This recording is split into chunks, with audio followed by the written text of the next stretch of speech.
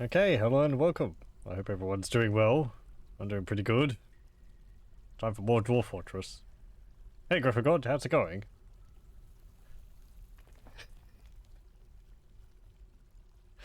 So yeah, let's see. This one, yes, Vesselunited. I keep going back and forth with that load menu, whether it lists things in like the creation order, the last loaded order. I'm not sure what the order is.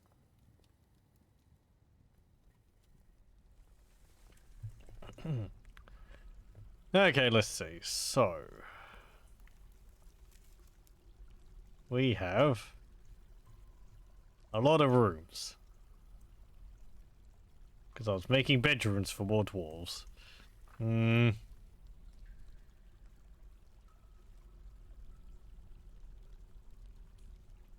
Why is all this food forbidden?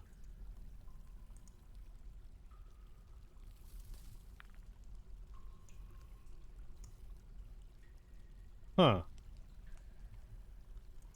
I didn't do that. Unforbid.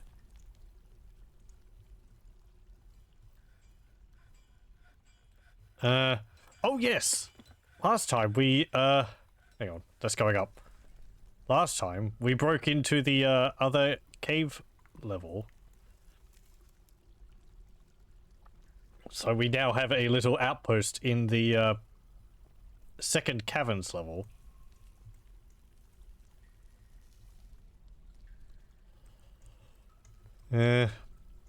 And we had to scout around with our military. We couldn't find any giant cave spiders, which is good. There was some giant cave spider silk around here, but after my military dwarves stumbling into them, they didn't awaken any giant cave spiders, so yeah. Thinking on that, I have 2 units of military dwarves. We have a population of 150. I should probably create another squad, and this one will be equipped with spears. Now, the type of weapons which you equip your dwarves with is rather important. Dwarf Fortress does simulate things like piercing, slashing, armor piercing ability, and like crushing damage and all that. So certain weapons are better against armor. Certain weapons are better designed for hacking off limbs, like axes, whereas hammers are better at crushing things. Now I want to equip this squad with spears. This is related to finding giant cave spiders, because giant cave spiders have a rather nasty modifier where they don't feel any pain. This is something which is more common among the undead and possibly night creatures. I'm not too sure there, but basically it means that if they get hurt, it doesn't phase them. A living creature which doesn't have, I forget what the actual tag is called in the game files. But basically, well, if a dwarf gets a severe enough wound, they might give in to pain, or they'll be like, ah, and they'll spend some time lying there in pain, because, you know, they've got a huge cut in their leg or something. Giant cave spider doesn't care about that. You can hack off its limbs, and it will just keep coming at you. It's extremely nasty. Giant cave spiders have 2 major methods of dealing with dwarves. One, they can spray an area with web, which will immobilize dwarves caught in the web, and they'll have to spend some time trying to get out of it. But this gives more than enough time for the giant cave spider, which is quite fast, to pounce on the dwarf and inject them with giant cave spider venom, which I'm not entirely sure what it does. It might paralyze them. It might also just cause them to die really quickly. So yeah, the reason why I'd want to use spears against giant cave spiders instead of axes is because rather than hacking off limbs like an axe does, and giant cave spider's got 8 legs, that's a lot of limbs to cut off. A spear is more likely to pierce vital organs, while the giant cave spider may be immune to pain. They are not immune to having their heart pierced or their brain pierced, so having spears just gives a higher chance of that occurring. That holds true for other creatures as well, but a goblin is also rather incapacitated if you cut off their limbs, so it's less of a thing there. But, you know, you could use spears against goblins. Their armor might make it a bit harder to deal with. I don't know what the armor quality of the giant cave spider's chitin is. Anyway, there's probably some other creatures which are good, which spears are good to use against. Undead spears I don't believe are good against, because they may have organs, but they're not vital, and they don't care if you cut off their limbs. So I think against undead, hammers are the best option, because you want to pulp them. Just completely obliterate the limb in question. If there's a necromancer around and you cut off a zombie's arm, the necromancer can resurrect the arm, and the arm can start tackling you.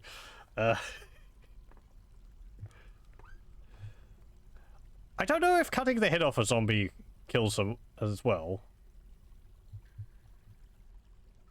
I haven't dealt with zombies too much. They're quite nasty when they do arise, because, well, I'm pretty sure dwarves would be quite scared of them. And even though zombies...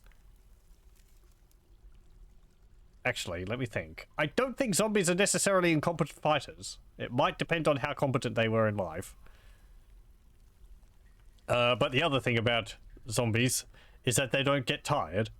So if your dwarf is dodging their attacks and not really making much progress in trying to kill the zombie, eventually the dwarf will collapse because they're tired, and then the zombie will kill them. So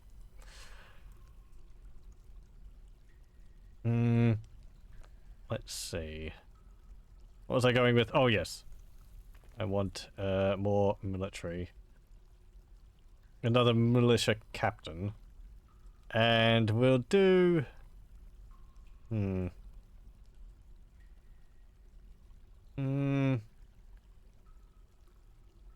animal caretaker. There you go. Congratulations on the promotion. And we'll choose no uniform.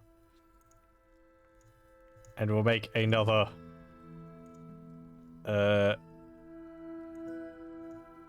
color for you. Yeah, we'll do that. That works well.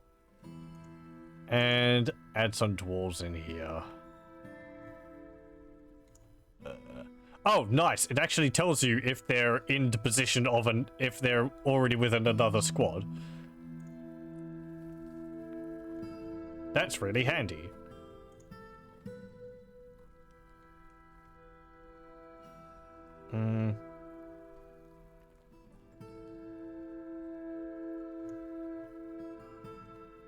I don't think base Dwarf Fortress did that. So you could get stuck.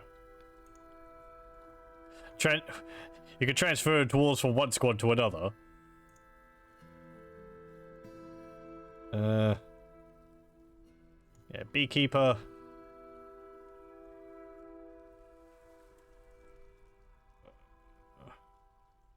Mechanic. Fish cleaner. I don't know why it does this, where it quits out of that menu before you've assigned the 10th position. And a wood burner. There we go. Do you have 10 in your squad? You do. And you? You do too. Okay, good. You're missing a helmet. You're missing some armor. Why is that?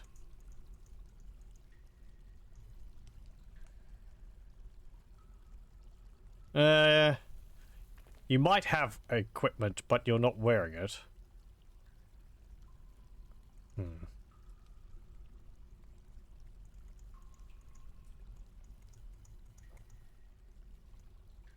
Okay, so all of you, I want to go to equip, add uniform. Let's see, we'll call them the Tunnel Lancers. There we go. Give them male shirts, breastplate, helmet, leggings, greaves, gauntlets, high boots. We'll give them a shield, and they're going to be equipped with... Unfortunately, they can't use pikes or halberds. They're too long. And two-handed swords. And long swords. Yeah, foreign means... actually, I don't know. Dwarves might be able to use those weapons, but you can't make them. I don't think it's like armor, where if the armor is large, the dwarf can't wear it, because it's made for a human. We'll get the spears. There we go. Is that everything? Male shirt, breastplate, helm, leggings, greaves, gauntlet, high boots, shield, spear. Yes. Okay, that's fine. Confirm and save. And equip that on you. They're called the Stakes of Rewarding. I think I'll keep that. That's broadly appropriate. The Gilded Flashes, the Blockaded Smokes, and the Stacks of Rewarding. And I'll give you a schedule of monthly orders to practice. And we'll create another training hall for you up here. Yeah.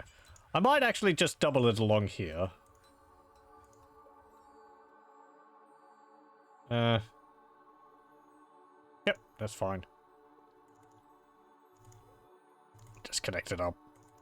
Like so. There we go. Oh, what was that? Cougar woman swordsman has been found dead. Oh no! Oh man. Oh. Now. Is that foul play? She was about 70 something, so she could have just died of old age.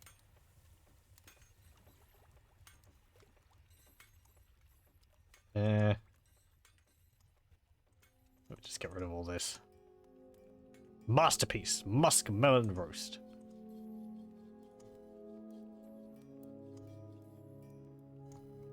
I don't see any logs for fighting with the cougar woman. And there's no blood around there. However,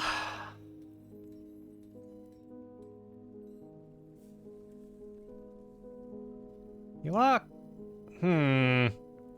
You're hauling tower cap logs. And you're hauling tower cap logs too. What about you?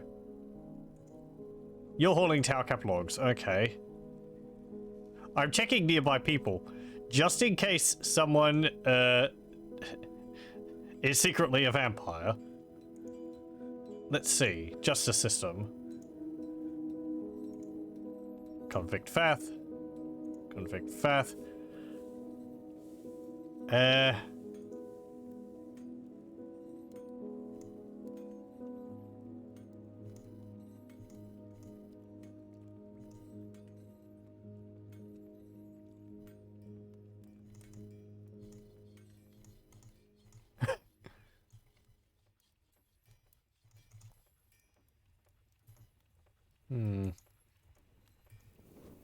Yeah, I'm not seeing any reports of anything. She might have just died of old age. As I said, she was around 70 years old, so.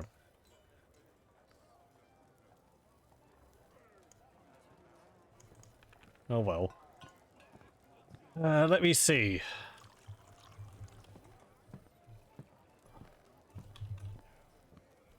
I just want to have a look.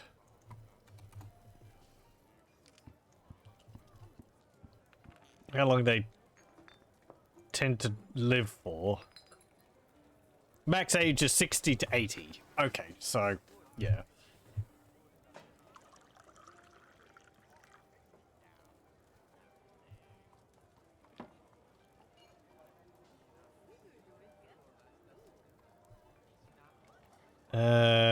Right. Did I build another,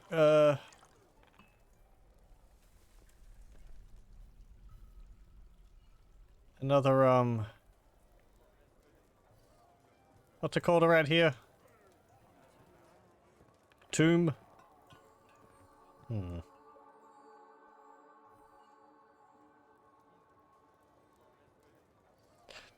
Why are all these things forbidden? Really weird.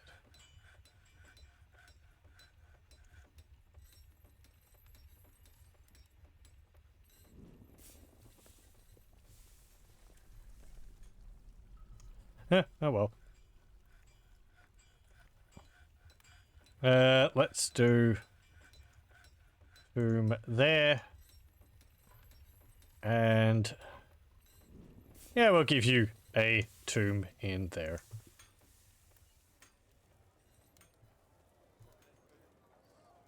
There we go. I might need to build a bigger dining hall.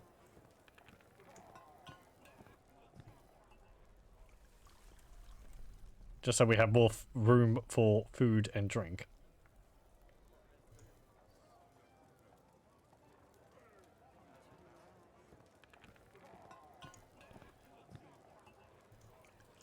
Yum, yum, yum.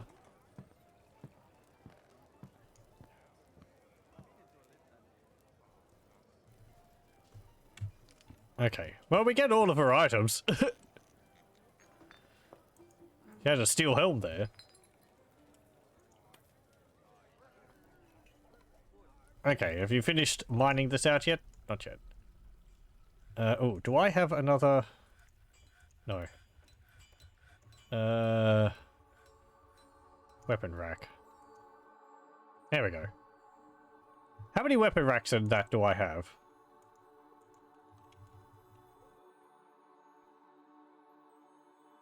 One. I think that means 22 are in use. Am I making any more?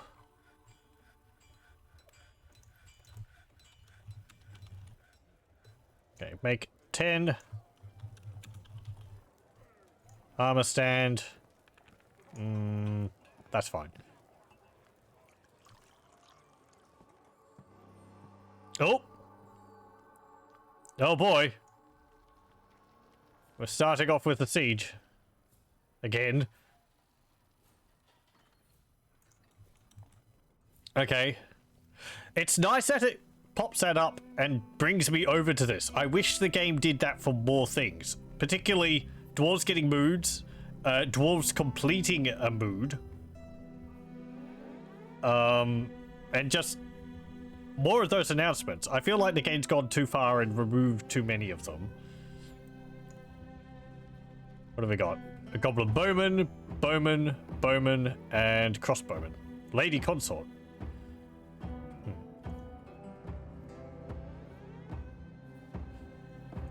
Now, there's only 4 there, but there could be more coming.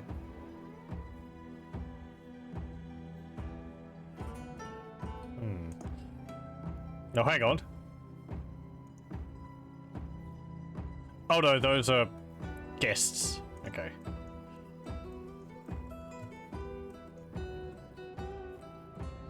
I wish this snow would actually, like, join up a little bit more. Wow, that's a lot of blood. Why is there so much blood around here? Cogsack, who?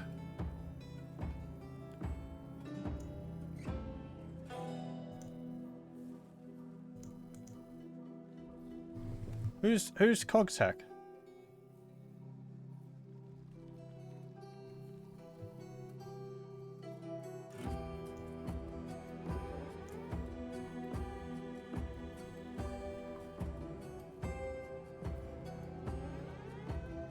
The miner.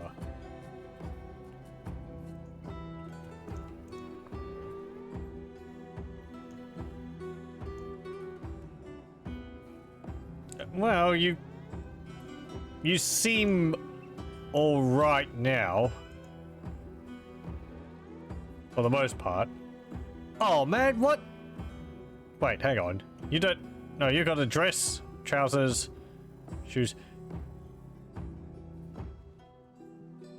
Ability to stand lost, but you don't have a splint. Have I got... No, not a splint. Crutches. Do I not have crutches? I should. Yeah, I've got 3. Are they in use currently? They're in here. Okay. Well, they're there. If you wanted one, you would be able to get one.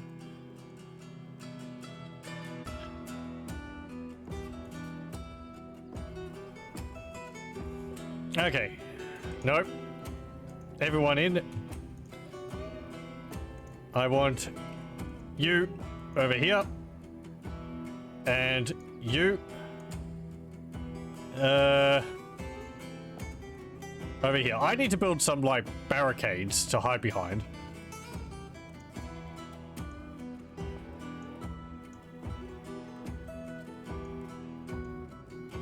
Okay. Is there any other goblins? Has any more appeared? Maybe one more. This is actually quite a lot smaller than in base Dwarf Fortress. I think they've scaled down the attacks by quite a bit. It used to be like you might get a small raid one year, and then the next year it would like significantly ramp up in size to the point where the second, or even the first, sometimes the first raid or siege you got for goblins would have goblin swordsmen, goblin crossbowmen, trolls, beak dog riders.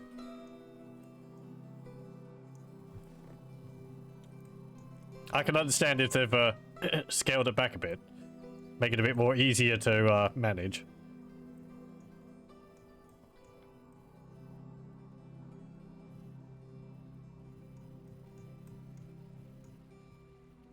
Okay, is everyone in? Ah, you idiots. I've got to prepare raw fish. Oh, snatchers. Okay, they're over there. That's fine. Yeah. We really need to clean this place up. But this is how the entrances to dwarf forts usually look. It's just clean inside. The entrance, bare stone, dirt, and blood and vomit everywhere. Possibly limbs scattered all over the place.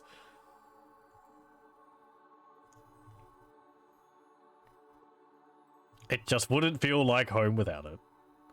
Wow.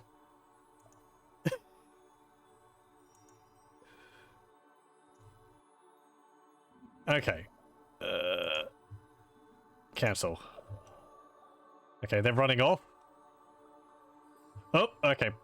Yep, they're going after my,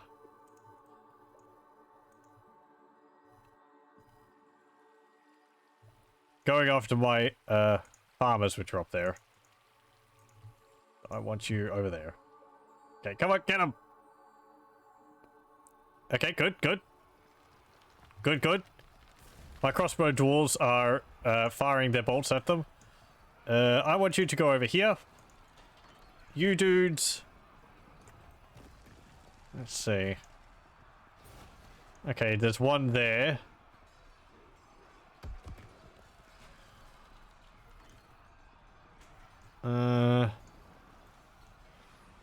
There's a snatcher.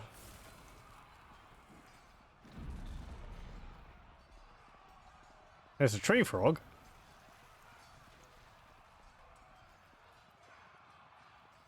Can I see them on that map there? I don't think so.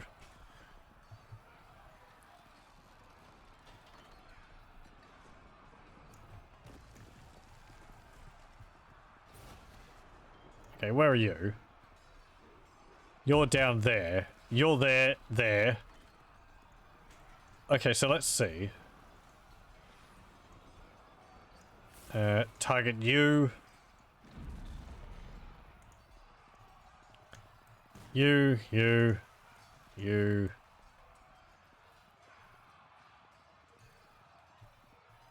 Then snatches there, and I don't know where the other snatcher went.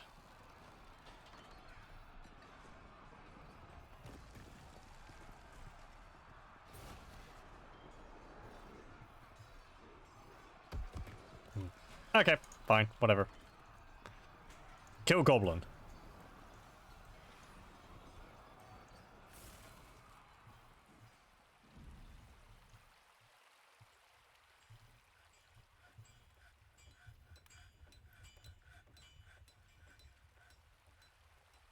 Charge!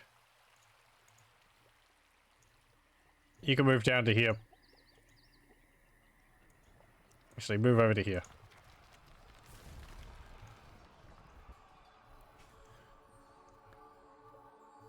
Hey, did you get him? Oh, you got him. Good shot. Oh, you killed the other one, and I think you killed the other one, the other one as well. And you're just crowding around there now, so I think that means that the snatchers have run off.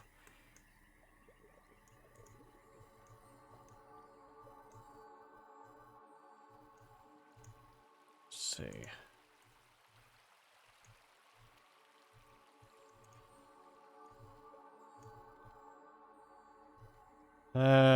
Yep.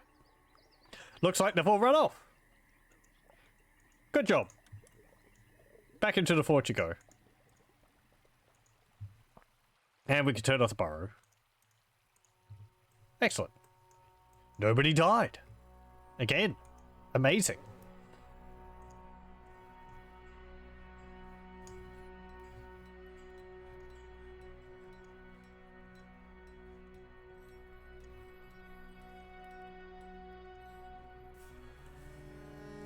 So, siege size will just keep increasing. Oh, hello. There's a crossbow bolts in there. Oh yeah, can I see... objects? No.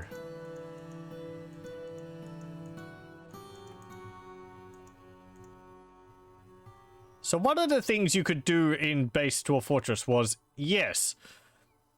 So... this stocks list. It seems to be a list of all of the items on the map. Not just the ones in your fortress. You can see all these iron bolts which are forbidden. These are ones which will be scattered around the environment. So you can unforbid them. And your dwarves will go around and pick them all up.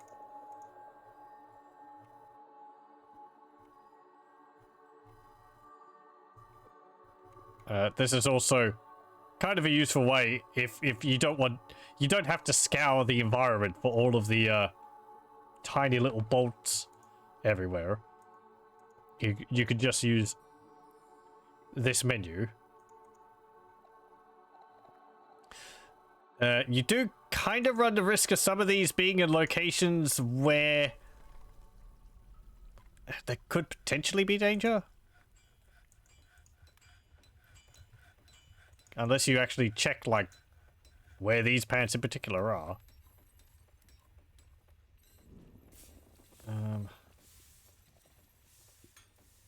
But...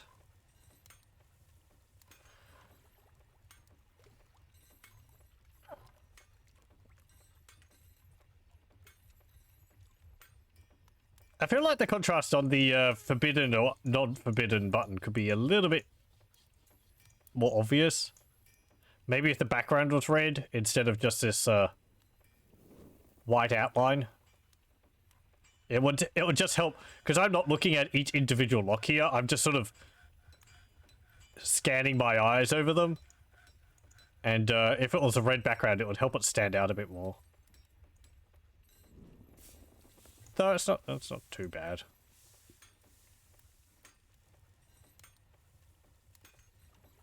Also, if this menu maybe had smoother scrolling. Anyway.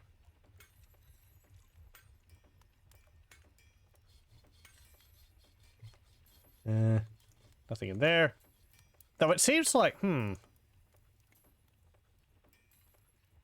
Okay. Right. If you move it fast, it looks smoother, but it's moving by... Hang on. It's not moving by, like... It's not moving by an entries amount. Anyway.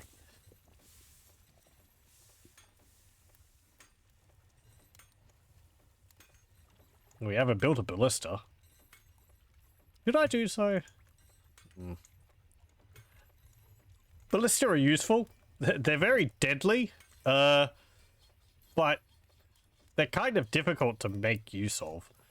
Catapults are even harder, and I don't think are actually worth it at all. I might have mentioned this in one of the previous episodes I did. Okay, so ballista and catapults are the two siege weapon types you can build. They are stationary missiles, which a dwarf has to man to be able to fire. You also have to provide ammunition for them. For the ballista, it will be a ballista bolt shaft and a ballista bolt head. And for a catapult, I think it's just stone blocks. Both of them behave similarly, I would say.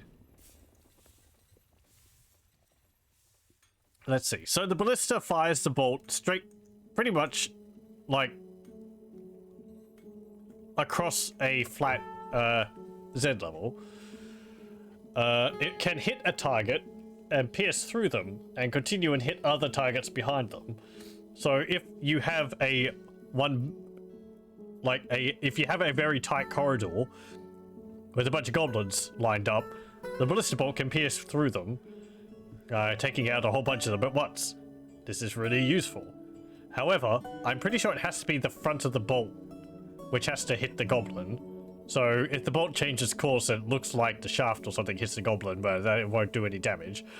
It does also come down to the skill of the ballista bolt user. I think they get skills in ballista usage, which you're not going to get too much training for. I think you can make dummy bolts to fire and practice with, but I haven't dealt too much with it.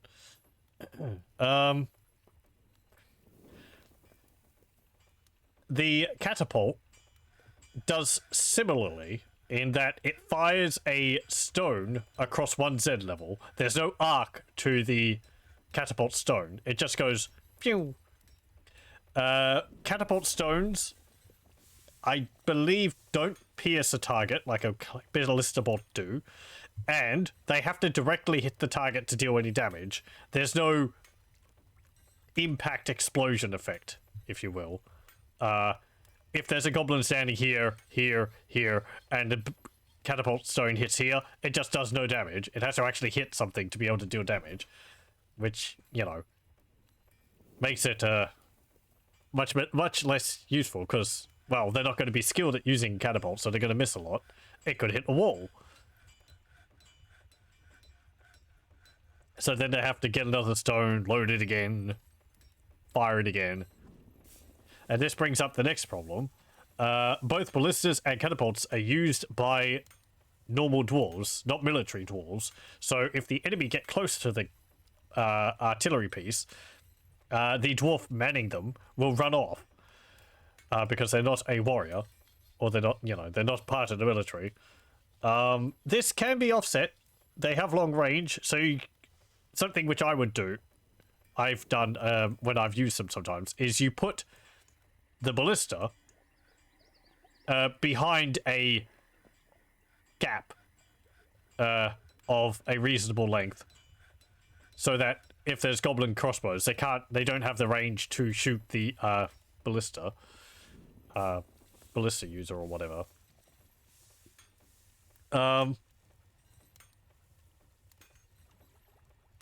You can also put ballistas behind fortifications, which we haven't built yet. Fortifications are in here. Hey, Wex. How's it going? Fortifications are murder holes, arrow slits, whatever you want to call them. You shoot through them. They give a penalty to enemies trying to shoot through them from a distance. Not much of one, though, I don't think. In the past, I've sometimes been a bit wary of making fortifications because they don't really give a penalty to goblin crossbows, so your dwarves would still get shot even though they're behind fortifications. I think they have a higher defense behind them now. That was, I believe that would have been quite a few versions ago. But you can have a ballista fire through fortifications. I think the ballista has to be right next to them, though. And ballistas can only be aimed in main directions. Up, left, right, and down. You actually turn them manually, I believe. You have to sort of set their facing direction by going into the menu for them. Hey, Lothar. How's it going? It'd be actually better if I just built one and showed people rather than talked about it like this. They also require multiple parts. I think we can make them in here out of wood.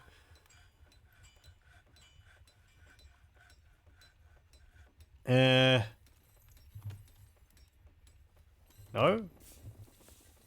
Is it under crafts? Add new task. Wood. No?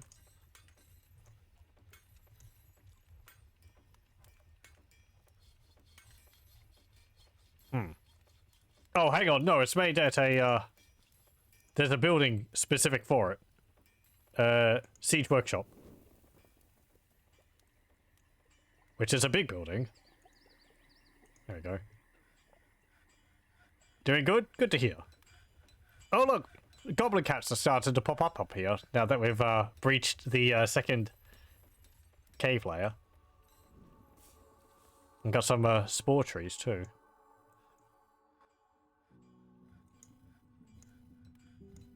If you wanted to stop these plants from popping up everywhere in the soil here, you would have to pave over it all.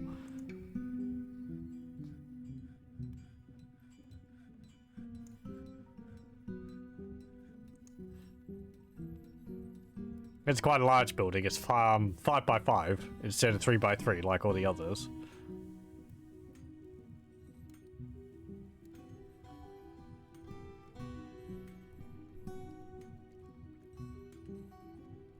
Okay, good. You've mined out that area.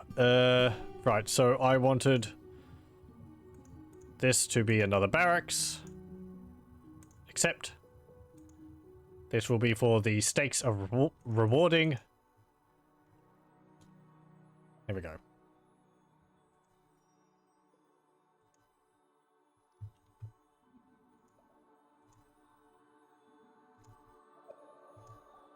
I want those in there, but I don't have them yet.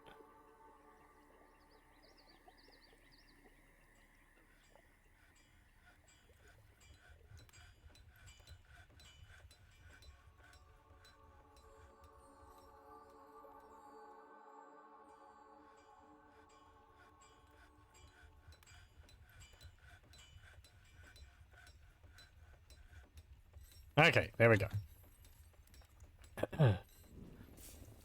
So yeah, here we go. So you can assemble the arrows here, and you can also make ballista and catapult parts. So we'll make 3 ballista parts. Like that. And they'll make 3 parts, and then we'll be able to build one and place it somewhere. I don't think ballistas and catapults can fire down Z levels. I think they have to fire at something on the same Z level as them. So you can't put one in a tower and have it, like, snipe goblins who are arriving on the ground level, unfortunately. You can do that with crossbows. But I don't think was the ballista.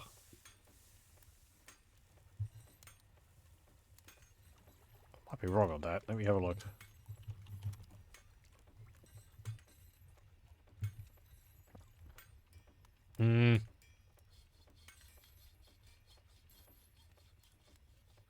Oh, also a ballista arrow is indiscriminate, as you'd expect.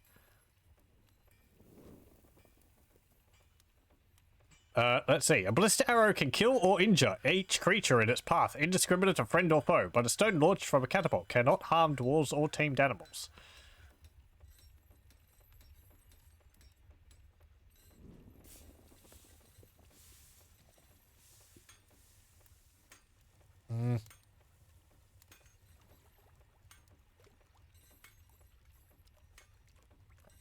Both catapults and ballistae have narrow fields of fire. They will only shoot at creatures directly in front of them, and so cannot target anything off at an angle. They can be turned 90 degrees, but this often will not solve the problem. Unskilled operators have trouble aiming perfectly straight, and their shots will randomly veer off to each side, resulting in a field of fire of roughly 19 degrees across. Highly skilled operators fire their shots perfectly straight, restricting their field of fire to a straight line facing directly north-east-southwest. Both catapults and ballistae aim and fire only along one Z level. While ammo from both may drop down Z levels, they do not damage the creatures there. This also means that no headroom is necessary. Ammo only flies out, never up. Catapults have a minimum range, at least 30 tiles. Catapults can and will fire over any creatures between them and their target. Ballistae fire only over prone creatures. Ballista fire over prone creatures without hitting them. Neither are affected by fortifications. Siege operators are civilians and, as such, will run in fear if enemy units come too close to them. Too close varies somewhat, but maybe as far as 10 tiles. Siege operators cannot aim sideways. They always try to fire perfectly straight, but if they're unskilled, there's a chance that the shot will go wild and veer off to either side by a random amount. In the case of catapults, however, these wild shots will actually calculate their arc height based on whatever enemy units are present off to the side, rather than based on what would have been directly ahead. Okay, so it's like they accidentally aim and shoot at another target or something, I guess.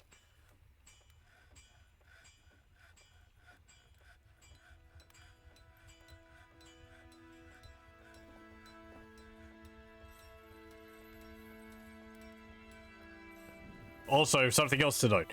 Fire at will does not mean there has to be anything to shoot at. The siege engine will simply continue to be loaded and fired, simply launching ammo and stones or arrows downrange with no visible target if given this command. This can be good against unseen ambushes, or if you want to move stone across a map, but not if you're worried about depleting an arrow stockpile. So yeah, that was something I had to learn. Fire at will doesn't mean fire as soon as you see the enemy. It just means fire as often as you can. I do recommend looking at the wiki for this. There is some layouts you can use when it comes to placing ballista.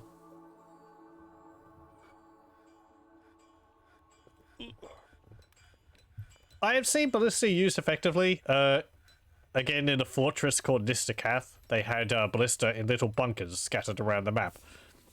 They were on that fortress was on a rather flat, map with I think it was in a tundra, so it had very slight hills. You just set up kill zones of your own too, forcing the goblins to go through certain areas and right into the firing line of your ballista. Preferably, if they want to get to your fort to the entrance to your fort, they would have to walk in a line in front of the ballista.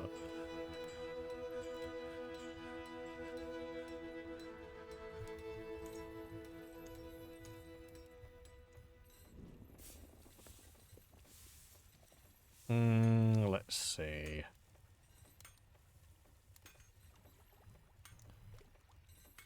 Why is this forbidden?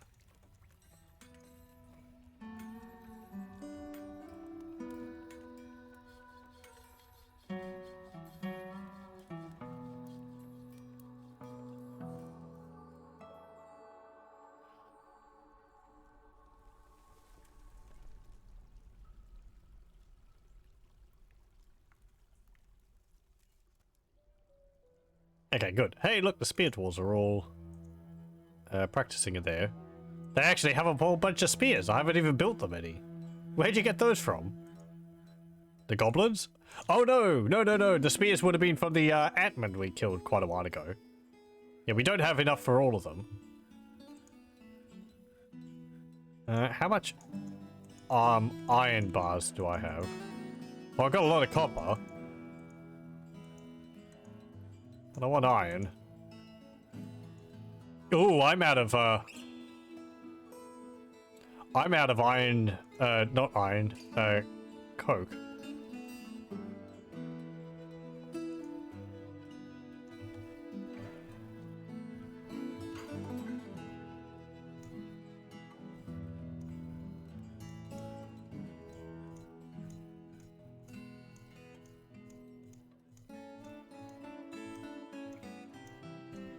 There we go. Hang on. I lost it. I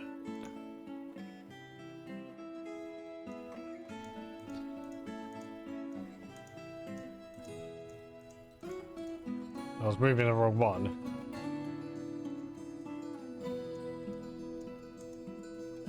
Okay. Right, so I want you to...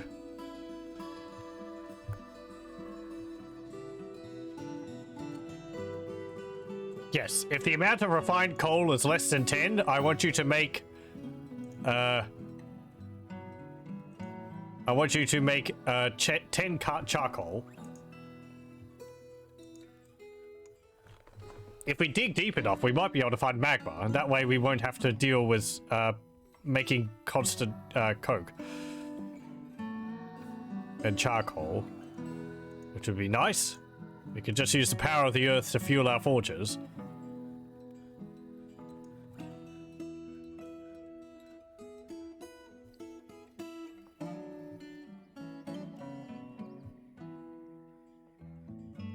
Okay, we actually have all the parts for the ballista. So... Can I tell you to clean up here? Seriously, please. It is a freaking mess. Tasks. Labor.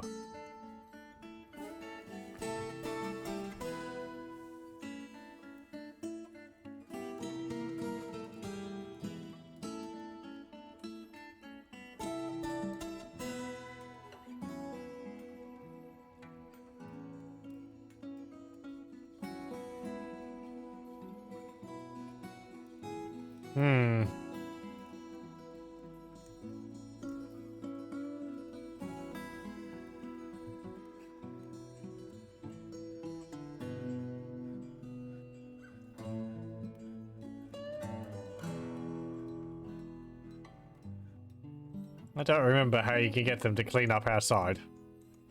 Oh well. Let's see. Military ballista. Hey, cool. Okay, actually, I don't want it there.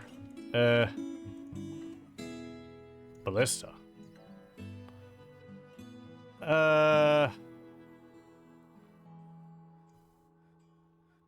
Yeah. I'm not going to be firing it, so we can put it here, I guess.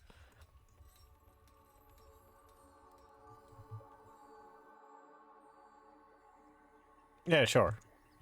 Since the cougar woman died, we can have you move in. There you go.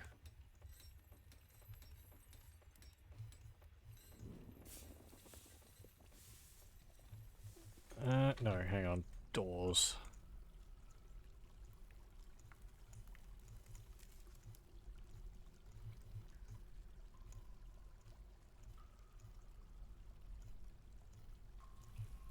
There we go. We've got all the doors up there. I want some doors here. I guess I could turn these into bedrooms. Get rid of this chest.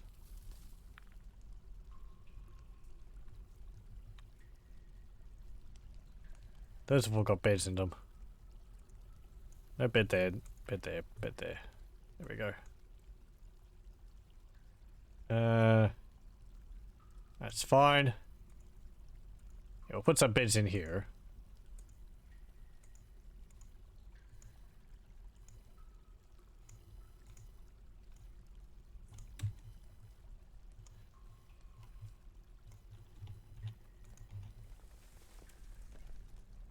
Okay. Oh, hang on. I want multi on. There we go. Done. And these ones down here. I have to wait for the doors to be put down.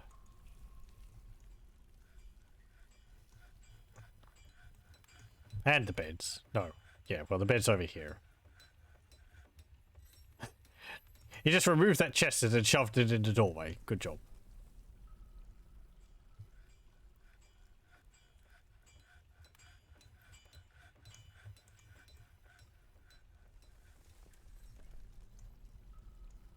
Are you injured? No. What are you doing? Oh, you're just sitting around there. Okay.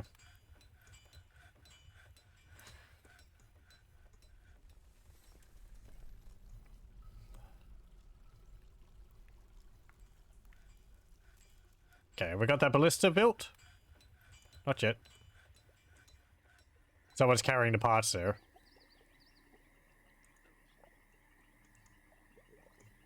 No, not the rabbit. There we go.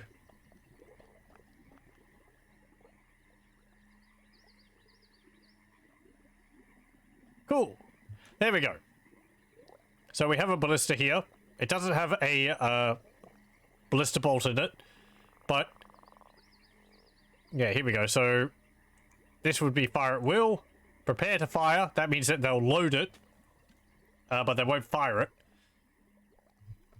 And not in use will mean that it will just sit here without it being loaded. You change the orientation like this. Again, it can only fire in those directions. It can't fire diagonally. And you have to have a dwarf actually man the catapult, or ballista in this case. Yeah, that's a pretty nice sprite looking sprite for it. Got a cog there. It's on a little swivel stand.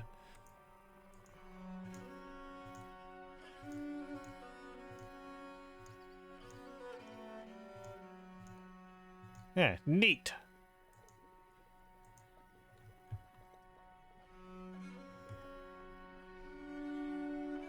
No, we'll remove that. We don't need it, so.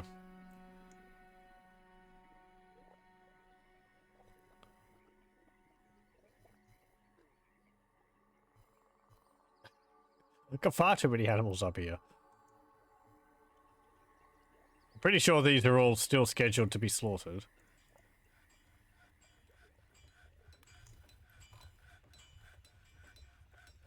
Oh no, I've got bunnies.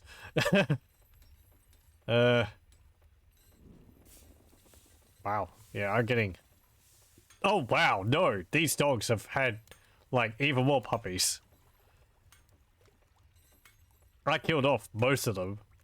And they've gone and had a whole bunch more.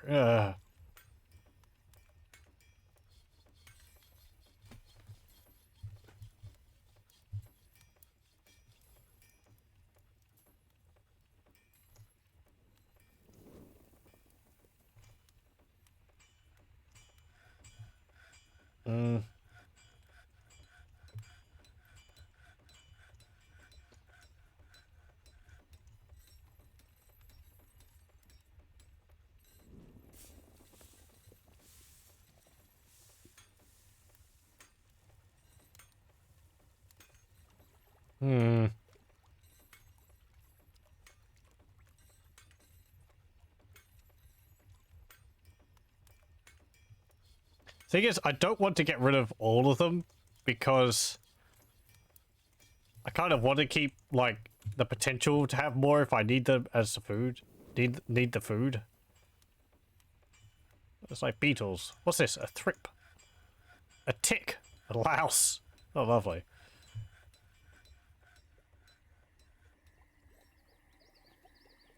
Oh, it's a snail.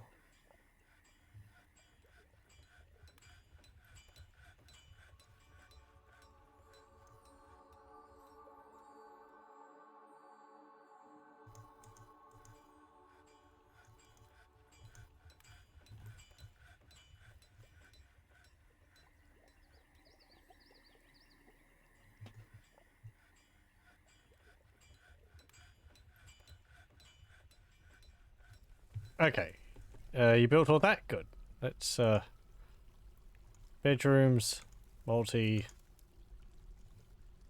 like that. Done. There.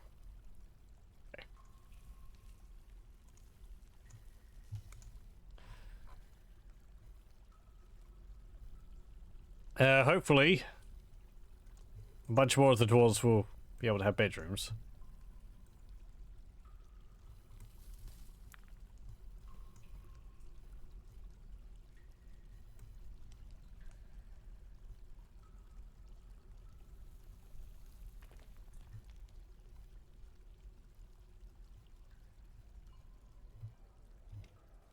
Right, I think I will...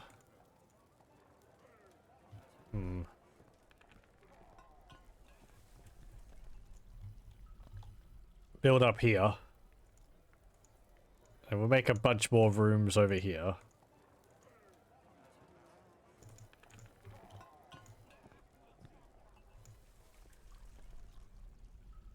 We'll do it like this. Oh, hang on. That was wrong.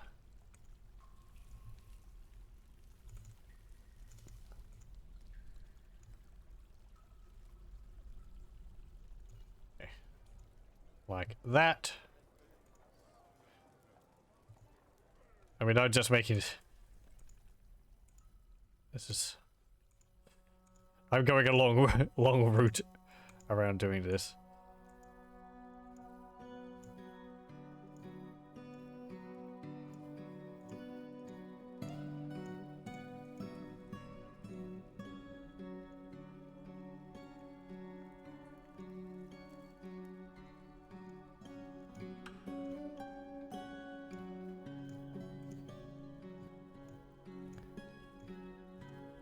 Oh.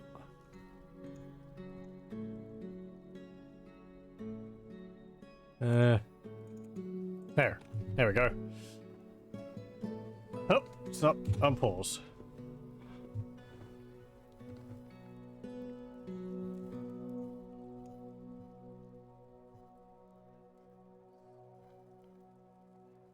I like... It's something I've had to train myself to do over time, but I like having the corridors 3x3 wide, or at least 2x2 wide. You don't really want to make 1x1 wide corridors, because dwarves have to be able to get past each other. And if it's a 1x1 corridor, that means that one dwarf has to lie down on the ground for another dwarf to climb over the top of them. And that slows them down. But if it's a 2x2 corridor, then they can just, you know, step around each other.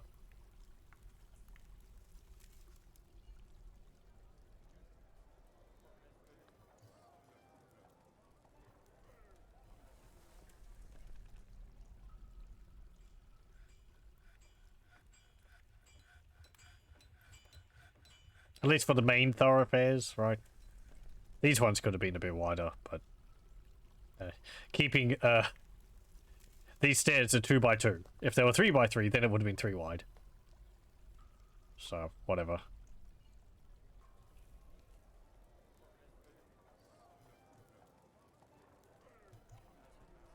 It started raining. Give birth to puppies. Oh, are we cooking meals? We are? Good. There's some rotten food in there. Fantastic. We got too much food and we can't eat it all.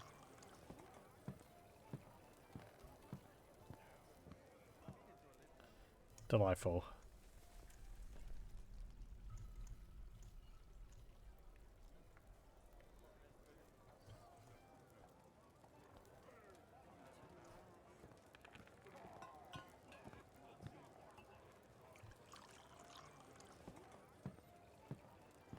How many more barrels can I fit in here? Okay, good. Fill it up fill it up to the top. 33. And over here, that's as many as it can carry. 18. Okay. What's up? Now, retching on miasma. Right. Oh, I see. Kitchen smelling because of the rotting food.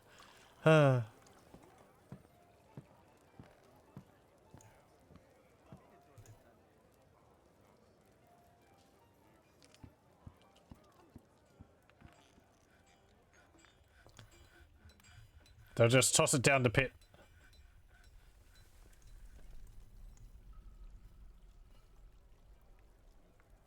Those fluffy wamblers better not be drinking all my alcohol.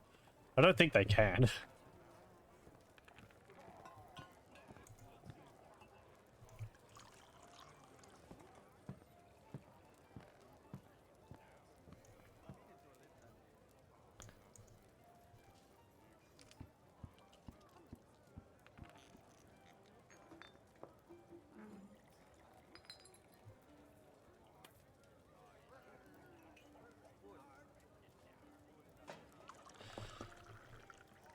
In my other forts as well, it's not just these fluffy wamblers which are causing a bit of a problem by leaving corpses absolutely everywhere. It's also kind of any of those little critters. Another one of my fortresses just has lungfish dead all over the place because the cats kill them and their corpses take a little while to disappear. It's just kind of annoying visually. I guess if you didn't have cats it would be a problem. But they pop up all over the place.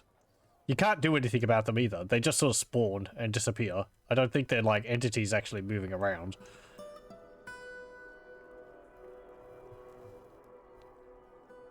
It wasn't so much of a problem in the base Dwarf Fortress version because they weren't as easy to see. But now they've got a big sprite and all that, so...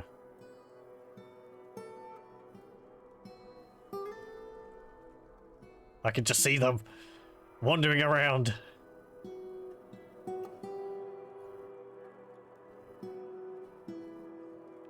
I believe the critters, they can like chew on food and lower the quality of it. Like rats will do that. I don't know about fluffy wamblers.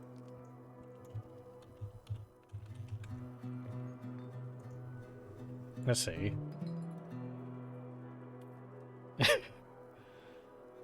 Fluffy wamblers are humanoid vermin that can be found the world over in good regions. They are round, white creatures with singular arms and legs devoid of toes, claws, or other extremities. They possess 2 black eyes and a nose, but lack any other distinguishing features. Their entire bodies are covered in white fur known as fluff, while their equivalent of fat is called pudge. They can be captured by trappers and turned into low-value pets. They are tied with fox squirrel as the largest of all vermin, being only a little smaller than a dwarf baby. Fluffy wamblers have no organs, bones, or blood, with the entirety of their interior being composed of purple pudge. Despite this, they will sometimes attempt to eat food out of stockpiles, similarly to other vermin like rats, and, like them, it only takes a cat to solve the problem. Their roars note an immunity to fevers, which vermin aren't known to be affected by to begin with. In adventure mode, fluffy wamblers can only be found during the day. Some dwarves like fluffy wamblers for their warm heart, their gentle nature, and their stumble bumbling.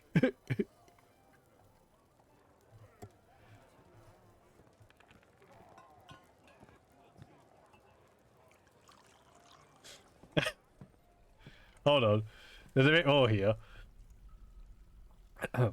Fluffy wamblers are surprisingly dense when travelling at high velocities. There was at least one reported slaying of a bronze colossus using a thrown fluffy wambler as a weapon. News of this incident has served to increase the wambler's popular appeal. Despite their status as agricultural pests, it's rare to find a being that actually finds them offensive. They are widely held to be adorable, and many dwarves consider them to be a delicacy. Wamblers are not wholly benign and may in fact display aggression when threatened, an act which is almost always futile, as they have power to harm only the feeblest of creatures. Civilizations that use good animals and animal materials, and have no qualms about killing animals, can make clothes out of Wambler fluff, a prized yet inexpensive insulating fabric.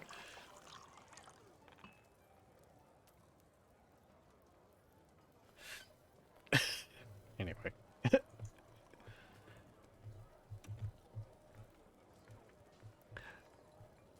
I believe that one with the killing a bronze colossus with a fluffy wambler is true. Projectiles in Dwarf Fortress are surprisingly deadly, if it hasn't changed.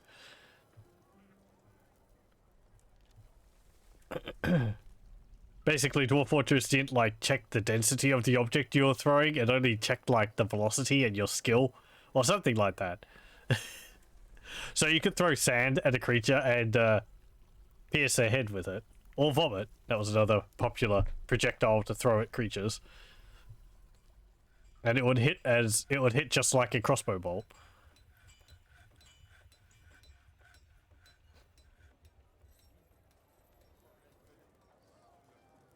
And in adventure mode, throwing skill is pretty easy to train up, because you can just pick up rocks off the ground and throw them at a building, or throw them at a wall, and then pick them up again.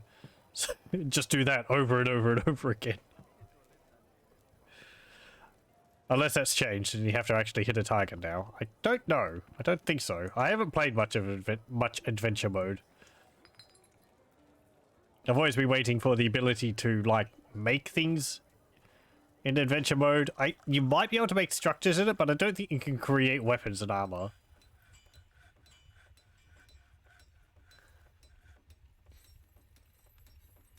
It's also really confusing to navigate in adventure mode. Towns, cities, and dwarf fortresses are huge, sprawling, and extremely similar. So I end up going into a dwarven fortress to have a look around, forgetting where the stairs are, and just getting lost. It's because the stairs... I can't really describe it without showing an image of the fortress.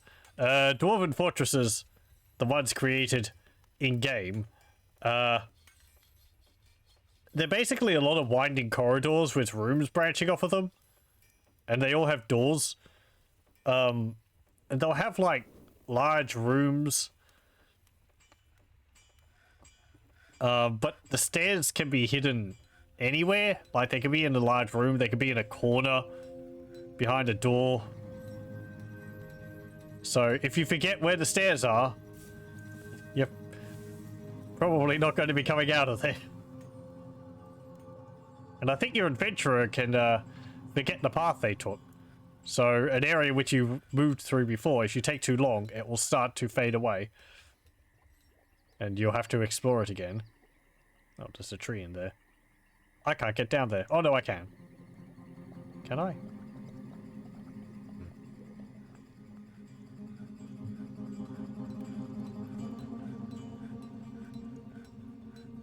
Does it have a picture of a dwarf fortress?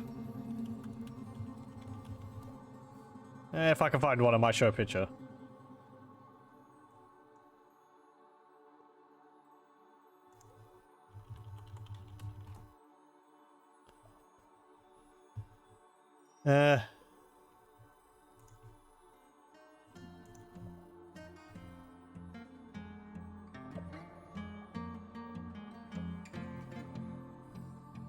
Yeah, okay. Here we go.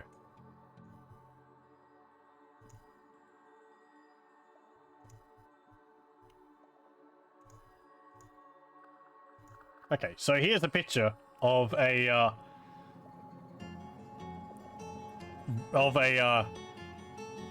world-generated dwarf fortress. This is in ASCII, of course. You can see there's the corridors. It's got the created floor tiles. There's some ramps to the bottom. There's some stairs. I don't have my cursor, but you'll see the @ symbol in the center there. That's the player. There's a bunch of workshops scattered around and doors, and I think just to the right of the player is some stairs leading up or down. So, and it's just basically room after room of that. Really confusing. I think cities are pretty much the same. Just like a whole bunch of houses with roads going between them. I haven't explored cities too much. Ooh, what's this? The human axeman, Tsar Nakuso, was spotted sneaking around. You will not stand between me and Cave Whisper. Ooh, have we got someone trying to steal one of our artifacts?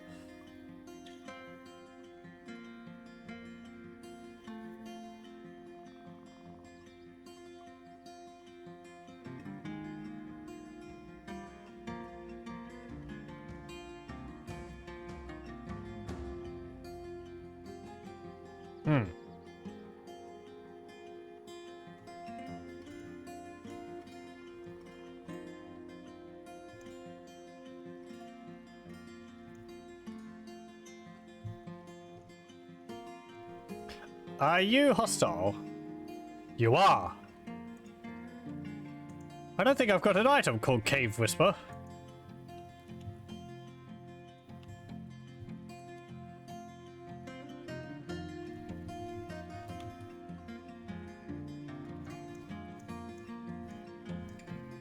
Yeah, no.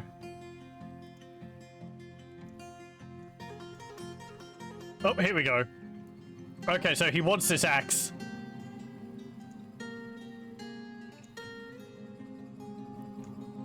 Well, we can deliver this axe to you. Hold on.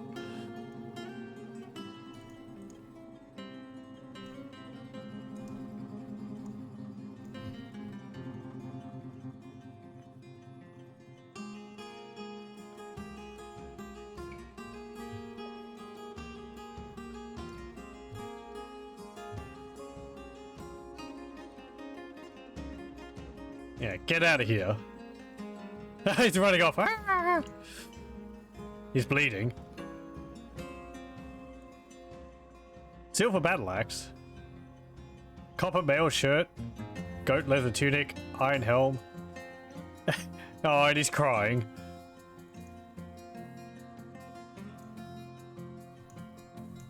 And we didn't even look at the combat logs for the siege.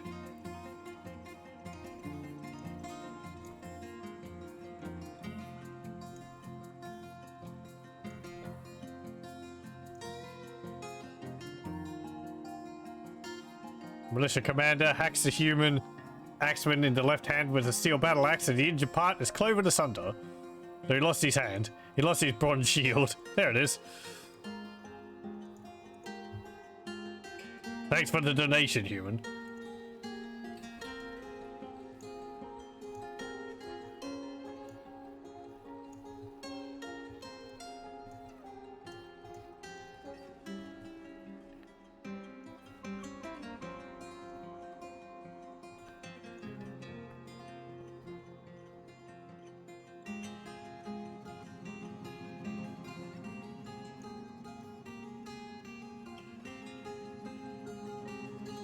Oh, we need more logs.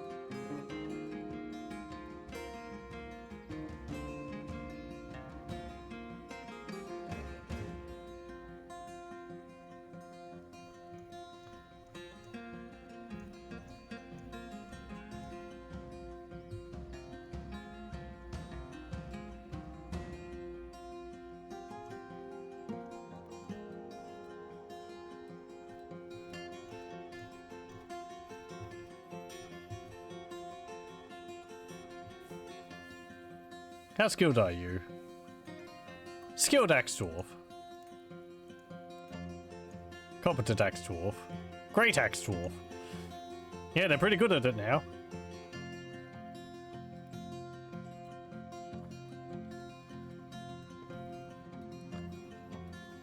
Oh, do I have my other squad on practice? They should be. Yeah, they're on schedule. Yeah, whatever.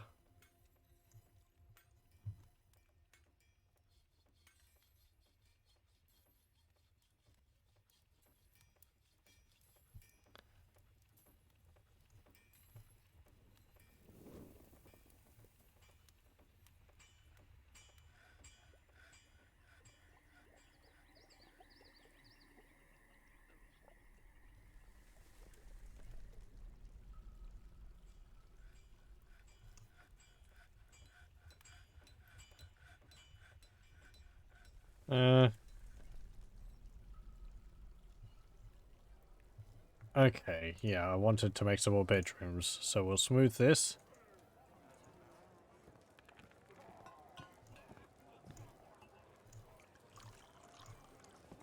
There we go.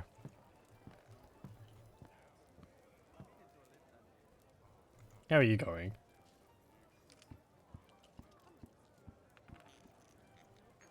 Very good. Have you got any kills?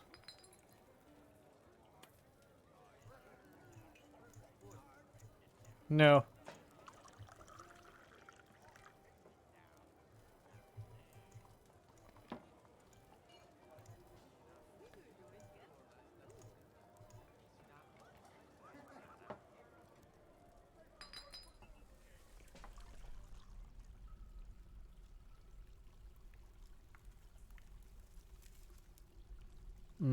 No.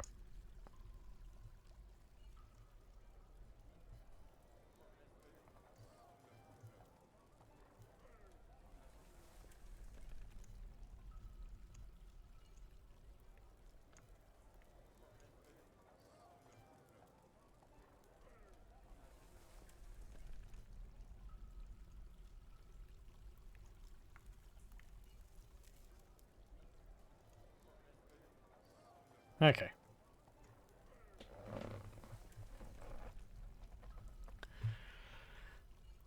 In another one of my thoughts, I was setting up a library and a parchment scroll production. This may be something which we could do. I had more incentive in the other fortress because I have a dwarf who is also a necromancer. And I was hoping he would write a book about necromancy, which could turn my other dwarves into necromancers. I think they could do that. I don't know whether they would have to actually have the slab wisdom. Or not.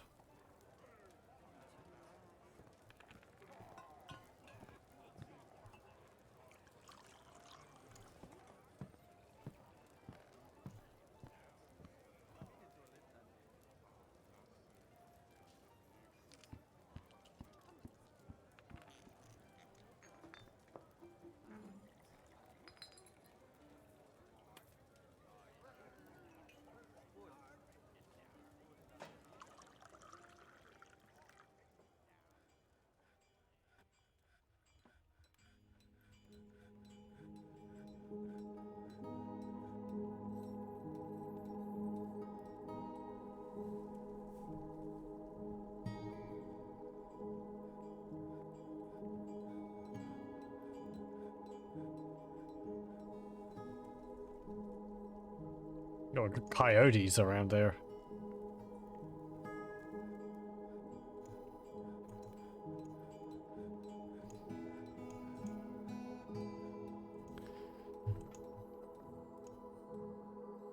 Cooked a masterpiece. Okay.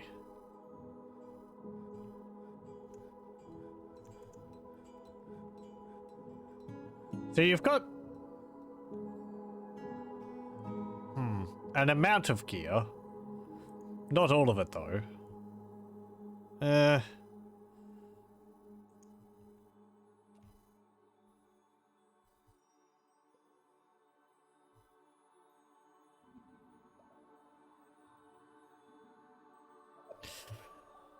Let me have a look. Yeah, okay. How much iron do I have?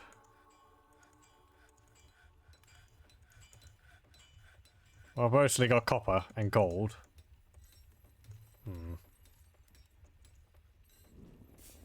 Oh, I do have armor in there. But it's mostly boots. There's a lot of boots. Yeah, there's some breastplates in there. Oh! Another human spotted sneaking around. You will not stand between me and shoved, adored.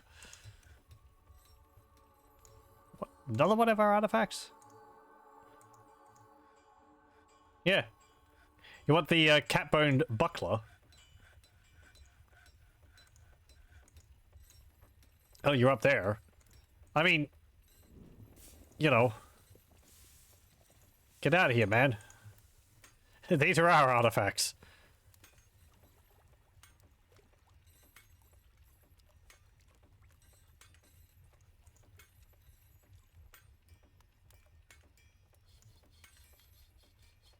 He's got a two-handed sword. Yeah.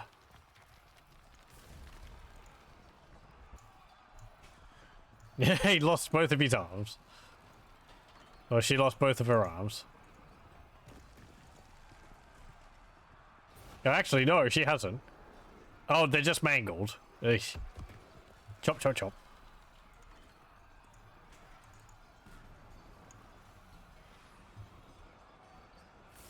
Yeah, there's her teeth. There's some more of her teeth.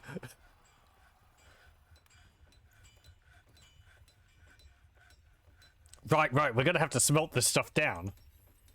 Because it's large. We can't wear it. So, let's see. I could just put a standing order. No, not smelt. Melt? Melt a metal object. There we go.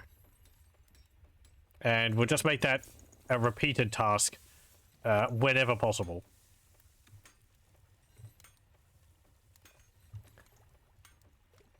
And we will go... That stocks menu is taking quite a while to load. Is it because of all the seeds? Or just the general high number of items?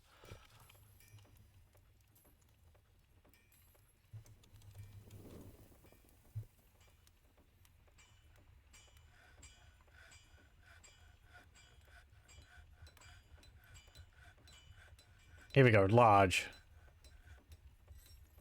Oh, I can't smelt those?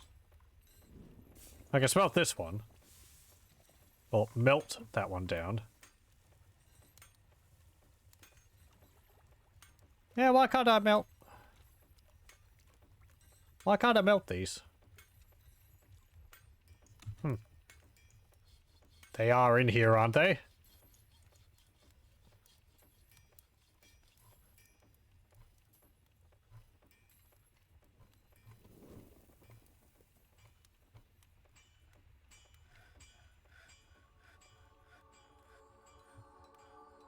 No.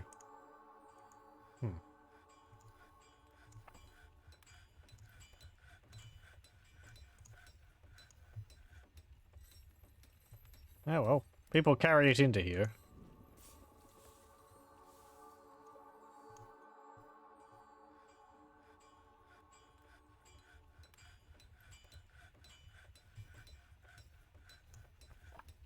I don't really want you to be putting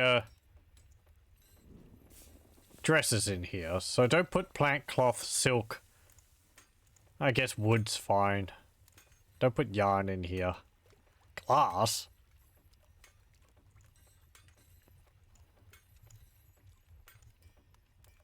Yeah, that's fine. Just don't put cloth in there, because that's more clothing than armor.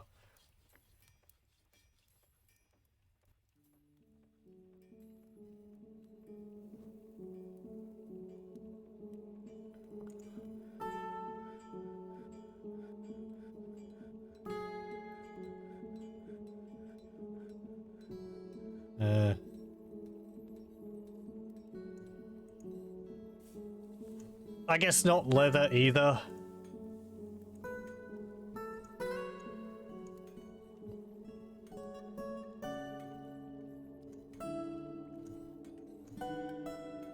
I'll get you to put that over here.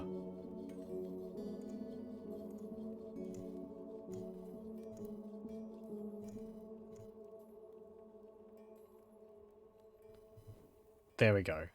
Okay. So that should be fine.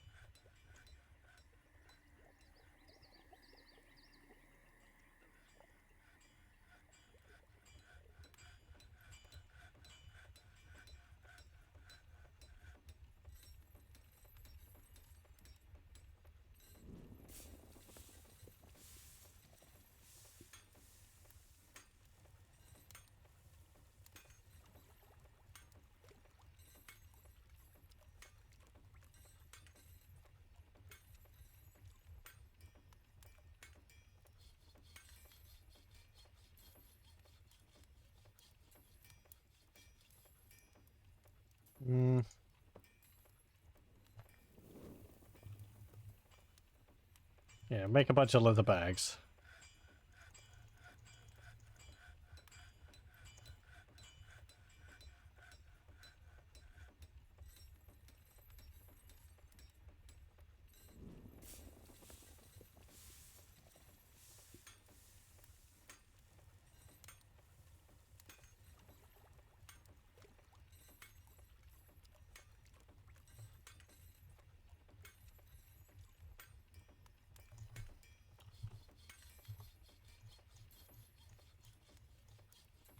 No, those bolts shouldn't be there.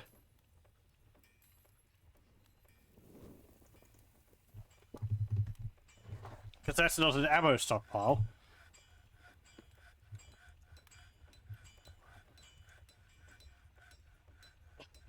I'm clicking on that diplomacy, but nothing's popping up.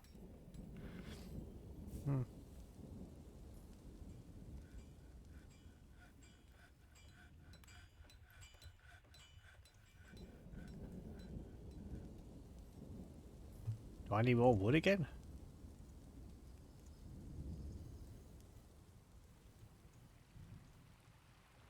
Dwarven industry is hungry for wood.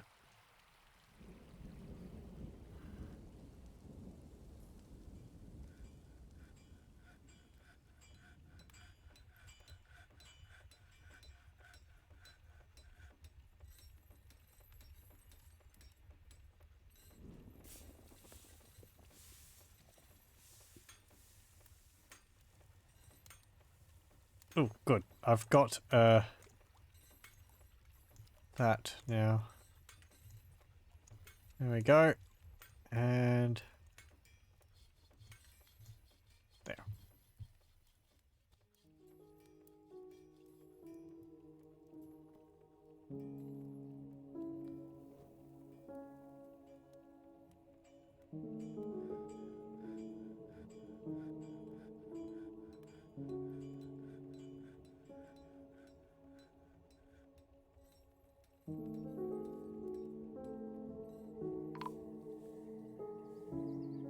What?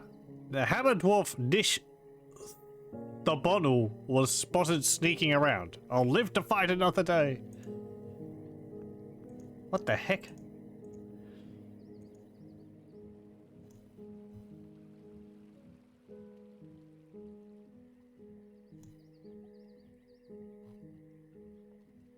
Okay.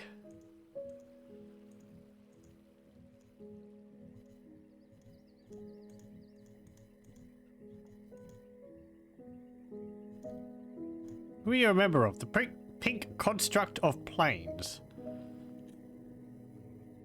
You're a legendary treasure hunter. Oh, okay.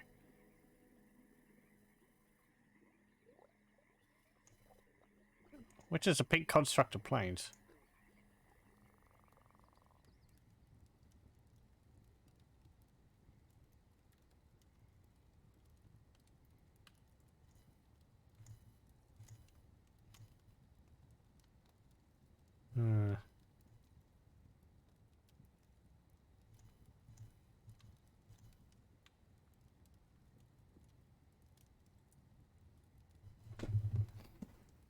Yeah, I don't know. It's just a random treasure hunter who decided to come and try their luck at stealing our artifacts. They're welcome to try. If they can run off the map with it, then they can have it. They just have to go through our entire fortress. Legendary treasure thief, yeah. Oh well, whatever. I'll live to fight another day. He just runs off again. Ah. Got the only entrance to get through, and you have to get through all of this. And the main thoroughfare of dwarves.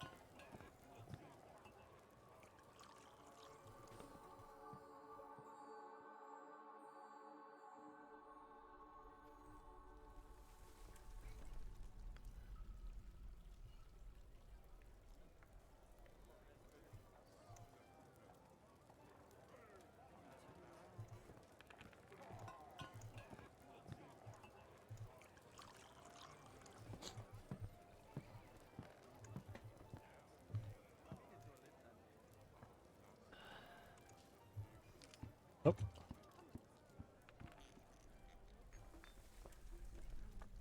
Okay, let's do some more mining, because I want more gems. And the like. Yeah, actually mine magnetite.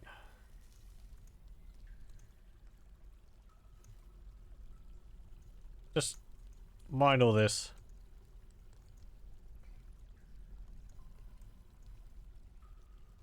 There we go. We don't have to be too careful of that. It won't collapse. Because it's attached to the roof.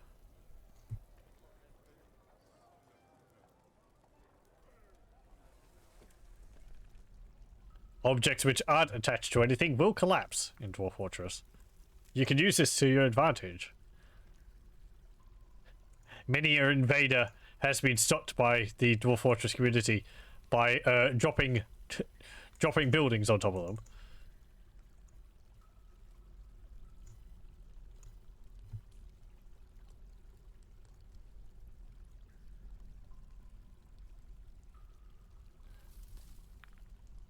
If anything, even if it doesn't kill them, it can stun them. Because... Let's see. Yeah, because when a floor hits the ground, it creates a dust cloud, and the dust cloud can push and knock over anything nearby, stunning them for a little bit too.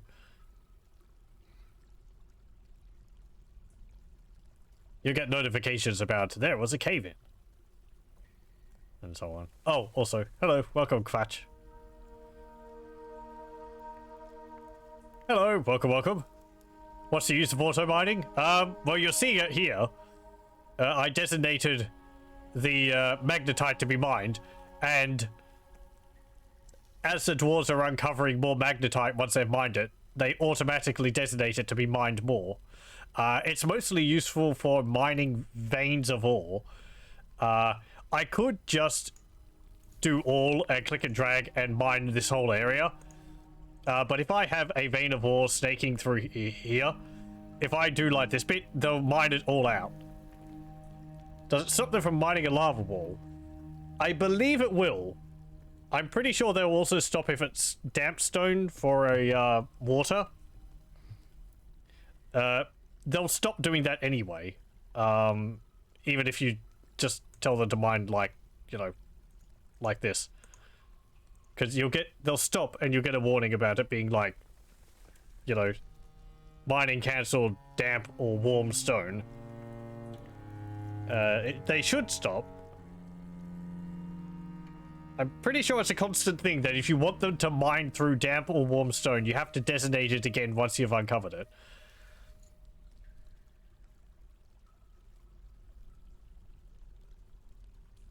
I think an easy thing with people getting tripped up with mining into water is they'll have like water on the floor above, and they'll mine into the corner of it down below, and it will seep through diagonally. That should still have a damp warning.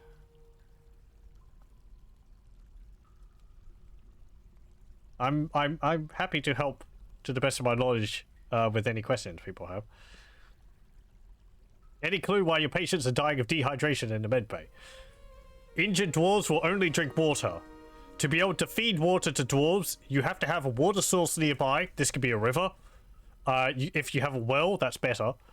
And you have to have buckets. Because dwarves will go to the water source, scoop the water up in the bucket, and then carry it to the dwarf. Super close? Not really. I don't think distance matters. If there's a water source on the map, then we'll go to it.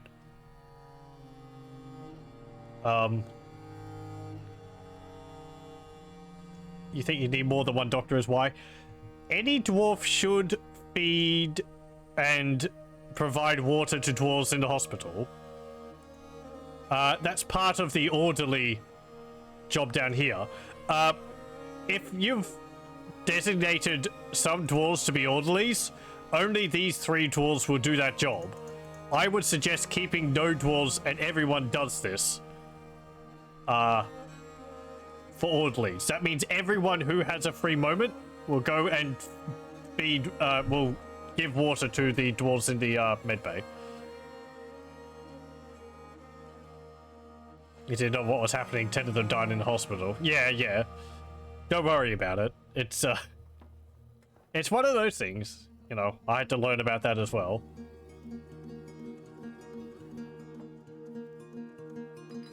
Other reasons why they could die would be their wounds getting infected.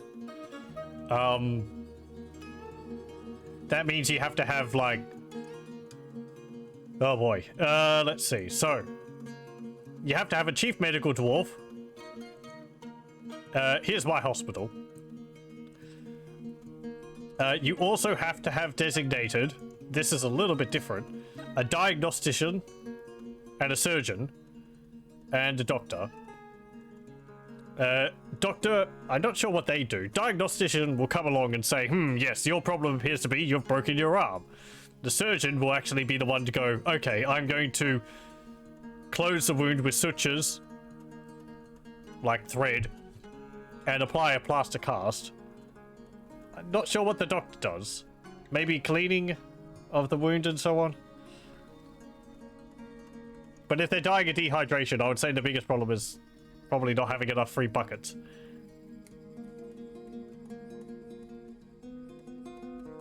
You built in a bad area. It's getting attacked every 15 minutes or something sooner. That sounds fun. Look at it this way. If you have survivors, they'll be incredibly battle-hardened. Dwarves with enough experience can become pretty indomitable fighters.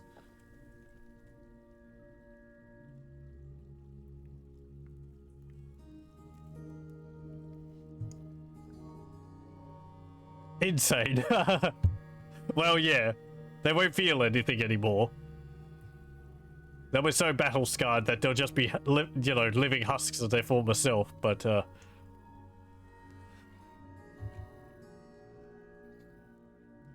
it's a way of Dwarf Fortress. You start off with a whole bunch of happy dwarves, and then over time everyone just becomes so disillusioned and war-torn that everyone's just dealing with years of trauma. This game is horrible in some cases.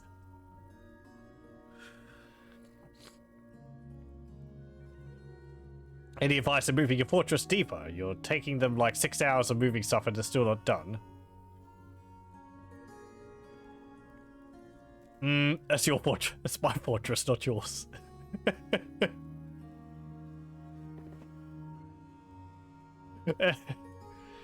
I can't help it if they get upset from getting rained on. Yeah, that's a person. That's a suggestion there. Kvatch knows what they're talking about. Wheelbarrows are only something which you use attached to stockpiles. They're more used in the case of if I have a stone stockpile or ore stockpile and I want hematite ore delivered to the stockpile quickly, a dwarf can take a wheelbarrow, put the stone in it, and then carry it back to the stockpile faster, rather than lugging it in their hands, which takes quite a while because stone is heavy.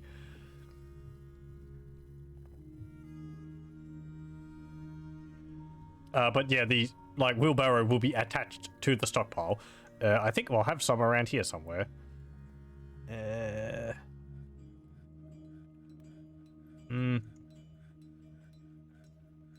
Let's see. Yeah, I have a wheelbarrow. At least I am allowing a wheelbarrow to be used here. So that means if they want to carry any tetrahedrite to this stone stockpile, they'll come here, pick up the wheelbarrow, go down, pick it up, and then bring it back. Rather than picking up the stone and hauling it by hand, which, as I said, is rather heavy. And it slows the dwarf down a fair bit. Though moving your fortress deeper, I guess if I wanted to do that, I would move the important things first and then move the less important things later. Mostly food, seeds, drink. You just sort of gradually move bits and pieces deeper. As you need them. Wood. Wheelbarrows limit the number of active haulers. Oh, do they? I didn't know that. I thought if there wasn't another wheelbarrow available, other dwarves would just make do without. But I'm not sure how many wheelbarrows you could have attached. I think it was a limit of 3 in base Dwarf Fortress. Looks like you can have up to 8. Oh, as many as there are tiles. Okay. Let me have a look.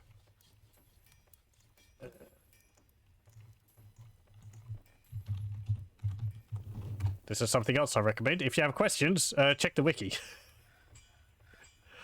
I've been playing this game for over a decade, and I still check the wiki, because I can't remember everything.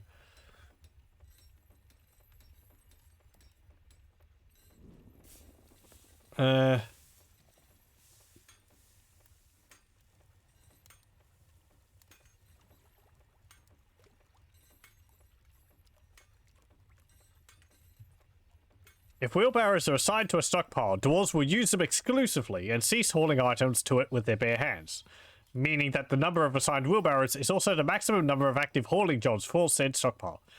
This behavior can save haulers from other more urgent jobs, but is sometimes inconvenient. Increasing the number of assigned wheelbarrows and adding linked stone stockpiles can allow you to pour more dwarf power into hauling. If you set wheelbarrows at your stockpile to 0, all haulers may carry stones there, but will do it by hand, which is painfully slow work when long distances are involved. Yeah, okay.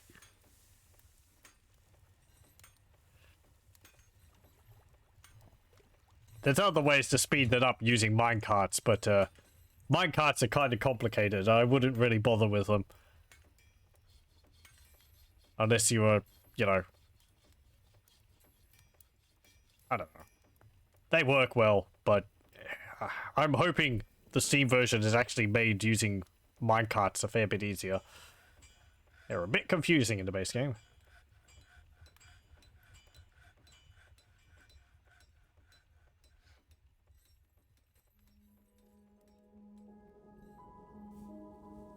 Why does that go to 2 there? Oh, damn stone. Oh, right, because it goes through the aquifer. And I just happened to mine on the edge of it. Okay. Yeah. Do that. Just make it a little bit wider.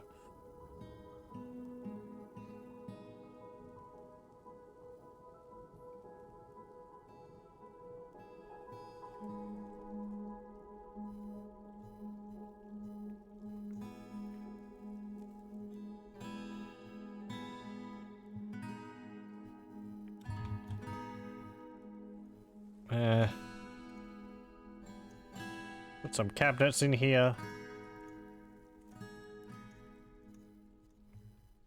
Okay, there we go.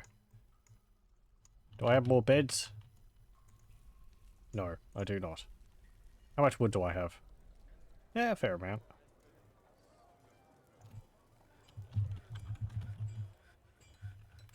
Right, you don't have to specify wooden bed because beds can only be used making wood.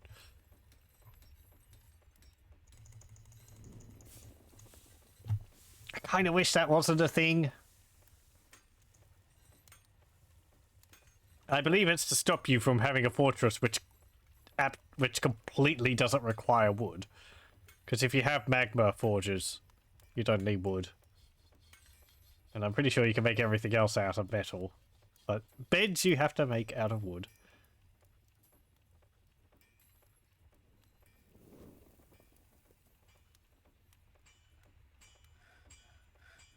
I'm pretty sure it'd be an easy thing to change in the game files for modding. Just add a version of bed underneath the metals. You've got rock pots, yeah.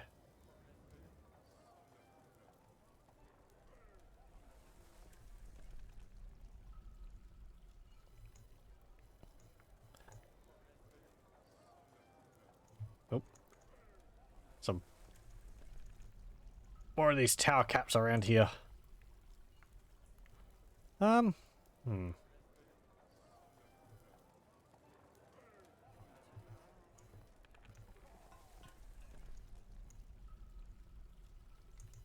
What's this for? Oh, that was not growing anything. I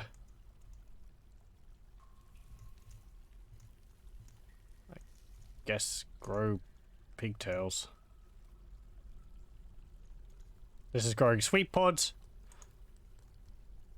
Am I processing sweet pods? Do I need to do something with them?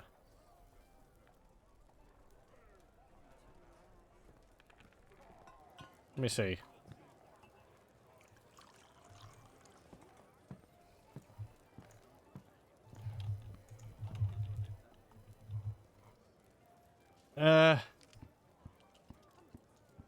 I got seeds.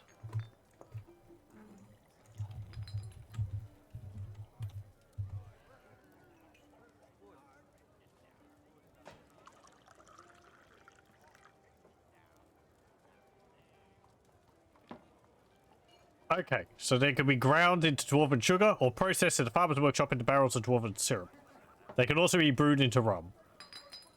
So that's probably what they're being used for.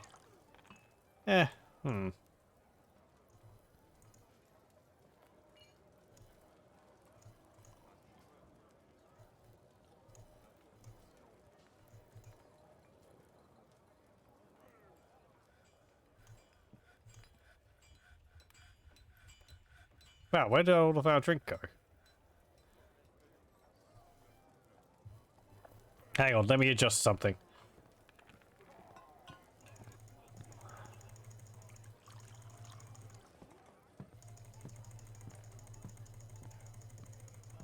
I want you to brew 30 drinks. And if the amount of drinks is less than 10. Because, we're drinking a lot more now. So I want you to get started on, making more sooner.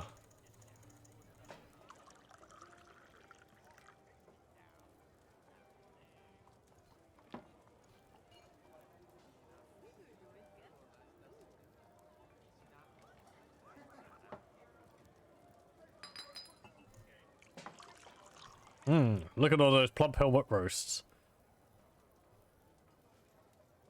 Superiorly minced plump helmet, well-minced pecans, well-minced quarry bush leaves, and well-minced plump helmet. It's actually a very varied, roast. We got rope reed in there. I don't think you can eat that. That should probably be up where I can turn it into,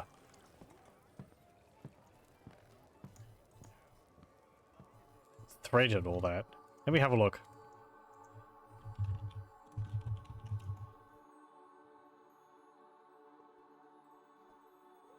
Oh, they can be brewed into river spirits. Okay. Yeah, that's fine then. Some dwarves like rope reeds for their precise lines. I think they're like cattails.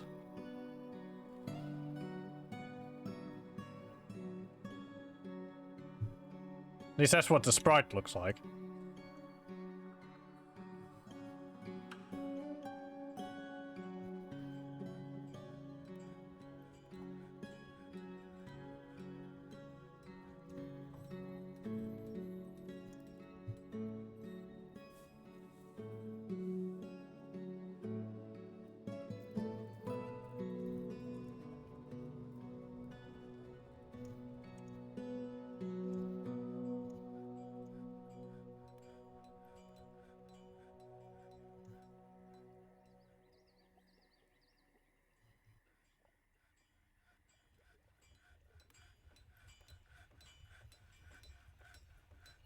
Oh, hi, it's all nicely cleaned up around here now. I guess the snow and rain washed everything away. I need another finished goods stockpile. It's all piling up there. And all these bags.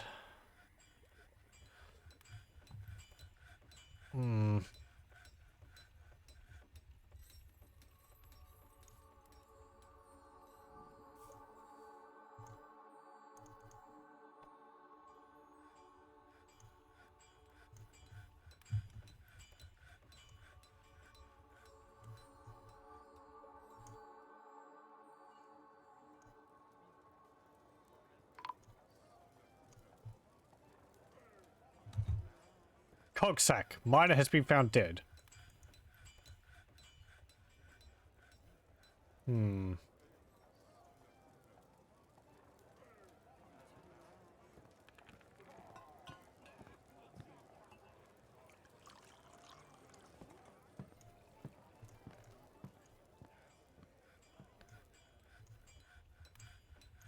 Okay.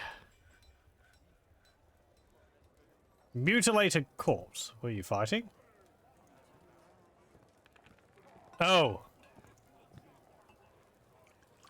Right, another one of my dwarven children was fighting another one of my dwarves and killed him. Vampire, yeah, I was thinking that. But it looks like it was Tossid. Okay, where are you? I'm going through the justice system, but they're not like... They've gotten convictions, but they're not being sentenced. Yeah, I'd say killing him is a significant thing. Juvenile dwarf gang violence. Exactly. I think at least 2 of my dwarves have gotten a few kills. Where's Tossid? Here we go. Throwing a tantrum. He's killed 2 dwarves and 1 dog. The other one is Feth. That I know of. Up here. Fath. Who's killed 2 other dwarves. Shut down the dungeon for a while. This is my dungeon here. I have iron chains in here. As I said though, like, they've got convictions, but they haven't got a sentence. Should I just remove the dungeon then? Fine, hellhole. It will balance itself out over the years.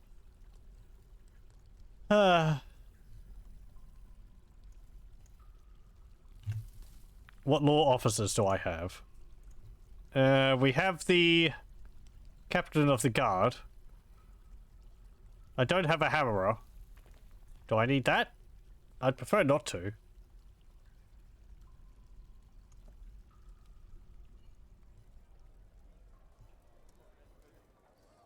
But, if that's what's needed to, provide, like, sentencing, then... Because I thought sentencing could be also, like, oh, you need to be chained up for so many days.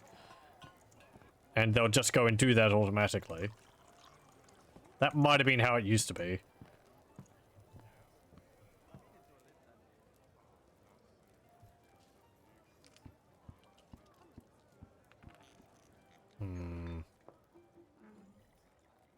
Let me try with the hammerer.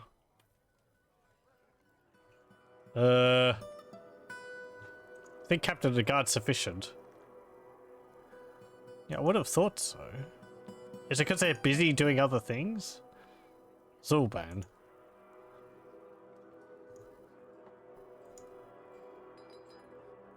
Don't do anything else.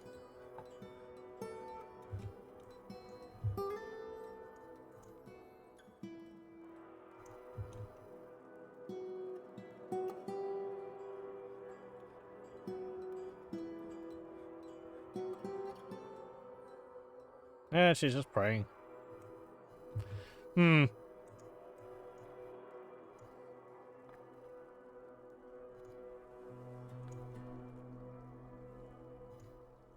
How do I...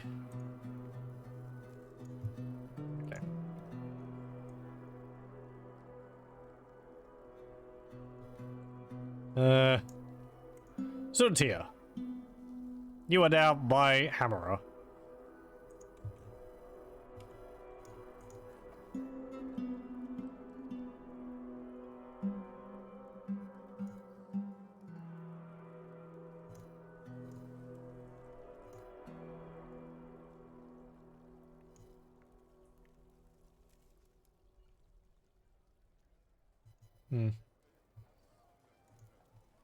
Hello? What do I want from you? I don't know. Cloth. Thank you. Yep.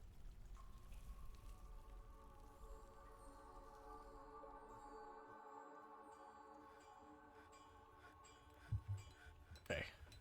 Broker, I want you back here so we can trade, please. Okay, thank you. Okay.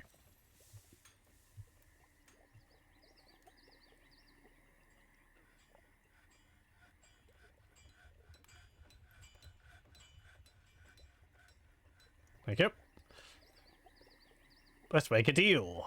I don't think I need more instruments.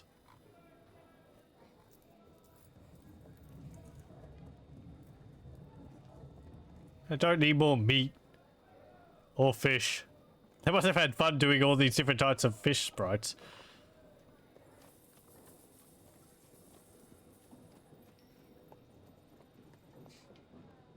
Oh, they've even got cuttlefish. And anchovies.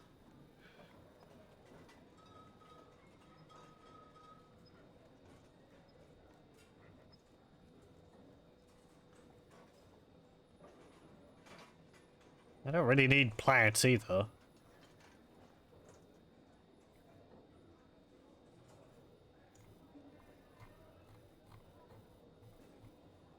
I guess I will get a bunch more cheese.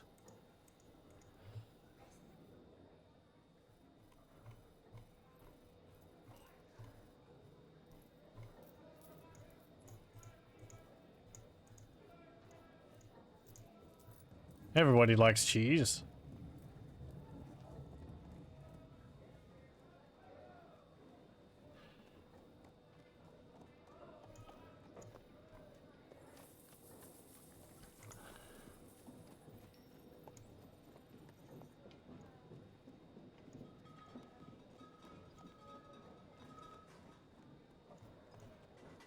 Well, that reminds me, I've got some cheese and salami I could get. I'm gonna have to wait until after the stream, though.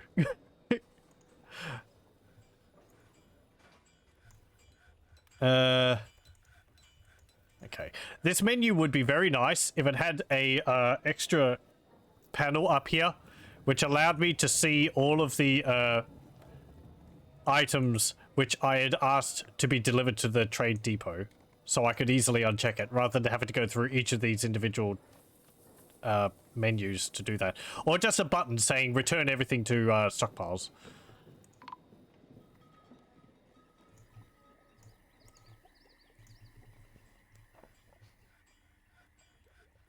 Gotta give away the bulk low value stock, keep the good ones for yourself. Ow. Yeah, I guess. Minimum, we should not have lost functionality. I don't... The Weaver's dead now. I'm not sure what you mean exactly. I can't remember the other menu. Is there options which are missing from it?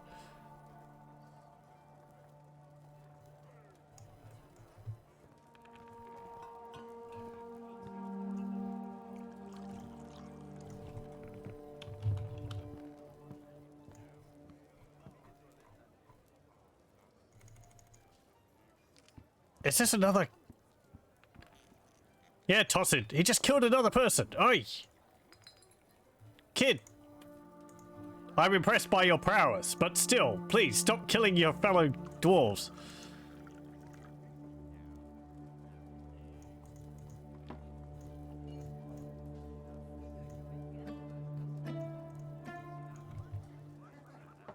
Seriously, lad.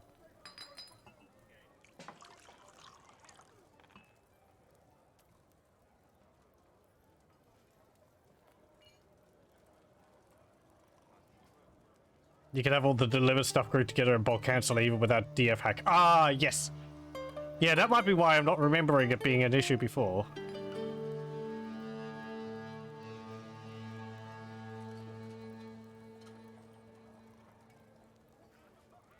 Hmm.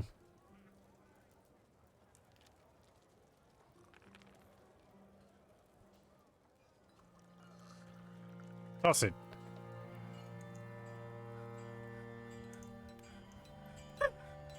Three kills.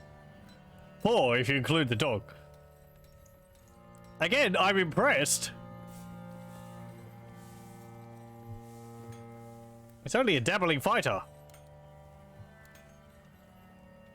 He's strong.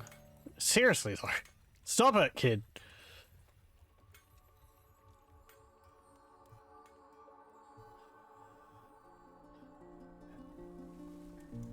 Now how do I...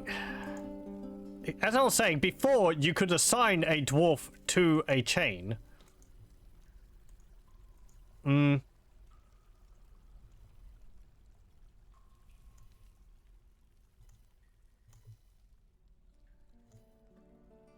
don't seem to be able to do that now.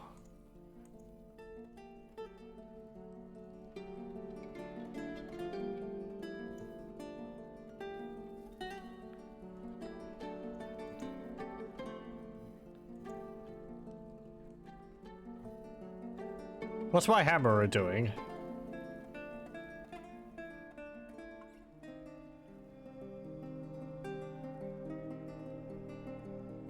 Not the hammer dwarfs.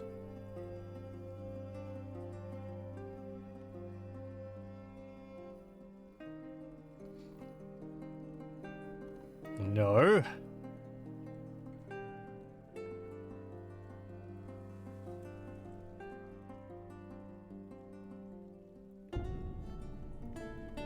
Ah, there we go. Zoned here.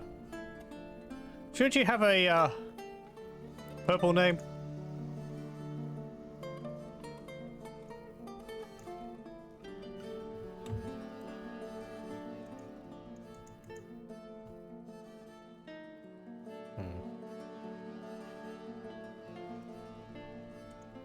I should probably build you a hammer.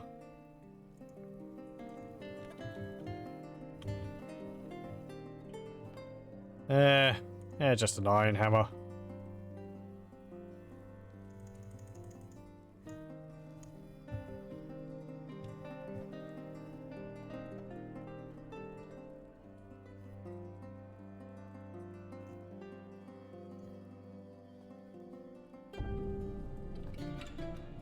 A real hammer, not a featherwood.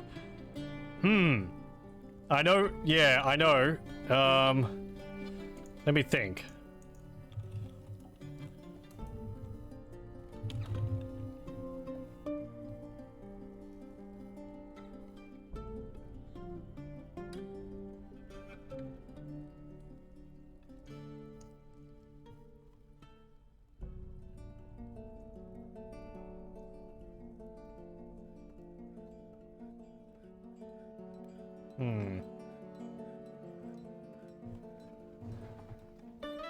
Thinking, how would I go about making a wooden hammer?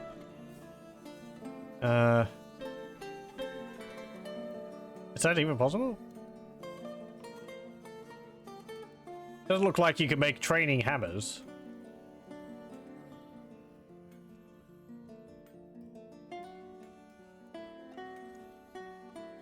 Might be an import. Yeah, yeah.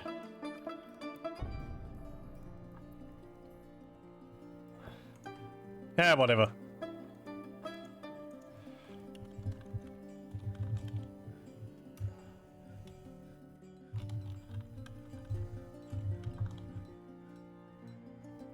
This is something I was talking about last time.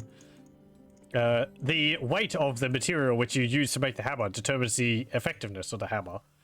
An adamantine hammer, which is really light metal, is not good because it doesn't deal any damage. However, in the case of the hammer, it might be good to give them a adamantine hammer. That way, they won't hurt dwarves when they're dealing out punishment.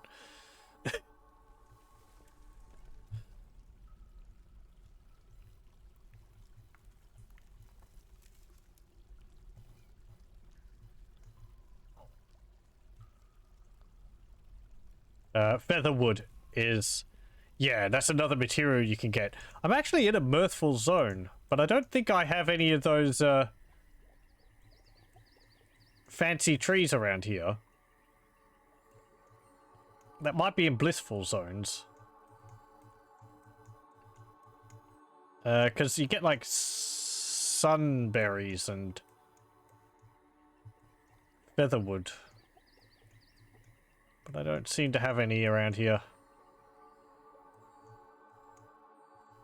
Or use a crossbow and hammer mode. Does that work? The cat says a bludgeoning weapon, but... Oh, pardon me.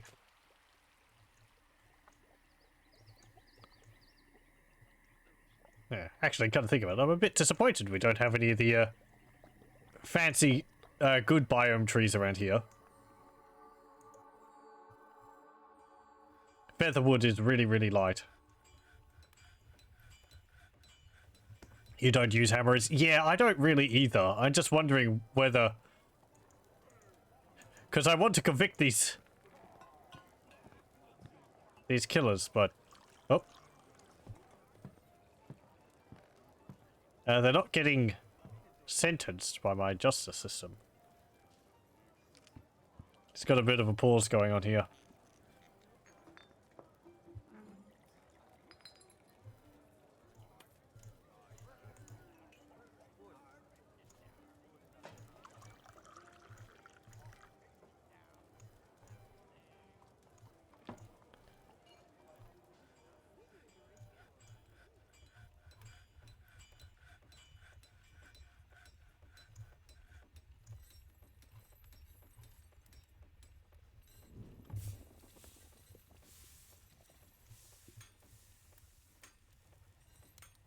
Let me see.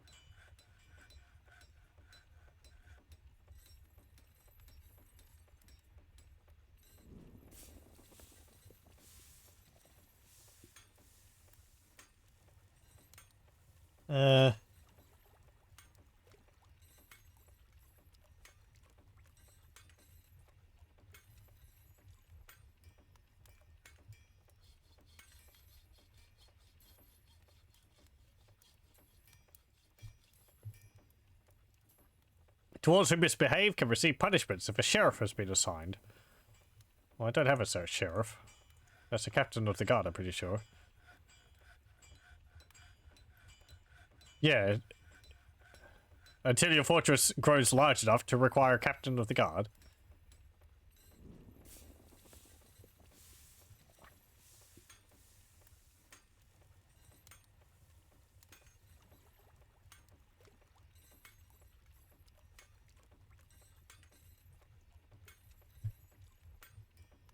If the crime calls for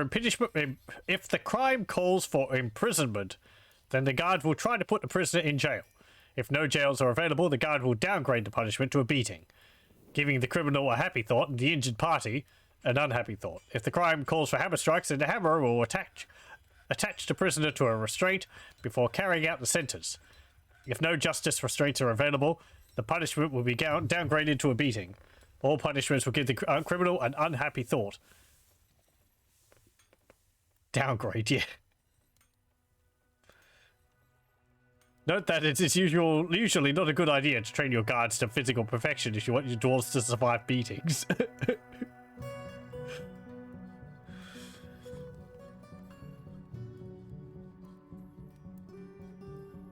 Creatures are exempt from the justice system if they are any of the following: dead, insane, in a strange mood, a child or a baby, non-humanoid, animals are exempt, a local position holder with punishment exemption. Okay, so that's why the children are getting are getting convictions, but because they're a child, they are immune to being imprisoned. Okay. I did not know that. It kind of makes sense. When he turns 12 though, yeah. I guess I'll just have to live with the dead dwarves.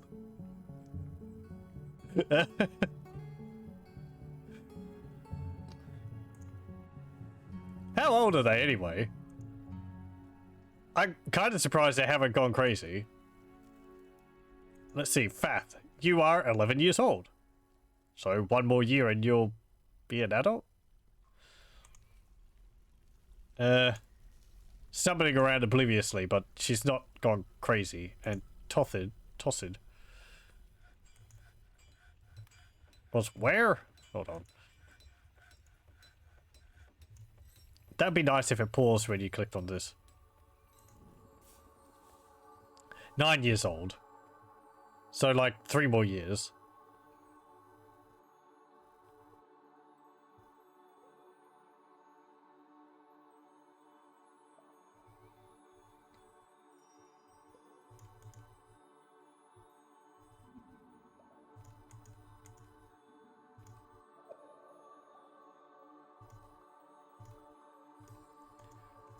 Okay, well.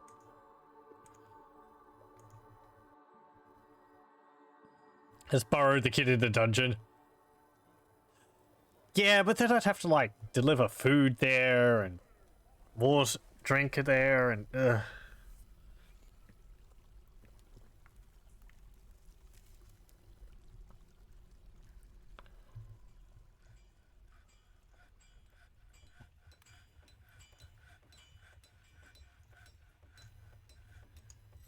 I'm lazy. You'll leave the burrow rather than die? Yeah. Not unless I lock the door. Oh. Human bowman.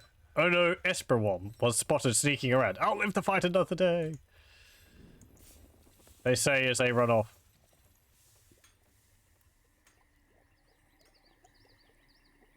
"51 years old, you have 8 children, and you decide to attack a dwarven fortress to try and steal an object.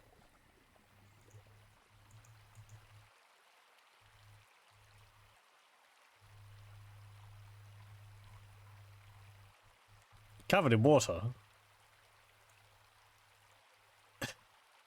Did you fall in a pond or something? Not attack subterfuge.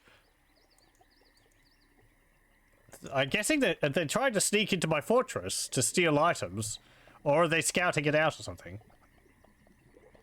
They'll corrupt one of my dwarves to do it soon enough. Oh, okay. So is it like a human faction thinking of attacking me? Or they're trying to, like, bribe some of my dwarves or something?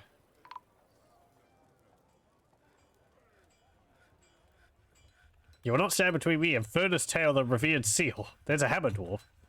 Where are you? Over there. Okay, well. You actually want to steal one of my items, so... Nuts to you.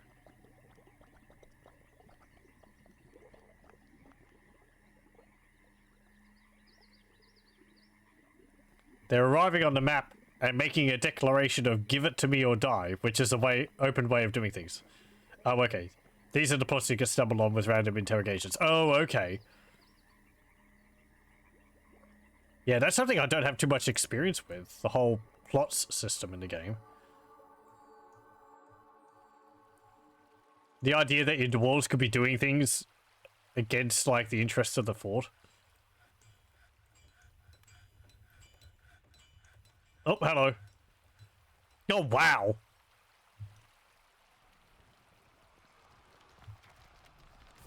It just charges him and it's like... Hammer dwarf misses the bookkeeper. The bookkeeper hacks the dwarf in the lower body with his iron battle axe, but the attack is deflected. Misses the bookkeeper. Bookkeeper kicks the hammer dwarf in the head, bruising the skin. Force twists the neck, an artery has been opened by the attack. Loses hold of his shield and hammer, falls over. Strikes at the bookkeeper, but it's blocked.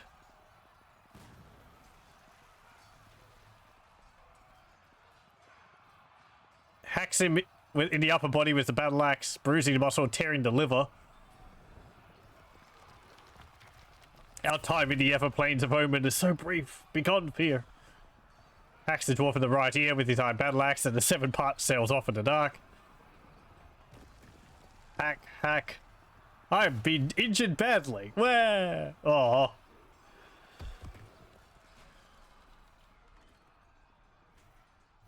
Punches a hammer dwarf with the right eyelid. With the left hand bruising the skin through the alpaca wool shirt. What? Weird. Yeah, and then he's on the ground, so they're just beating him. What? Bookkeeper bites the hammer dwarf in the upper body, bruising the muscle through the ironmail shirt. That is a strong bite. Latches on firmly. Struggles in vain. Shakes the hammer dwarf around. Shakes him around. Hacking at him with his axe at the same time. Yeah. I said before, but I love how in Dwarf Fortress combat is... It's like they just go nuts at each other. They're hacking at each other. They're punching each other. They're biting each other and kicking it. It's just using whatever they have available. They may be trained as an axe dwarf, but that doesn't mean that they can't use all the other options they have available to them. Recall those coverage pictures. A lot of things cover faces and toes. Yeah, okay. It's just weird to me that a shirt would cover the mouth. Yeah, whatever. Destroys his shirt.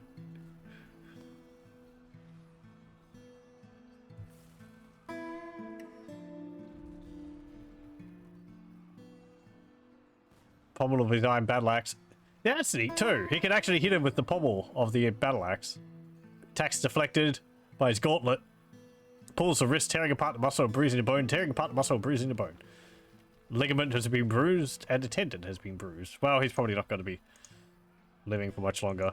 Chop, chop, chop, chop, chop, chop, chop. Splat! There goes his teeth. One flew all the way over here.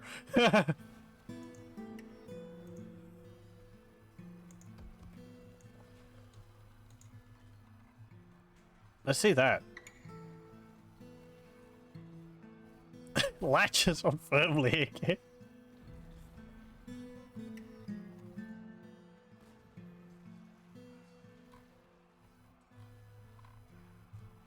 I've improved my fight. That was satisfying. Okay, so there's the shirt.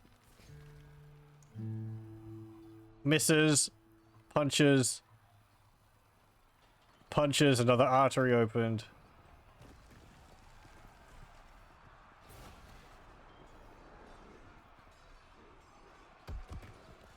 Strikes him in the tongue.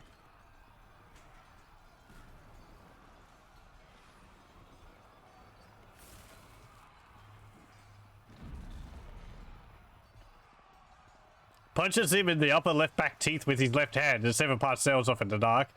Punches him in the head. Bites a hammer dwarf in the head. But the attack's deflected. Shakes a hammer dwarf around by the head. Opening an artery. Hacks at the dwarf in the head. Twists the neck.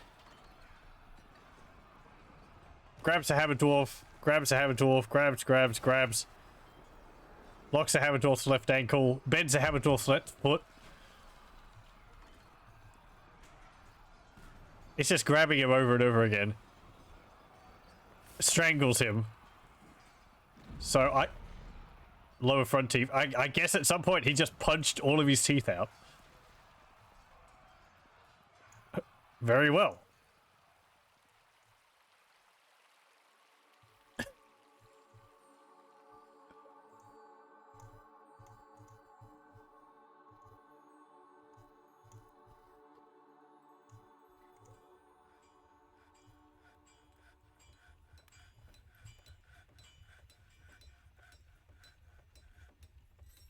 You need better coloring of these announcements. Get the trivial stuff right, justified or something. A better paragraph splitting by action. Let's see. Let me have a look at the logs with that thought in mind. I would like if these were different colors.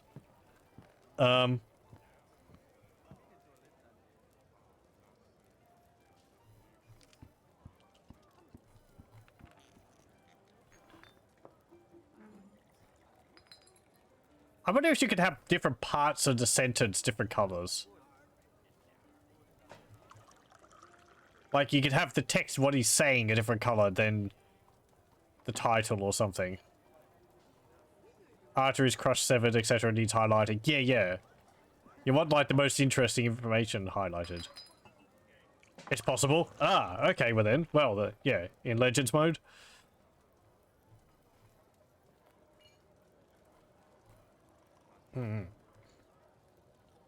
Yeah, sure. It'd be nice if I could resize these windows. Take a drag.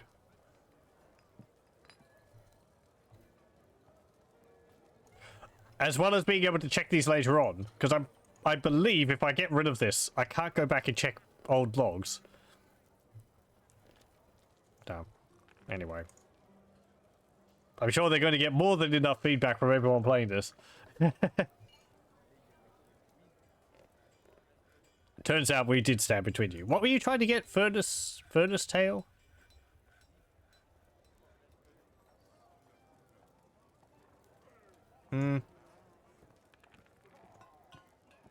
Furnace tail, the revered seal. Oh, you're trying to get the ring.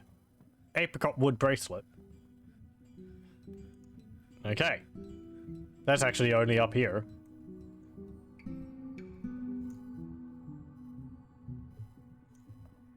Oh, I can't mine that way.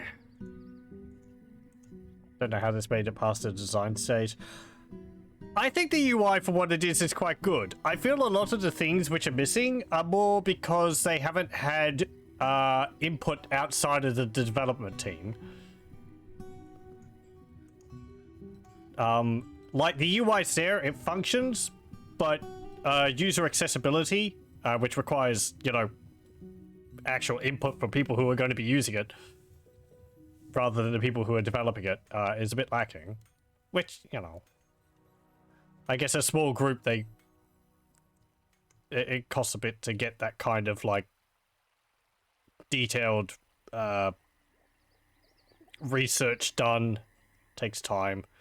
Though, a lot of game companies don't do it as much as they should.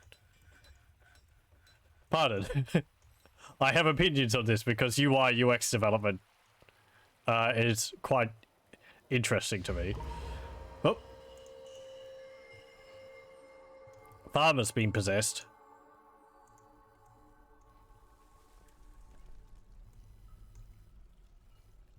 Okay, oh, also. I didn't designate these tombs. Hang on.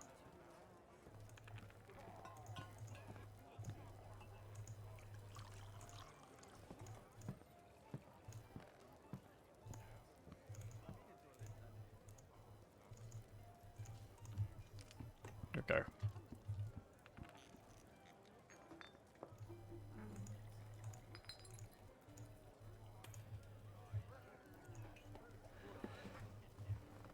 It's design stage.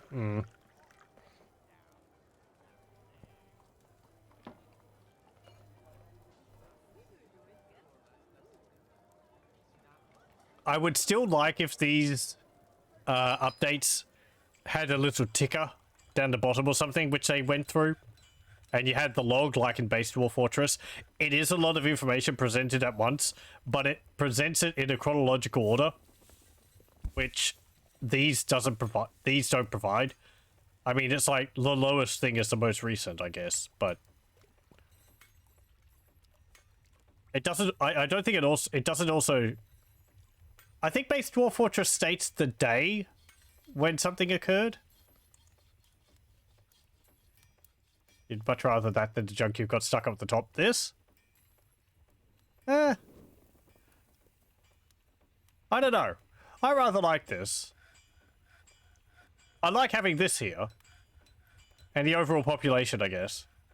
Being able to see how much of each of the different things I have is nice. That's nice too. That's not too relevant, I guess, aside from the year and the month, but a DF hack version of it, just a tiny thing in the corner. I guess you could, like, shrink it down into a little box on the side.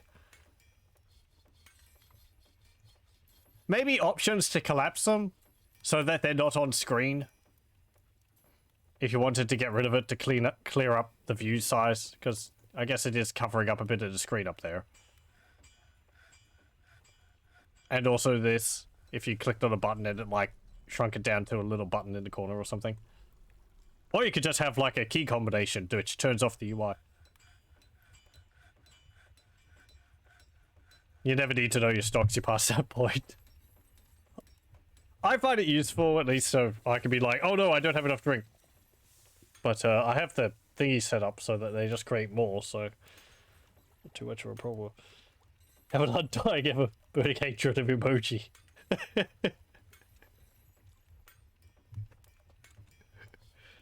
They should have little beards or something.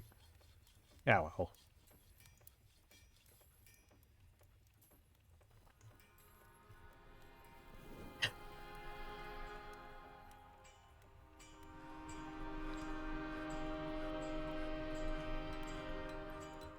Yeah.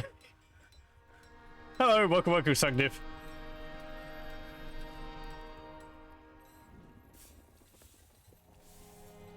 I hope you're doing well.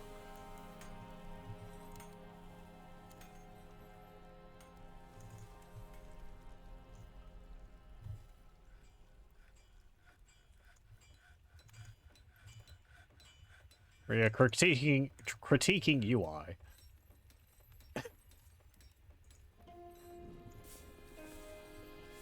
No, hang on. Oh, okay. Yep, okay, they're moving people in there automatically.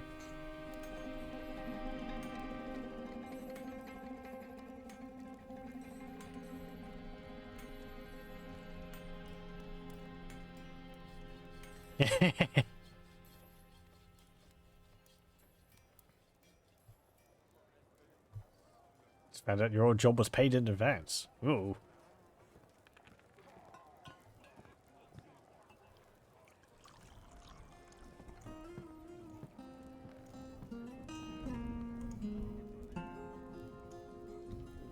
Your new job isn't. Oh, okay. Hmm.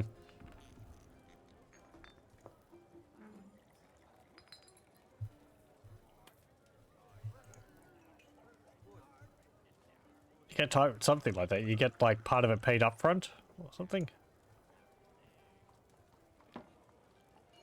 Yeah. Over December, that's rather sucky.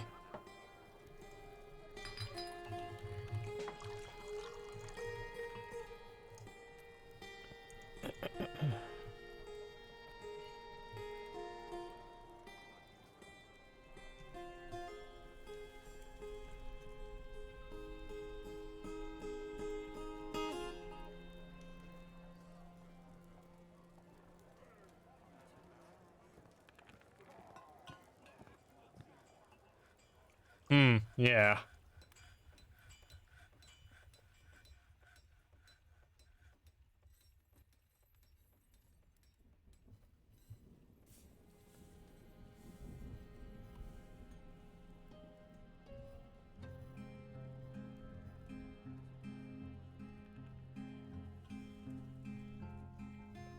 Let's see.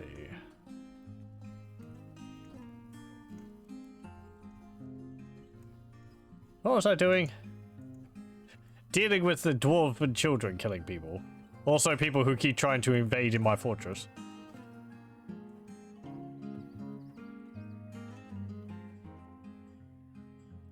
I might have to move the animals. They're eating all the grass here and they might end up starving if I don't.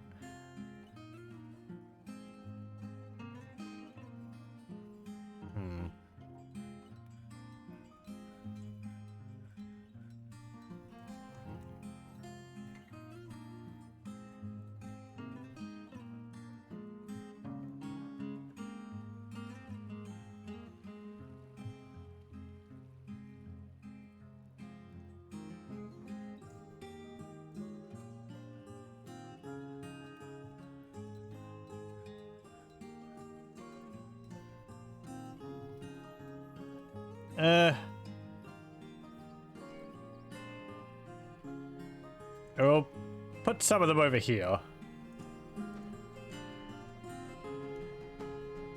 Actually, hang on.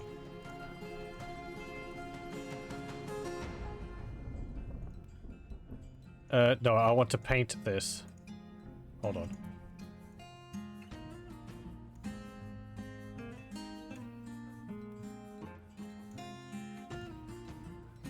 So by doing that, these both count as the same zone, and they should be able to move between them.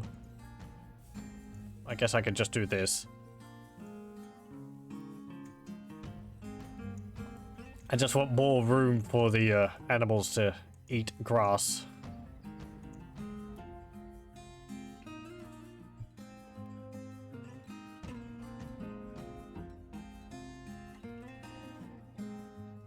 Yeah, quite inflexible.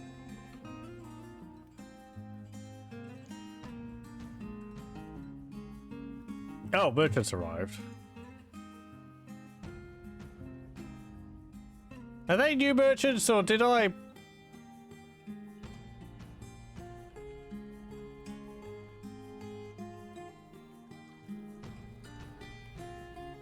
I think I traded with them. Maybe not, but... No, I did trade with them. I got the cheese from them and all that. I've been doing a lot paused, so not much time has passed.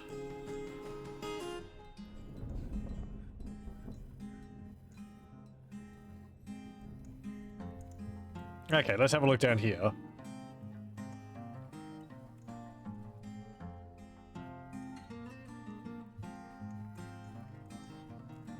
Okay, here we go. So... do we have anything down here? Batwoman and Batman. I think they were down over here. Oh, hang on, no, what? They over here?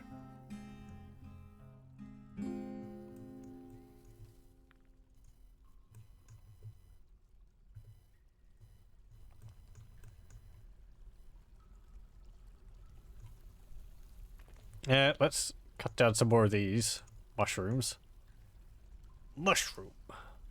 And...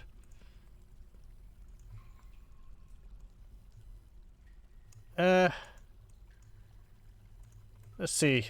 Is there anything which we could mine out down here? Some particularly nice gems.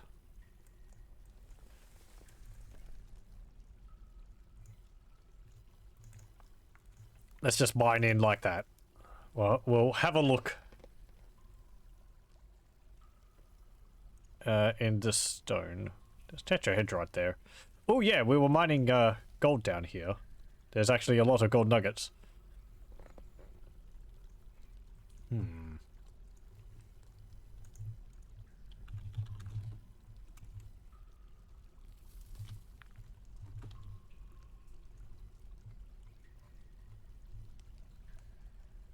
Oh, do I already have a smelt native gold ore? I do. Okay.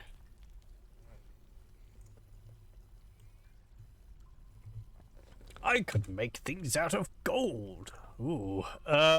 Let's see. Gold. What to make out of gold? Coins.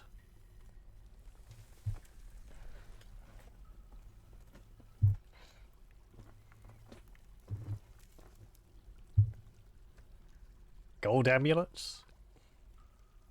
Gold earrings, gold rings, gold statues.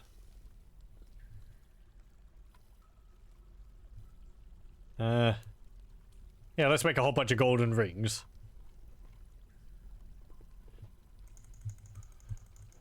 That'll make people happy.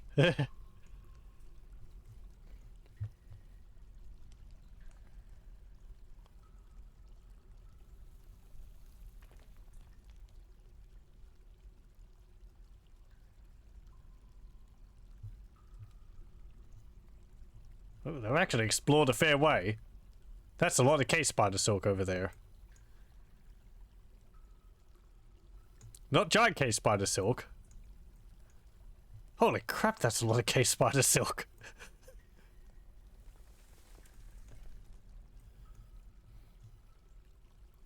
There's giant cave spider silk. But I haven't seen any giant cave spiders.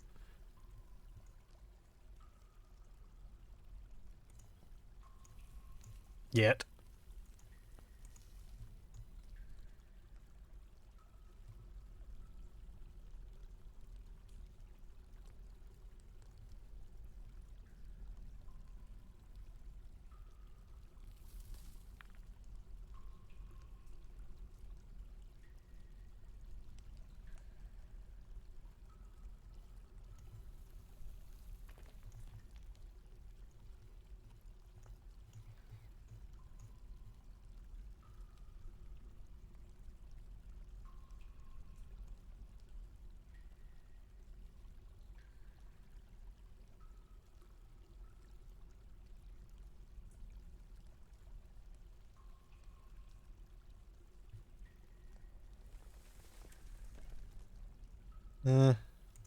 I can't use orthoclase for anything.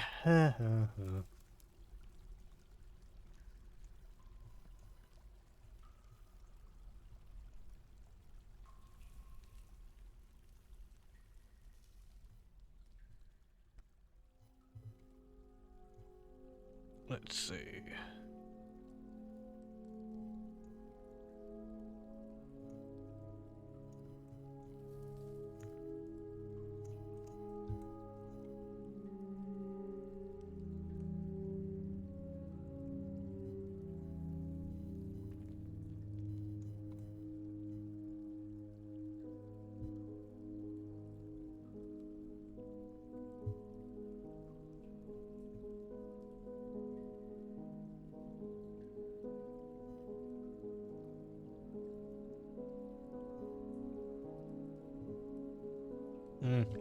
I'll make some coins. Gold coins. Because I want to make a treasure room. That's something I did a bunch of times in my previous fortresses. You just make a room plated with gold coins all over the floor and all that.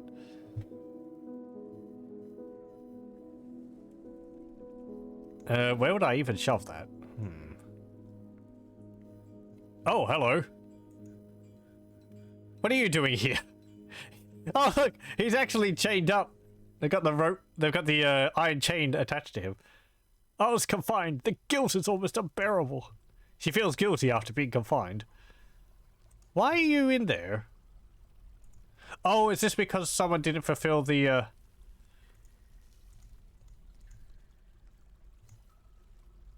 81 days in prison. Violation of protection order. Yeah, okay. Injured party. Got in. Oh. Right. Okay, so, yeah, Cogsack would have had a sentence, but Cogsack's dead. So, they can't be punished. I don't know if that means that it got put onto another person. Or not. And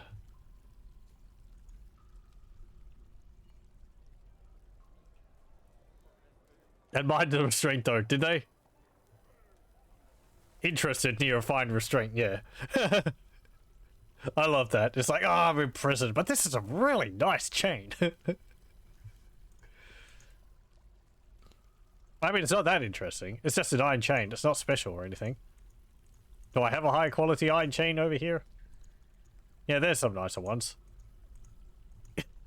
Maybe she's looking at those ones. I wish I was chained up to those ones. Those had some real high quality draft craftsmanship and craft dwarfsmanship in them.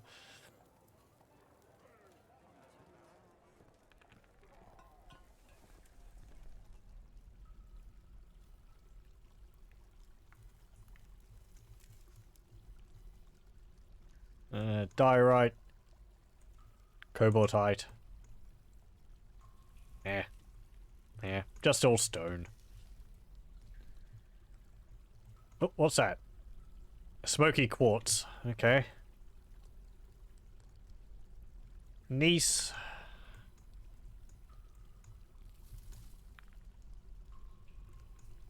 Cobaltite, sphalerite. Yeah, we can mine the sphalerite. There's marble over there. Yeah, you know what? I'll mine a bunch of the marble. That would look nice.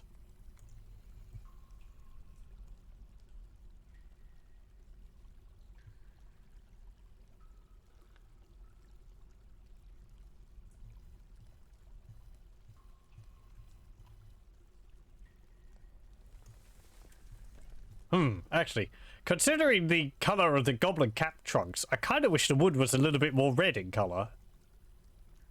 Kind of like a brownish.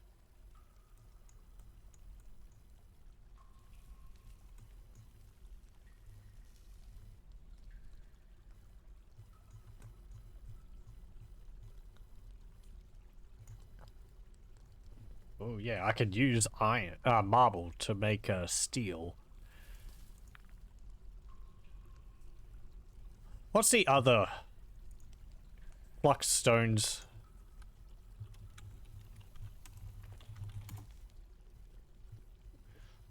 Chalk, calcite, chalk, dolomite, limestone, marble. Do I have chalk around here?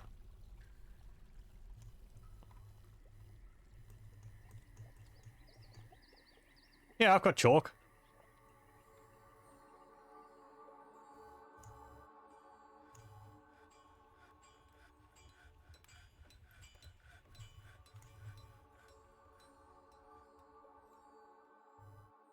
I could just mine out a bunch of this chalk here. Damn it.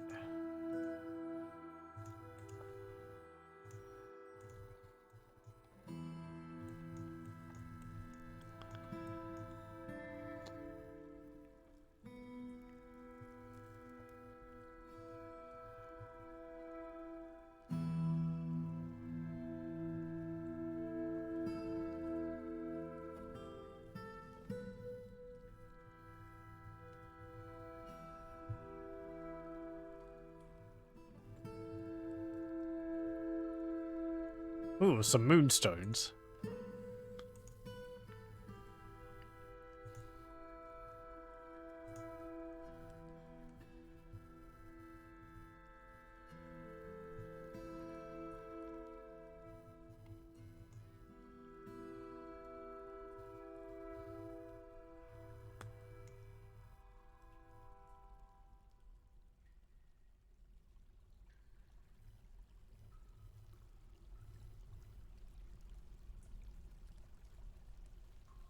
What's this? Galena. What's Galena for?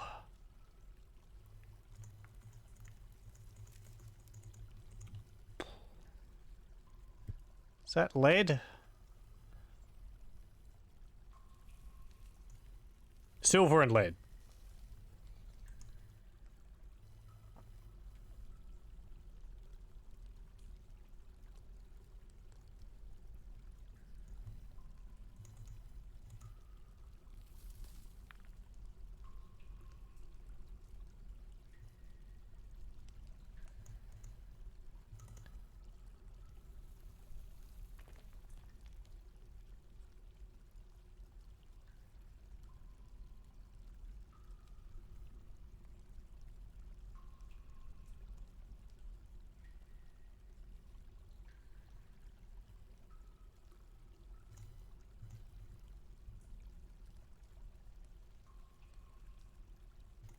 Rhodolite.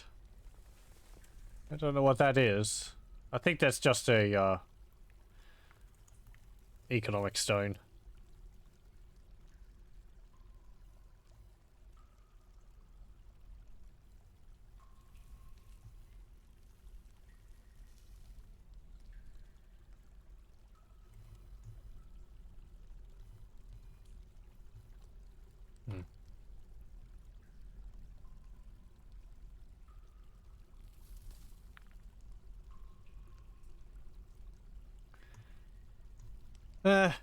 Actually, how about we go down another layer? If I can find some magma, we'll be able to set up a Magma forge. And that would help a lot with any steel production.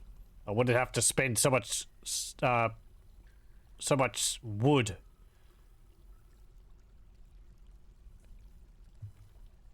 Hang on. Did I just break those steps? I don't think I should have. Oh, no, no, no. It's just the overlay, I think. Yep, it's just the overlay.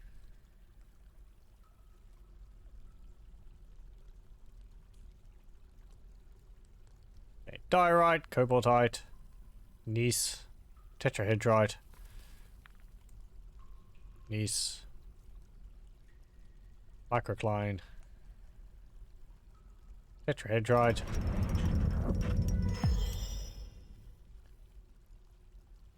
Again, this is something I wish the game had an alert sound when the dwarf with the mood begins the construction. I completely forgot about this dude. And in another one of my fortresses, I forgot about multiple dwarves who went into moods and didn't get all their ingredients. They ended up going mad. So...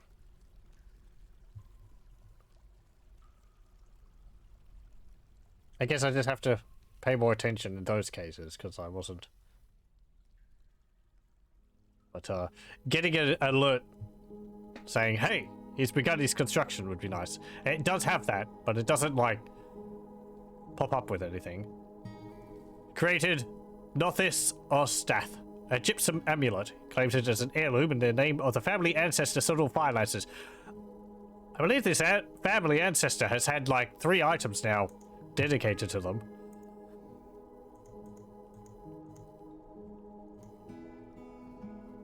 The Grieving Esteem. This is a gypsum amulet. All craft worshippers of the highest quality. This object menaces with spikes of gypsum and moonstone. Oh, he just got that. On the item is an image of amulets in pigtail. Good job.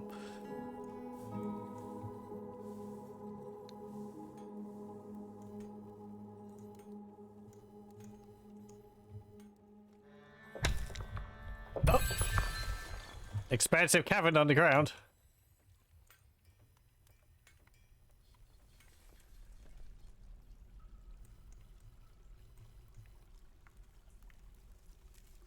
Okay, good. And we're actually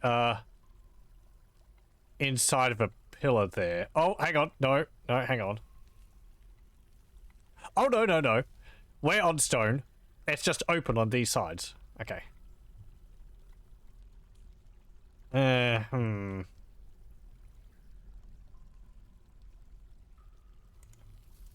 might want to make it so it's like this instead. Hang on. Erase.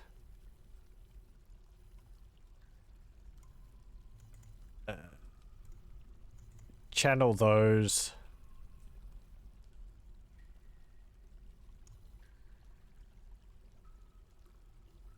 And mine this out.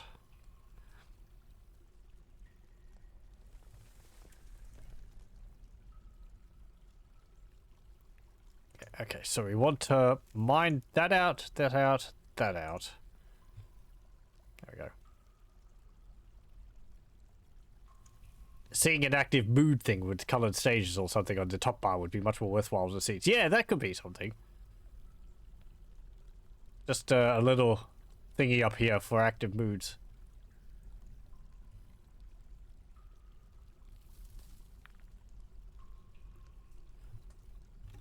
Okay, so I want to do construction.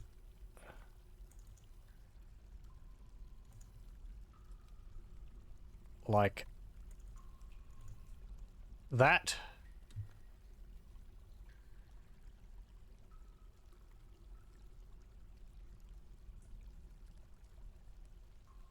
Okay. What have we got around here? Black caps. Goblin caps. Giant cave spider silk again. Olivine. Gabbro. Kimberlite. Nice. Mica. Mud. Bloodthorn trunks. Oh, I think that's like the really red colored wood.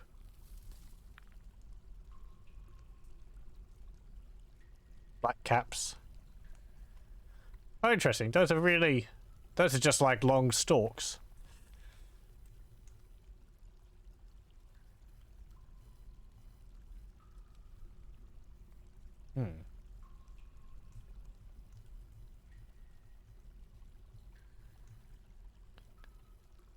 Nether caps.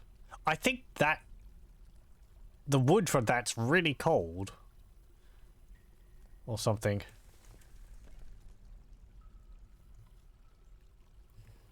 Okay, military dwarves, I want you down here.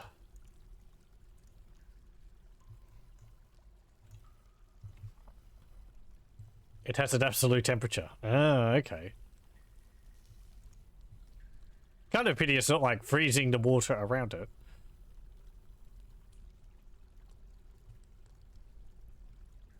Beds with built-in AC. Yeah.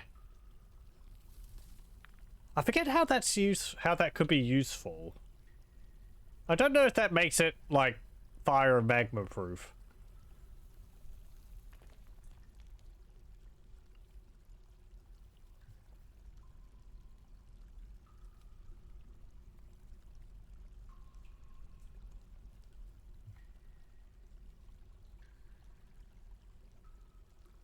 Actually, hematite all the way down here.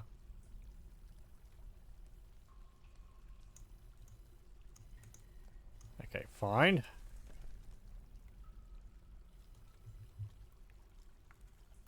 Pseudo magma proof. Okay.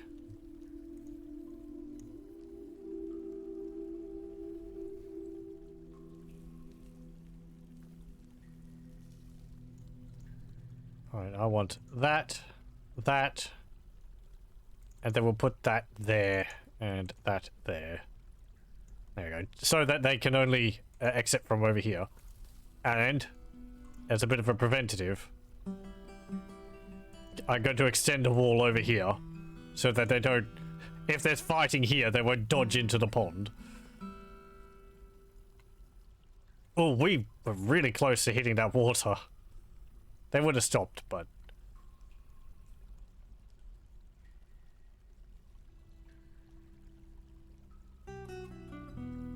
Again, the reason why I did this here, and I mined out the stairs here, is so that, because these ones are enclosed within here, these stairs here weren't, so creatures could fly up the staircase from underneath. So I've just blocked them off on the bottom, so that can't happen.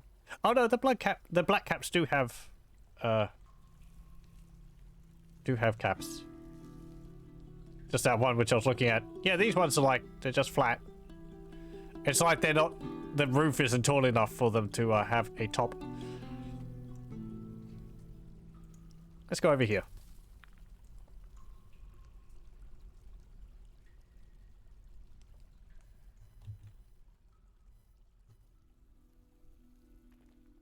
Wait, we don't have any drink? Why do we not have any drink?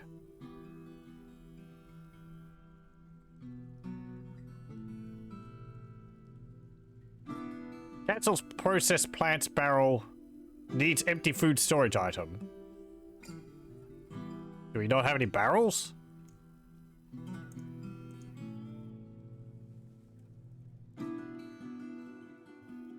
They've been all taken up by something else.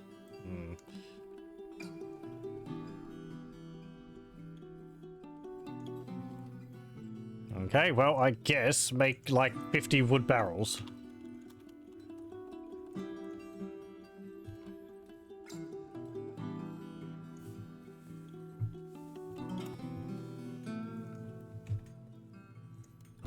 Quick, so before people start complaining about no alcohol,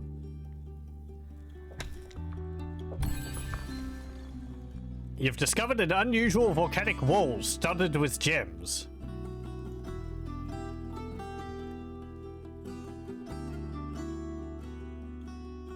Is that? Yeah, that's got like diamonds all over it. New content. Yeah, I've never seen that before. Hello, Variax. How's it going? Yeah, it's like a cube of obsidian with gems in it. I've seen something like that in the higher, in the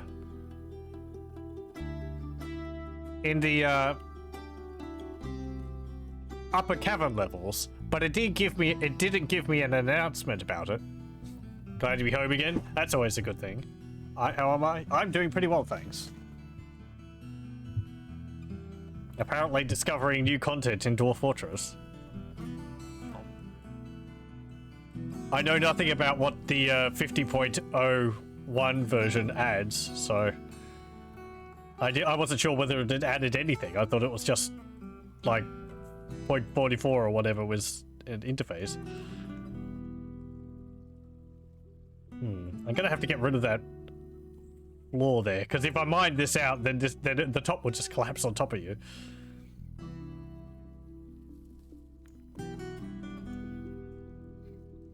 Yeah,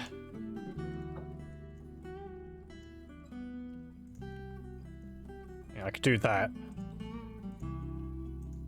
I can cut those trees away.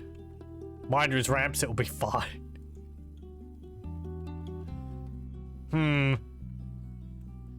I don't trust myself. Oh, is there any creatures around here? No. I've had some interesting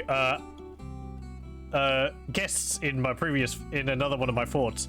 I had an amphibious man join, visit briefly, and I had a oh, I forget what it was. It sounded from the name of it, because I missed it before. I missed it. That left before I could even check it, but it sounded like a night creature, which was visiting, from the name of it. But I don't know whether those can be friendly, or something with a name which sounded like one.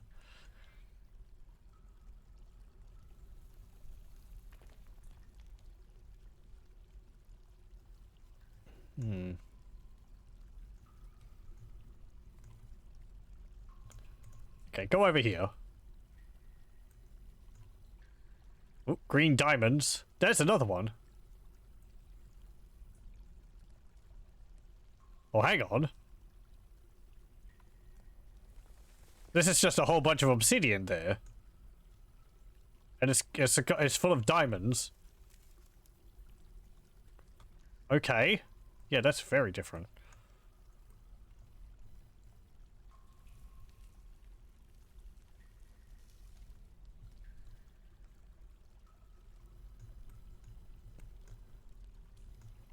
I'm not seeing any magma or anything, though.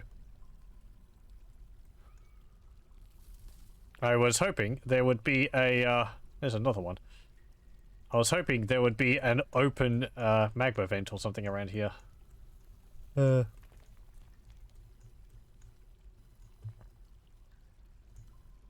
I mean, we haven't explored far, so go over here.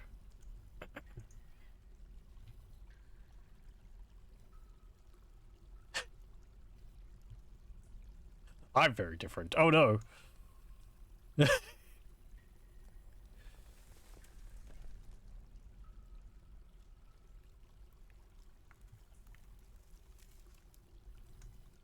I am caught completely off balance by your astounding wit, sir. I hope you're able to have a relaxing time. Let's see. Yeah, go over here. Black pyrope. Those obsidian things are weird because they're more fantasy than a lot more of the material generation in Dwarf Fortress.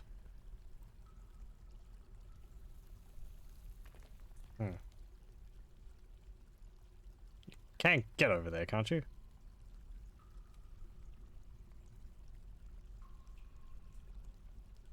Citrines. Maybe they couldn't get there because there's a whole bunch of thingies in the way. Okay, go get a drink.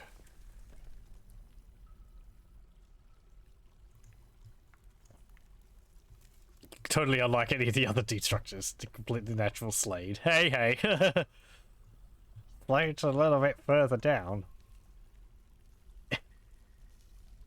No, I know, like, all these mushrooms. I mean, like, I don't know. They had tetrahedrite and the, this and all that. My understanding is that most of it is, fairly accurate where it's supposed to be found. At least, broadly.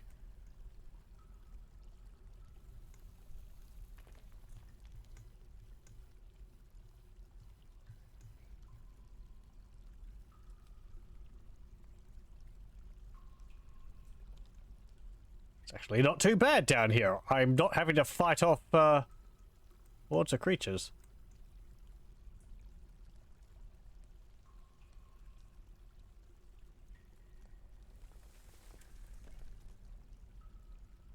Geology is okay, far better than what you usually get. You're grateful for that. I like it too. I mean, it does mean on some way that, on some level at least, that I'm like learning about it. So, that's fun. No, look, the game's educational. Honest. Me trying to convince the teachers in primary school to put Age of Empires on the computers. It didn't work. Probably for the best. I wouldn't have been able to finish the game in the time I was playing on it at school. Ugh. The computers probably wouldn't have been good enough to be able to play it in the first place.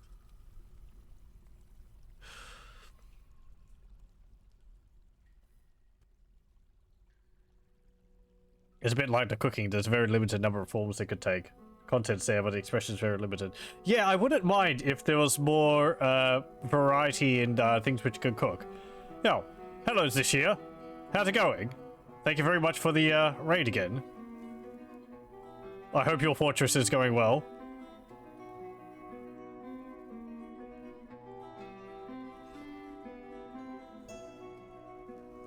Can someone build this stair? You have ads? Yeah. Yeah. Sorry about that. I try to minimize ads as much as possible, but Twitch don't let you do too much, so. I don't think even ad blockers work on Twitch anymore. Blah. Yeah, thank you, Fatch.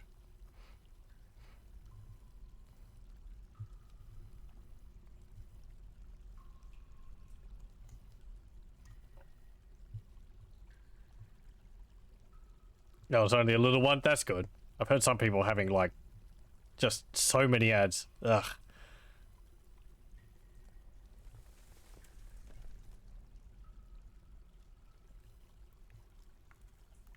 Nope. All my monster hunters are exploring around here. They haven't found any monsters to hunt.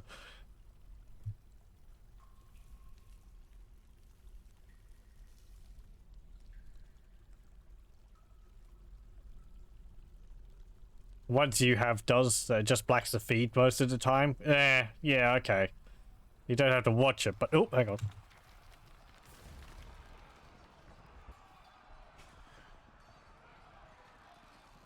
Oh, it's a mountain gnome.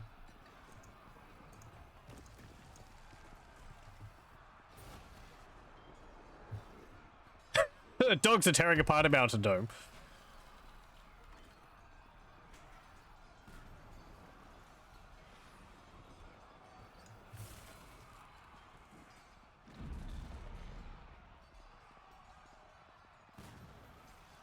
Yeah.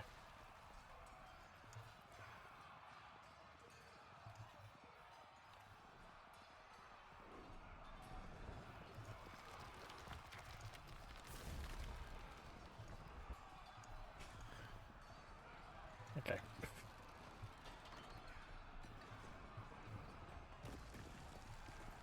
Combat noises sound a bit extreme for what was basically some dogs tearing apart a gnome.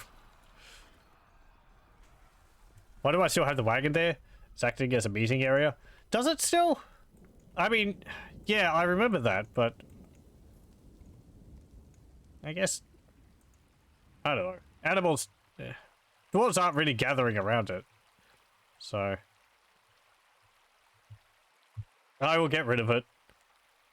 I just didn't want to kill it. Look at it.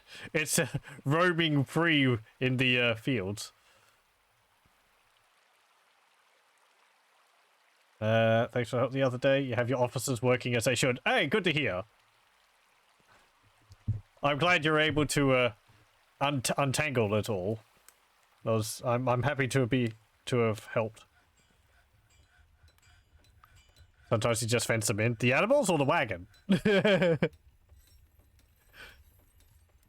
I think someone actually made a mod which allowed them to have like sentient wagons.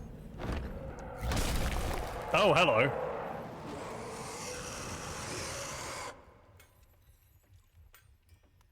You don't know what you did differently that wasn't working, but you just redid the whole thing and it worked. Well, that's a good way to do it. Yeah, just scrap it all and start all over again. Hello. Welcome, welcome. The Minotaur Elab Irek Isali Kamoye Thafa has come. A giant humanoid monster with the head of a bull. Okay. Where are you? Oh, thank you very much for the follow, Desk Spud. Let's see. Uninvited guest. Oh, you're actually on the surface. I think I've fought a Minotaur before. They're not very frightening. Mostly because they don't wear any armor. It doesn't even have any weapons. It's got strong punches, but perfectionist, poor empathy, fearless, values introspection, not wasteful, disdains friendship. 380 years old, and decides to throw its life away attacking us. Is grouchy when caught in the rain. He's actually older than the world we're in, which is not uncommon. Creatures are created with so many years. Professional axeman, swordsman, knife user, and mace man.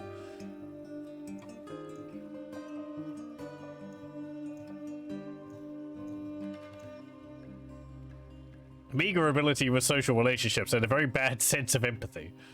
He cuts any corners possible when working on a project, regardless of the consequences, rather than wasting effort or resources. I believe these all do have effects on the dwarves, not necessarily on him, but it weighs decision making slightly differently.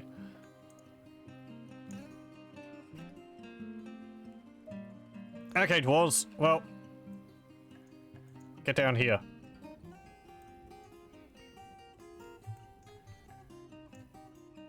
Actually, come up here. And you. And you. I don't think we need all of you, but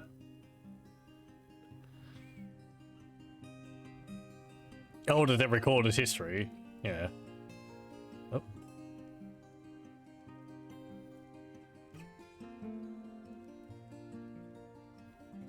You had a Minotaur pick up some pants and try to use that as a weapon. It went really badly for the Minotaur. Unfortunately, pants don't make a good weapon. Not anymore. Where are you? There you are.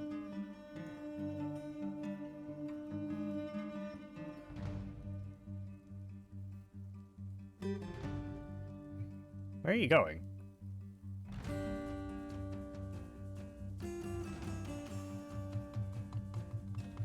It's grouchy when caught in the rain. He's terrified when in conflict. Oh, he's fighting a mountain gnome. The mountain gnome's running away. Ah! Splat. He's uneasy after seeing a mountain gnome die. He's actually killed quite a few creatures. 6 dwarves. In 24, 44, 52, 89, 89, and 89. Your reign of terror will end here. For the 6 dwarves which you fought, we will deliver justice. Hey, get back here. No, he's going after a fluffy wambler. Get him! And he's dead. Splat. I like the music. Yeah, we cut his head off.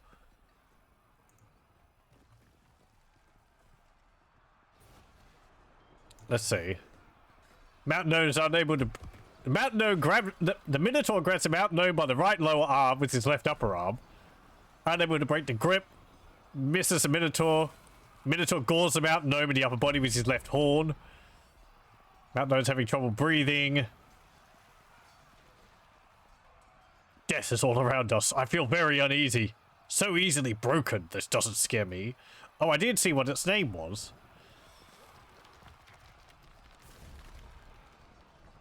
Spear dwarf misses the Minotaur.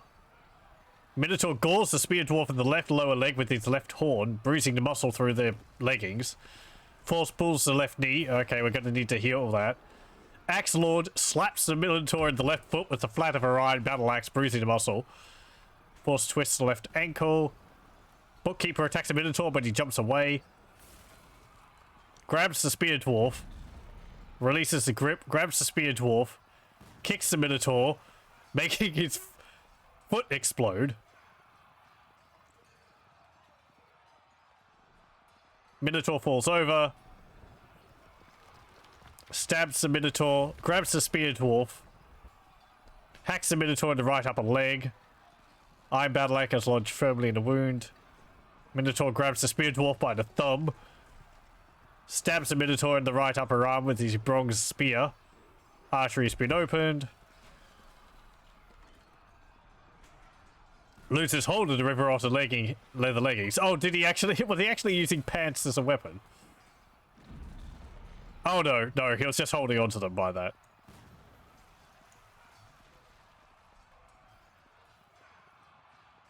Stab, stab, stab.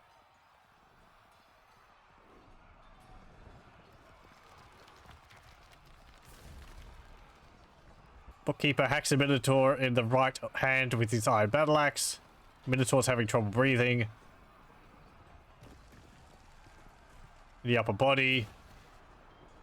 Gives into pain. Bends the neck.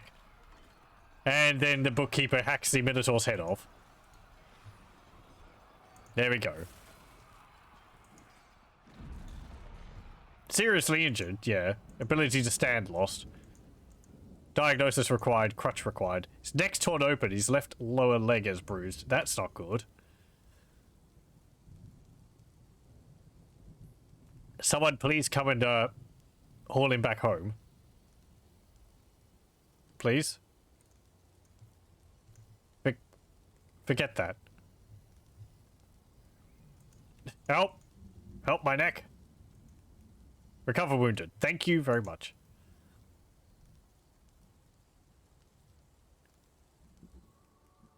You're hoping someone at some point try and get a Minotaur to use an axe for a proper labyrinth. Oh yeah, yeah.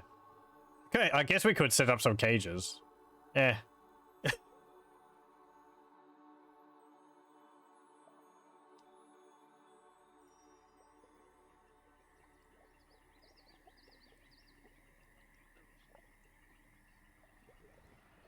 I'm sorry? More fighting? Oh, mountain gnomes fighting dogs again. It didn't say that the dwarf was, bleeding, just that they were, seriously injured. Even though their neck was... They had a neck wound which was opened. Let's see. Yeah, his neck's torn open, but it doesn't say he's bleeding heavily, so it's not an artery wound, I don't think. Evaluated. Needs sutures. Needs dressing. Crutch required. Left knee. Needs sutures. Need dressing. Oh, that's a child. Yeah, okay, it's just torn open.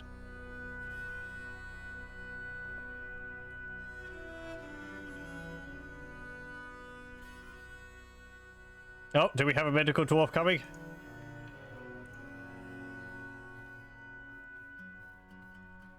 Who is my...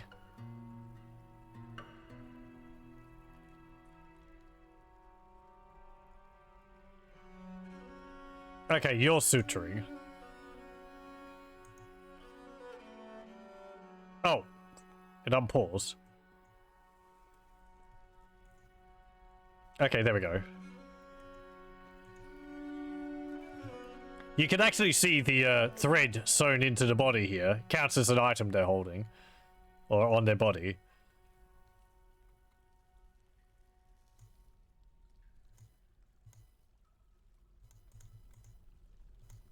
Yeah, he still needs some sutures on his left knee. We do have soap in here, and we've also got some plaster, I think. So... we should be fine with everything that they need. Yeah, we've got gypsum plaster there for casts. Got traction benches and sutures and all that, so... got some llama soap there. Yeah, dog soap, llama soap. Just the finest.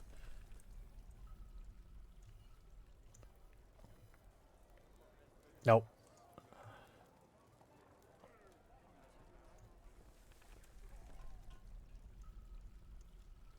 Okay, good. Oh, it needs dressing now.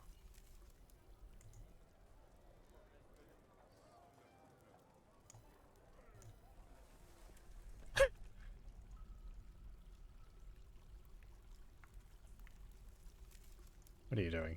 Oh, you're just eating there. Because that's your office.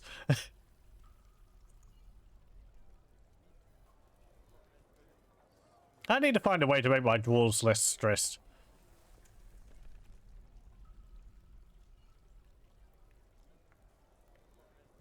I'm not sure how, though.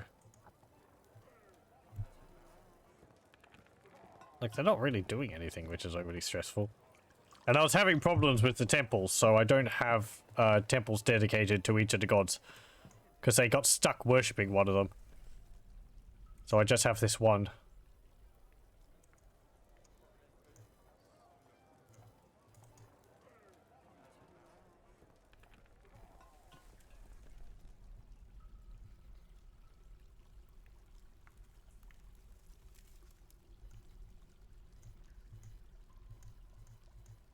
Okay.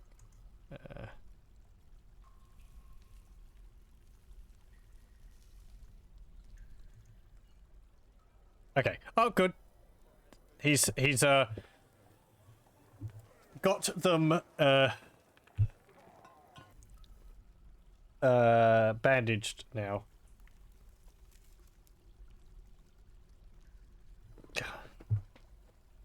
He's got some blood on his left knee. And he's got tears in his eyes.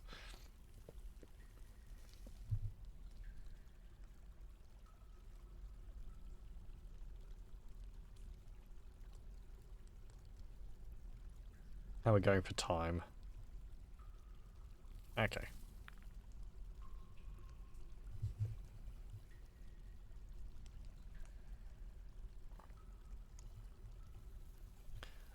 Let's go have a look at that diamond cluster here. Where was it? There it is. So if we do... let's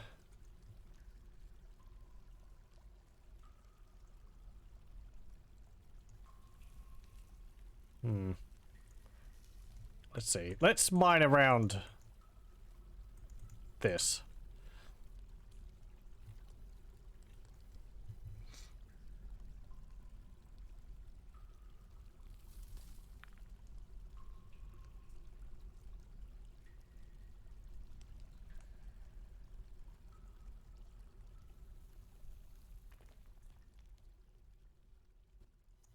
Oh, we've got some nethercap logs here.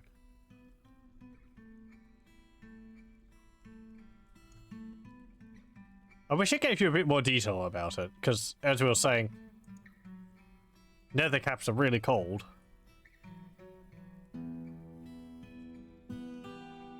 Oh, it's pausing again.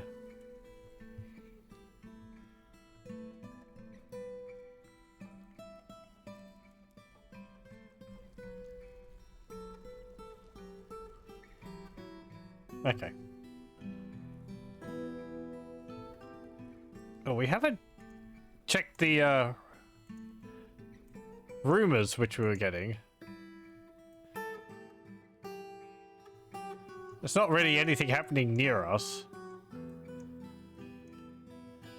Again, our fortress is here. Just on the edge of this mirthful mountain range.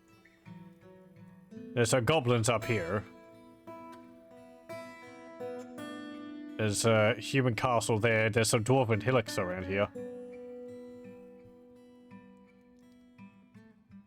Okay. There's a book there. There's a dwarven tower there. What's that? I know dwarven fortresses, but I haven't seen a dwarven tower before. Oh, is that Necromancer Tower? That might be a Necromancer Tower.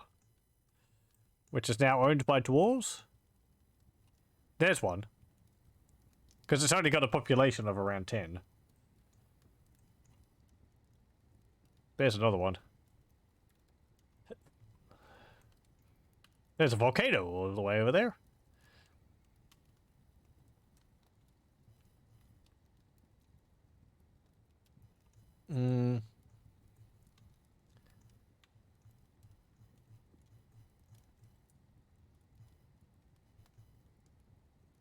Yeah.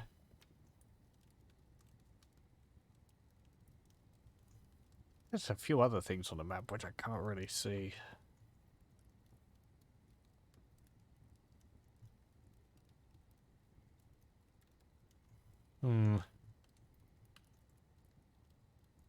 Okay. Anyway.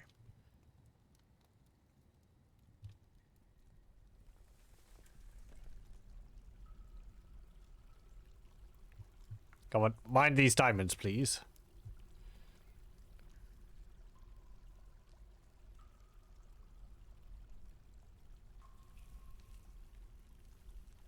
Colorful. Oh, there's some rubies in it. Ah! A vile force of darkness has arrived. More goblins. We had... like... 3 hours ago we had an attack from the goblins. Now got another one. Let's see. Crossbows, bowmen.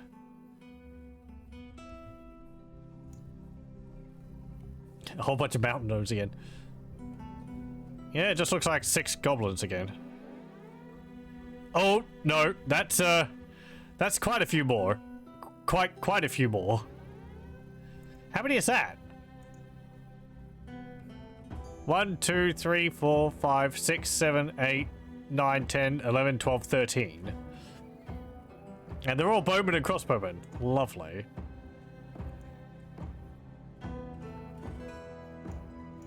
Okay, everyone inside.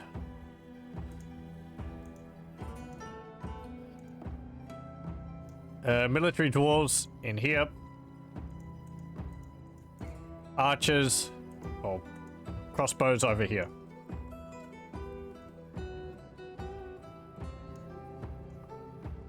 I bet the mountain gnomes are constantly scaring the creatures out of the pen. And my dwarves are having to go move them all over and over again. Now that I think about it.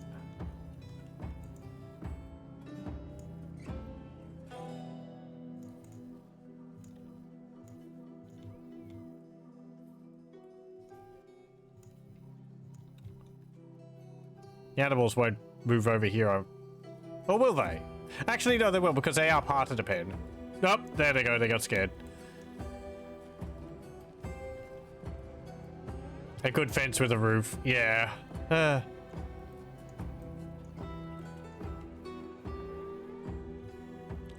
Is it still the 13 goblins? No, that's even more. 1, 2, 3, 4, 5, 6, 7, 8, 9, 10, 11, 12, 13, 14, 15, 16, 17, 18. Delightful. Good thing I trained a few more military. And some snatchers over here.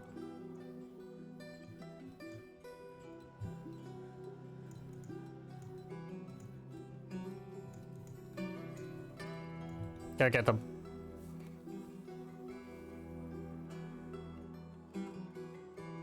Good. Okay.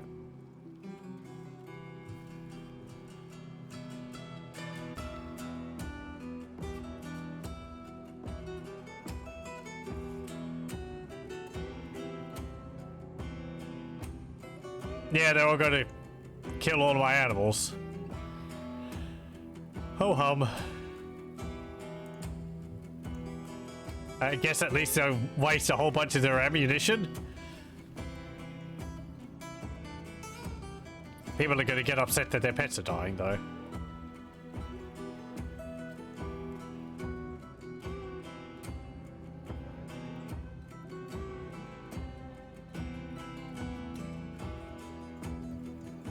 Dwarves, please stay inside.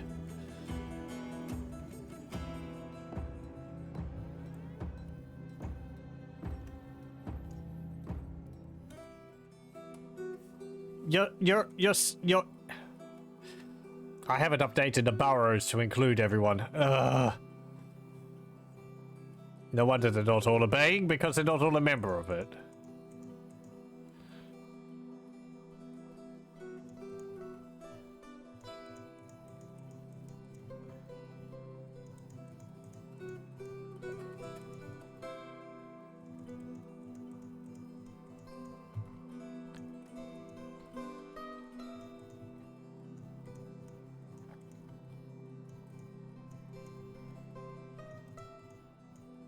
It'd be nice if it automatically added them to, like, a burrow which you designated as being, you know, fortress interior or something.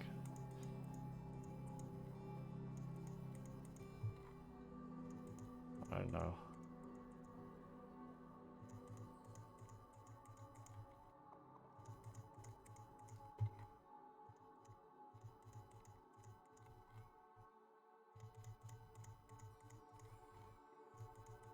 There we go. There's no shift enter anymore. No, I don't think so. Let me think. Yeah, because I was wondering if there's a faster way for me to add them all.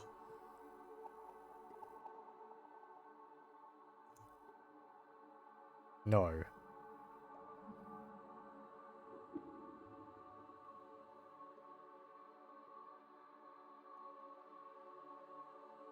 It's kind of different in how it is. Like, before you'd have like a toggle for, you know, alert for activating the burrow.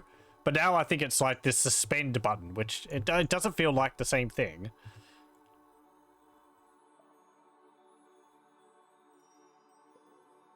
So, there's some changes about the burrow system, which, I don't know. It basically functions the same, but I think some of the wording is changed a bit. Because before it was like activating a burrow to get everyone in there. Or to get everyone to obey it.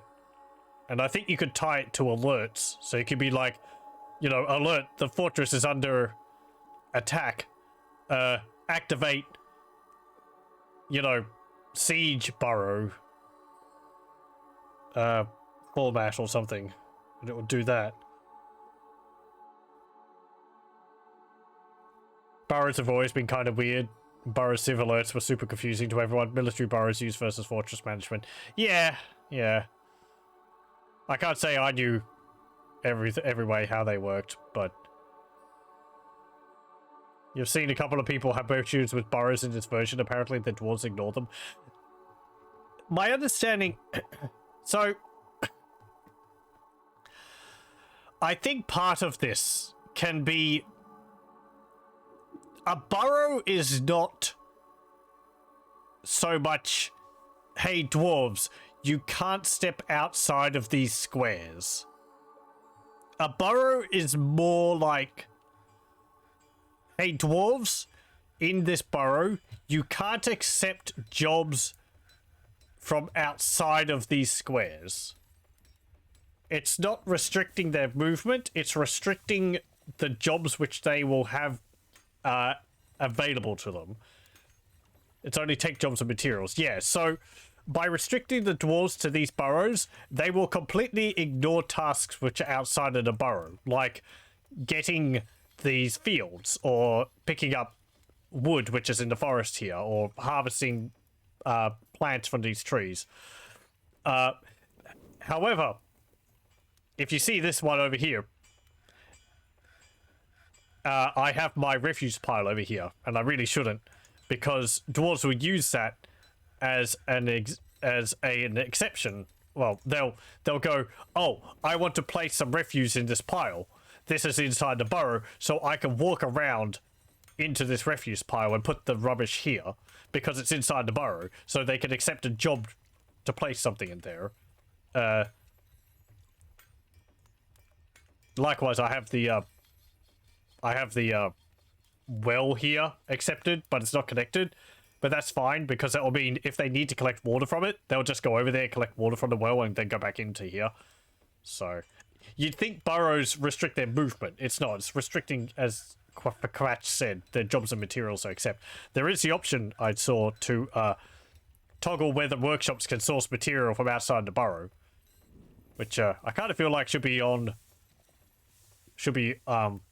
off by default, because I think most people would use burrows to restrict movement. But anyway, it's weird. Yeah.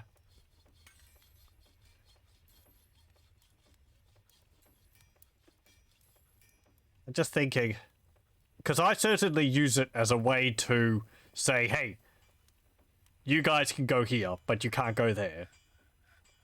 So I feel like maybe it should be a bit more like that. Not logically obvious from the name. Yeah.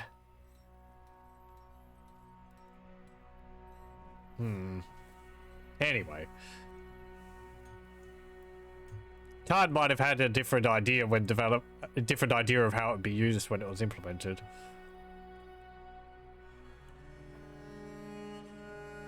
Then just sort of a purely, I'm under attack. Get everyone inside the fortress. See, people are going in now. Because they'll be ignoring jobs which are outside.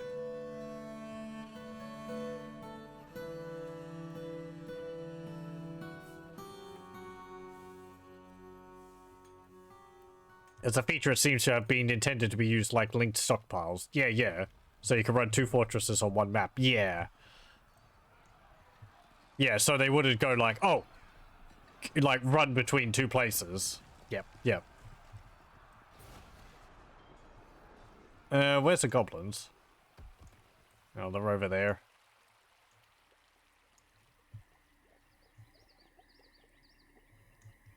Wait, what are they doing? Oh, they're chasing a dwarf over there. Okay.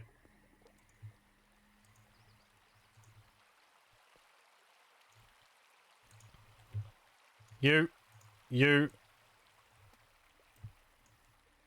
Is there any other goblins around here?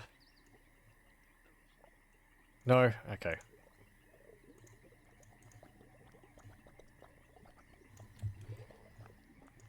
Everyone out. You need to protect people. Peasant's been found dead. Oh, they did kill someone.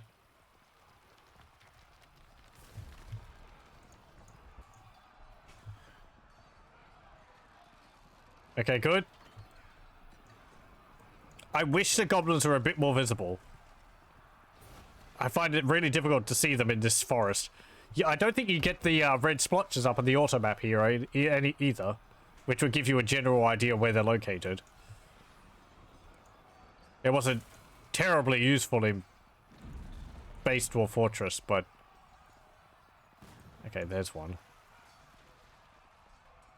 Oh, you're up there.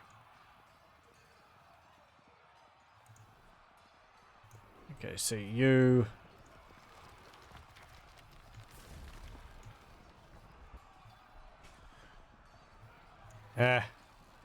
Run up there and kill them.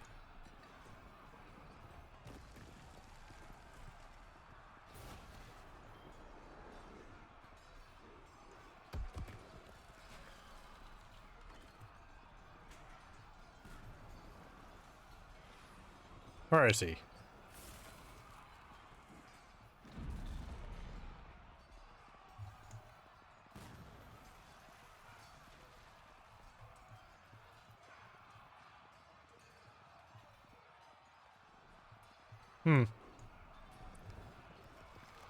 There he is. Charge! Okay, cool.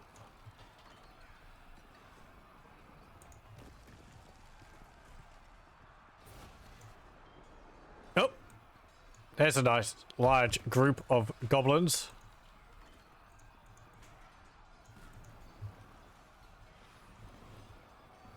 They're actually moving together as a group.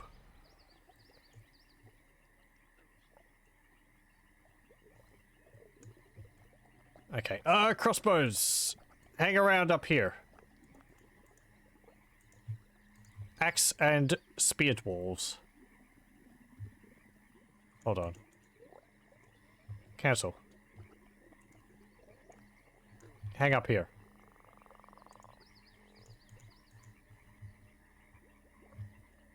Who are you?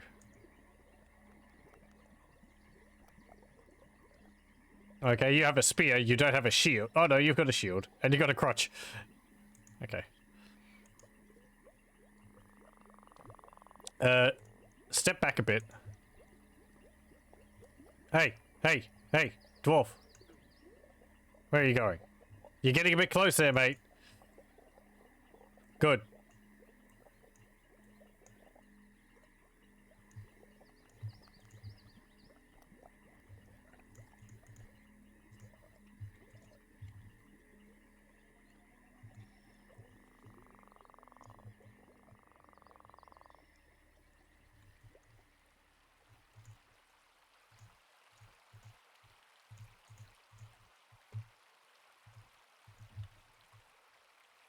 Everyone, I want you over here.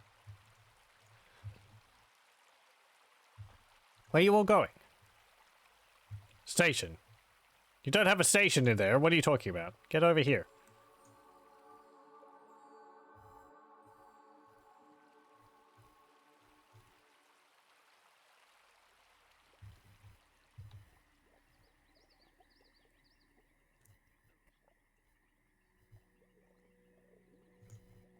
Here.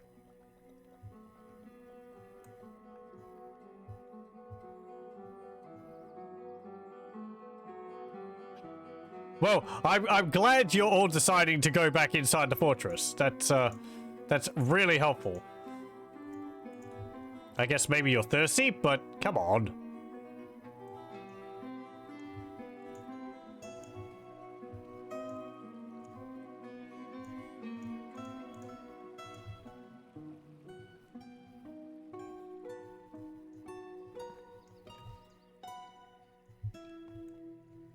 I don't think they should ignore my orders like that until they got really, really thirsty.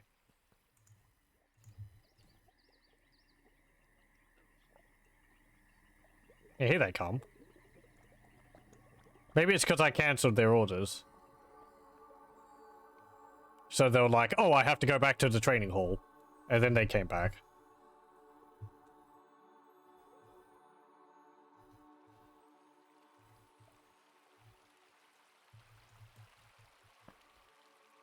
Okay, we're going to put you all in here.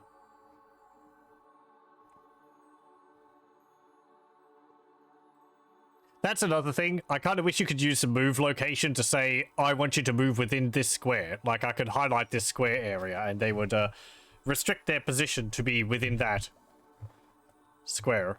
Because as it is, I click here, but they sort of just congregate in that general area. Someone, like these guys here, they're standing outside of the box.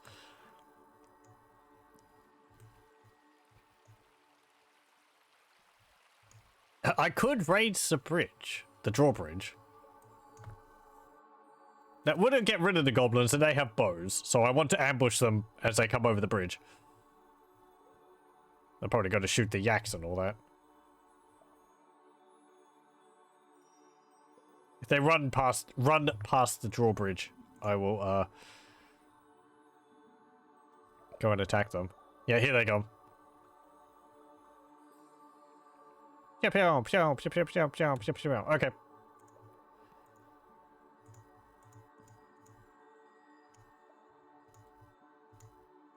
Oh, there's actually... Oh, it actually comes up with a list of all the possible targets on that square if there's multiple on the same square. That's neat. Okay, crossbows. You can position yourselves there. Charge! Let's zoom in a bit. Yow! Yow!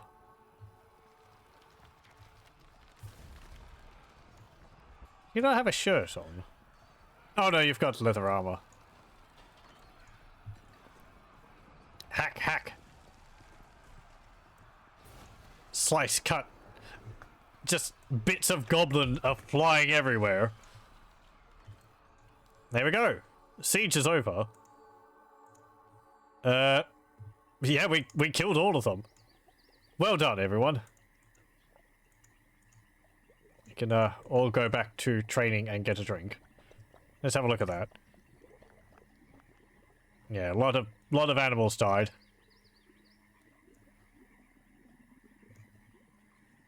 Axelor kicks the goblin crossbowman in the right foot with their right foot, and the injured part explodes in gore. Arteries being opened by the attack. Goblin crossbowman falls over. How fleeting life is. Begone fear.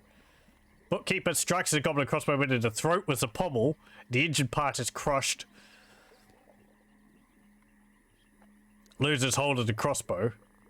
Hacks the goblin crossbow with the right hand with an iron battle axe, tearing apart the muscle through the giant capybara leather right glove. Loses hold of the boot. I've been injured badly. This leaves me so shaken. Misses the axe lord. I guess someone else died nearby. Goblin crossbowman misses the axe lord. Loses his left hand. And then hacks the goblin crossbowman into the upper body with her iron battle axe. So I guess someone else got the finishing blow.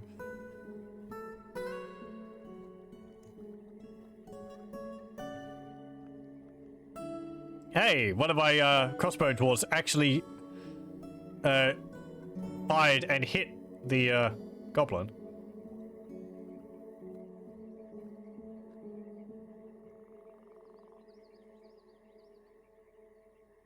Oh, interesting. It made him drop his bow because it hit him in the elbow.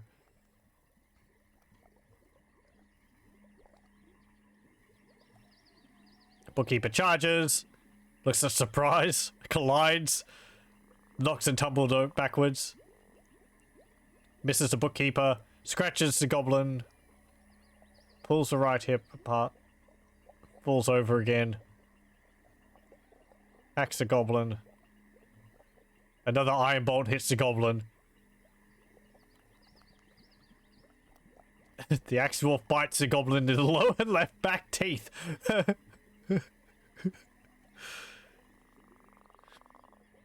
The axe lord bites the goblin bowman in the right eyelid. Lovely. Shakes him around by the eyelid and collapses. Tendon in the skull's been torn. And the axe dwarf hacks the goblin bowman in the head with the iron battle axe and the 7 parts sails off.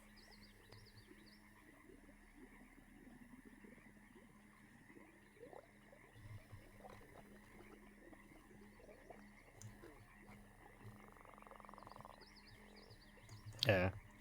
Okay, well, that's a whole bunch of dead goblins. And again, I think we only lost like 1 dwarf. For how many there were, that's not too bad. Oi. Oh, that's odd. Oh, I'm in paint mode.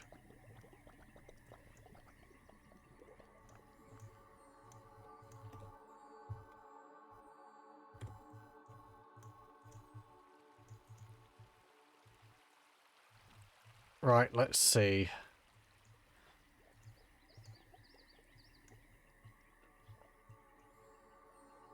Where's all these dead goblins so I can get all their loot? Actually, I could just go to the stocks menu.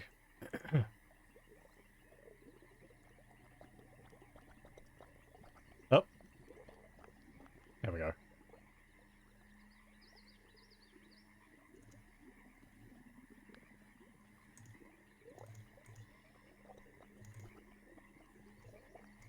Actually, no, I'm not wanting to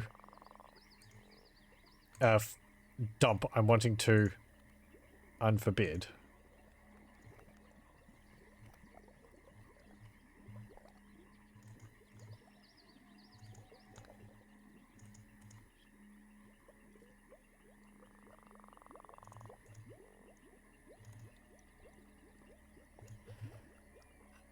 Okay. I see where all of my wood's going. All into the wooden bolts I was making.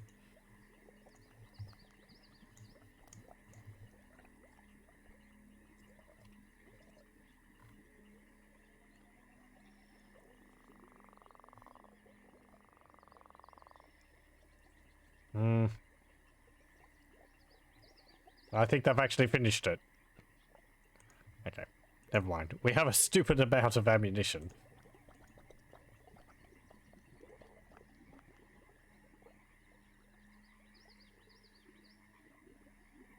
Wow, it's actually causing it to pause quite a bit when I'm opening the stocks menu now.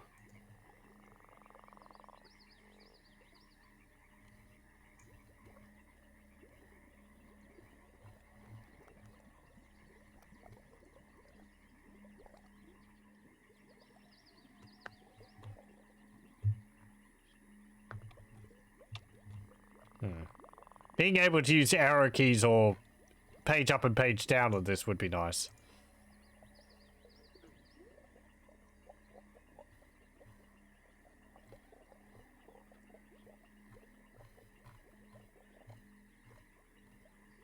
Maybe if it scrolled a bit faster.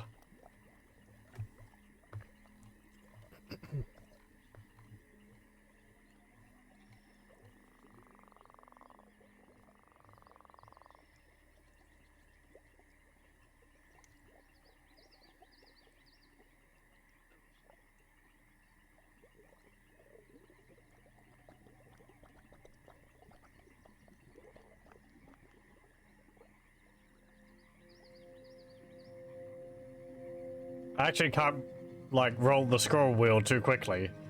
I have to do it kind of slowly, because if I do it fast, it really doesn't scroll that much. It doesn't move faster. That might just be my mouse being cheap and crappy.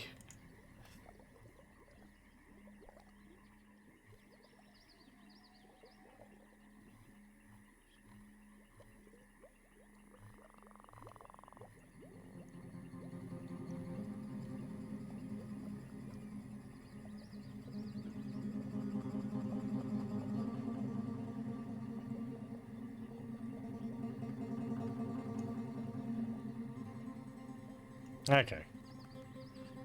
That's all the armor.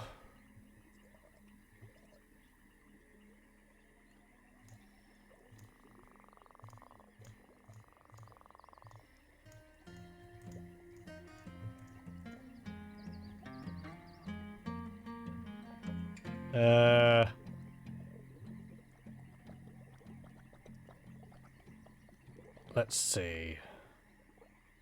Footwear.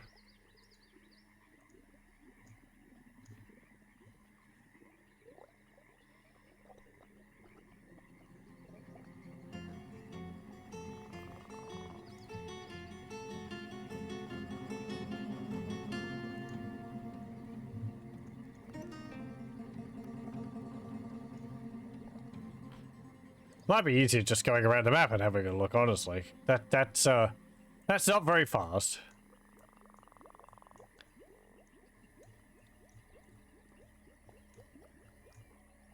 I was thinking it would be faster to go through the stocks menu, but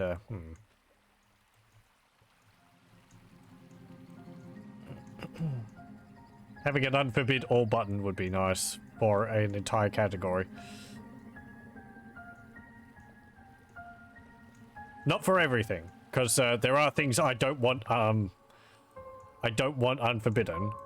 Namely, all the cave spider silk in the caverns. And any corpses which might be down there.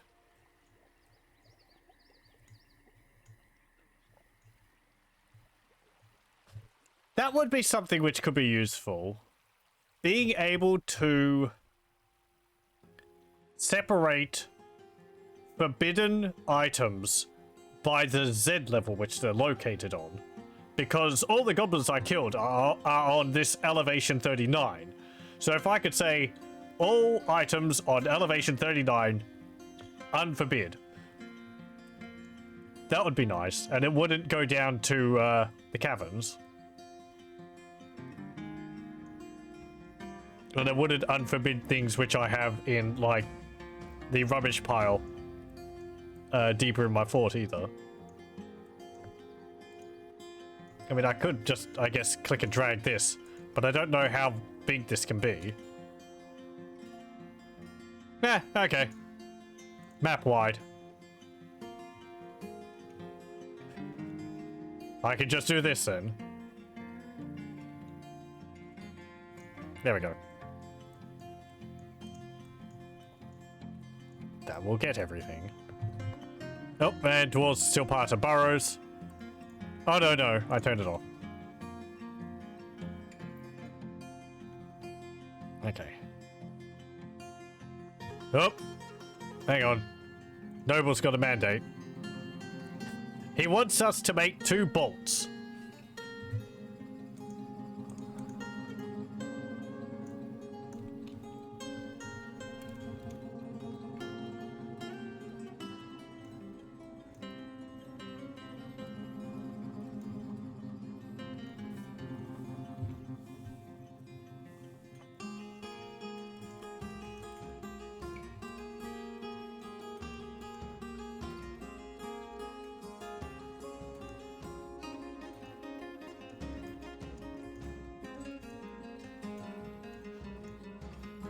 Okay, good.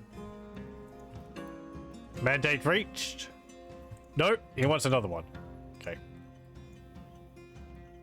Make copper bolts.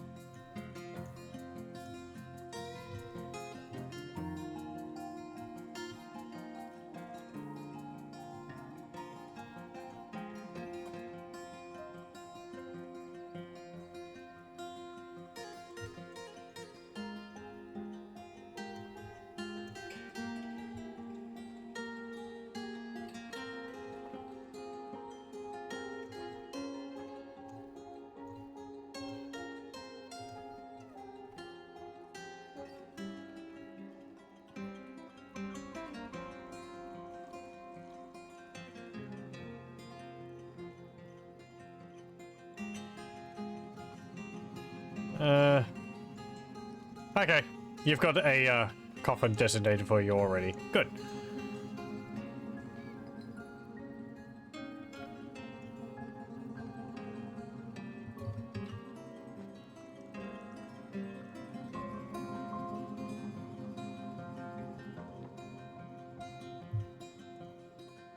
Are you satisfied now?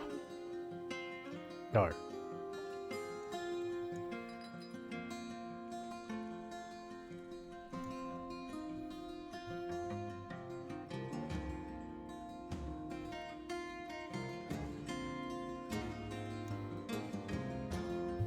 What's this?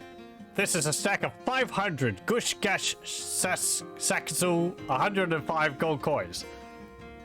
This is a gold currency of Gush Gash Saxel from the year 105. On the front of the coin is a well-designed image of Highwood. On the coin's back is a well-designed image of Slugmen. Brilliant.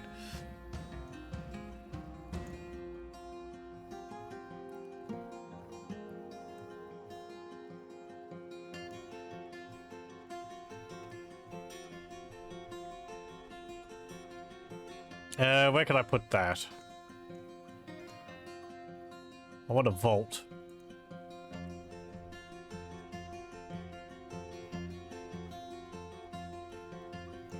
Yeah, like, put it here.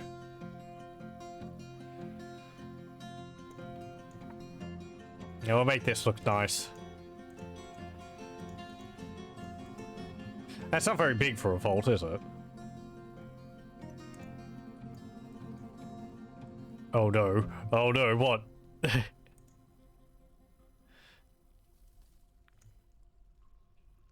This is going to cause troubles, is it? Giving the dwarves the economy.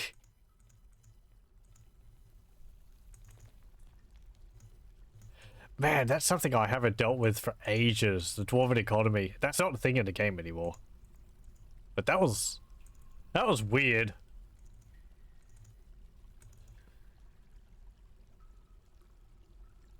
Coins.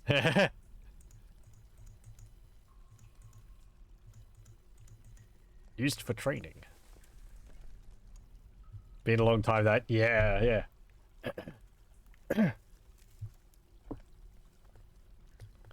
In early versions of Dwarf Fortress, when you got certain nobles, you had the option to activating the dwarven economy. I might have talked about this in a previous edition, a previous stream, where basically, at the moment, dwarves can take whatever they want, whenever they need it. When you activated the dwarven economy, dwarves needed to exchange money for goods. Though I don't think there was a way for them to earn coins. They just took coins from the stockpile, and then I don't know whether they'd had to buy the clothes from like a shop or something, or whether they just took them from the stockpile and left a pile of coins there. Something. It was very bare bones, but it's FPS death territory. Oh right, yeah, stack of 500 coins. I can understand that. With not merging stacks. You paid a virgin with currency and it was very weird. They earned wages, but it was messy. Yeah, I really don't remember too much about it. Some jobs were not paid well. Most jobs, and those that did pay well, would not need to be done a lot. Oh yeah, wasn't it like nobles got a lot of money or something like that?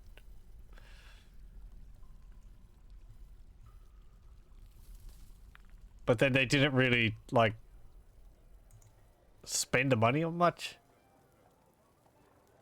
Very realistic. Well, yeah.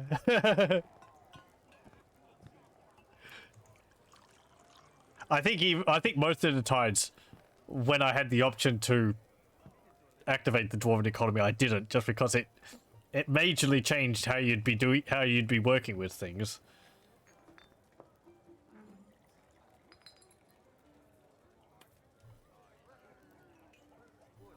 Hang on. People aren't part of the burrows anymore. Oh no, I've got the burrows turned on. I keep forgetting. It needs to have the little highlight around it to mean it's off. Because I think it's lit up. Oh, so it's active. No, it's lit up because it's deactivated. That's counterintuitive. It's really cool, just terribly unworkable. I've said before, I might have to do a stream of, like, the first version of Dwarf Fortress I played off a CD back in the day. It was like 33 or 38 or something like that. That will be weird.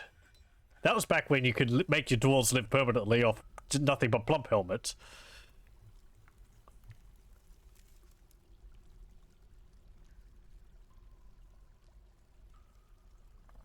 And you had to be careful about farming because it was really easy to farm and you'd drown in plump helmets. You just end up with so many. You still can. You can, but the dwarves will get unhappy thoughts from not having a varied diet and not having it varied beer. Oh, hello. The Forgotten Beast. Zesemstum. Zospu Ngurzung has come. A gigantic alligator with external ribs. It has large mandibles and it has a gaunt appearance. Beware its deadly spittle. I haven't seen a Forgotten Beast in this yet. Okay, where are you? Deadly spittle. Okay, oh, cool. Hey, neat. They've actually got like a sprite for it. It's a pretty large sprite too. Zessum Tum, the Umbra of Wickedness. Yeah, that looks appropriately fearsome. It's actually got mandibles on its mouth. Are these like sprites which they piece together bits and pieces? Because it doesn't really look like an alligator. And the tail looks like it's not really attached properly, so it might be like a whole bunch of separate pieces they sort of stick together and change the color based on the description. You can just do plump helmets and trade for a little variety. It's mostly tetrapodal. Huh. I'm not too sure what that means. Do you mean like 3 sections or something? Or, well, I mean 3 something.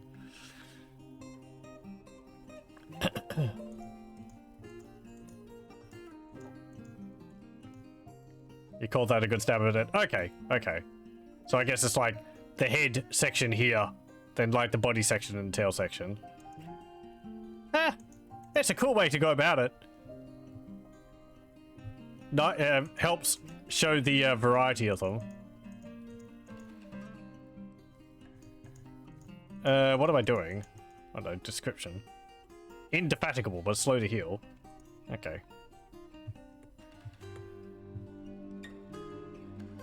I've seen that some of the creatures have quite large sprites, though I'm pretty sure they'd still only take up a single square, no matter how big their sprite is.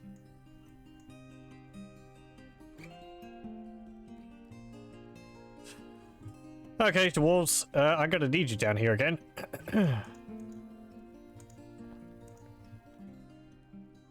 No, not fight. Stand down here. A body plan with 4 limbs, but in a flattened arrangement instead of quadruped. Quadruped.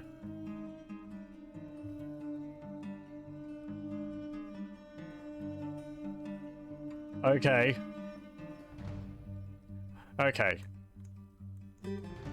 I think I understand what you mean.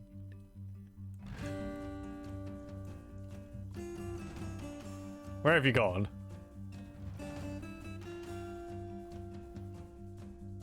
Probably making a beeline for our fortress.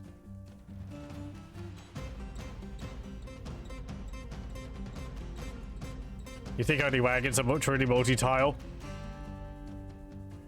Yeah, I think so.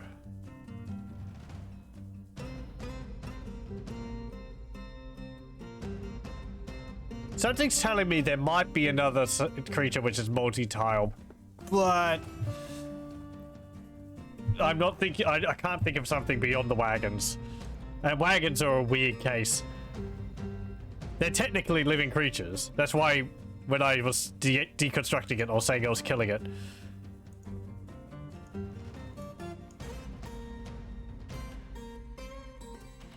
Okay, here we go.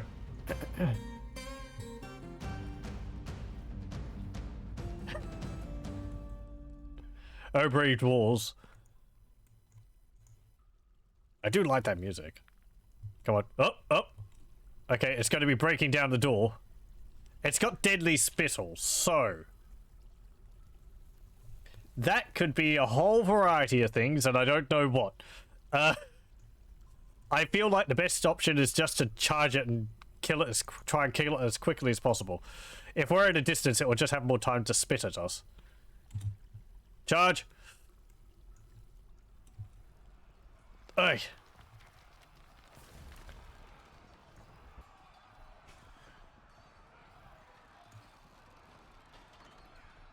Okay, here we go. No, no, no. Hold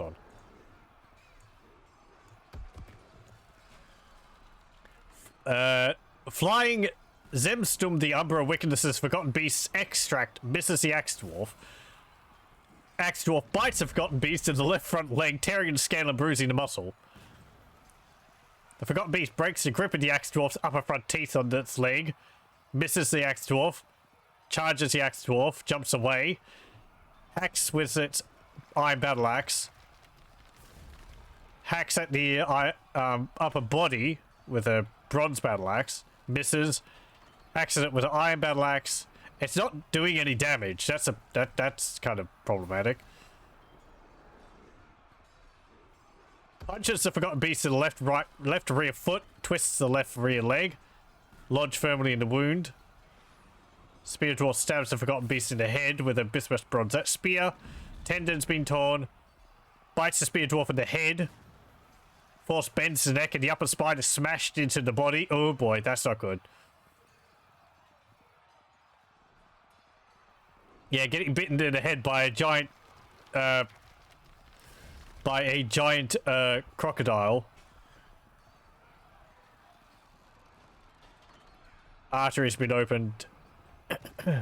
Axe Dwarf hacks the Forgotten Beast in the right rear foot. Artery's been opened, that's good. Falls over. Breathes a glob of extract. Misses the Axe Dwarf. The extract. This could be a whole variety of different things. We won't know until someone starts taking effects from it. It could be something like, oh, they're stunned because it causes, like, nausea, or it causes them to be disorientated, or it could cause blistering on their entire body, or necrosis. But, yeah, I think it could cause other things as well, just like whole body scarring and so on, but it might not do anything nasty. It might not be terribly nasty, or it could be incredibly deadly. I think it's lucky that it's extract, which it's having to spit at us, instead of, like, poison dust, which it's spraying everywhere. Because the poison dust, I'm pretty sure we wouldn't be able to dodge that. Attacks the Forgotten Beast, but it rolls away. Hacks at it, grabs the Spear Dwarf by the upper right back teeth with its left rear leg. Latches on firmly. Releases the grip. Breaks the grip. Grabs the Spear Dwarf. Hacks the Forgotten Beast. Grabs the Spear Dwarf. Okay. How are you looking? Heavily bleeding. Ability to stand lost. Okay, they've really laid into it. Its head's cut open. So it's not going to be around for much longer. There we go. I think it's dead. Oh no, it's not dead. It just disappeared briefly. There we go. It's dead now. It's just a head. Looks like someone lost their hand. Their arm, actually. Right lower arm. Yeah, Catan here. The Spear Dwarf. Can't breathe. Severe blood loss. Winded. Ability to stand, grasp, motor nerve damage. I think you're the one who had their spine obliterated. Yeah. He is not... Wait, he? Yeah, he. Sorry, I was looking at the other sprite. He's probably not going to live much longer.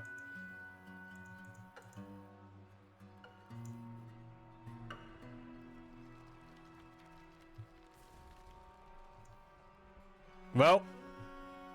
Good job. Who got the killing blow on the Forgotten Beast?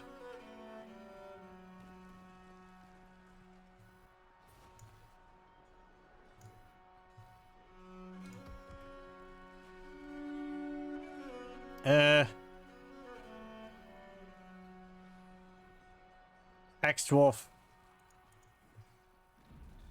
Guess I'd have to check their kills. You don't have it. You don't have it. You don't have it. You don't have it. You don't have it. You don't have it. You don't have it. I guess that answers which tile's the root tile. Yeah. Yeah, that's where the creature actually was. All the rest of it was just like window dressing. I don't really mind that. It was always something a bit more, or a bit, it's something you couldn't do in the base ASCII version, because I don't think the tiles, they couldn't extend beyond the base one, but it seems like it's something which they can do in this, so.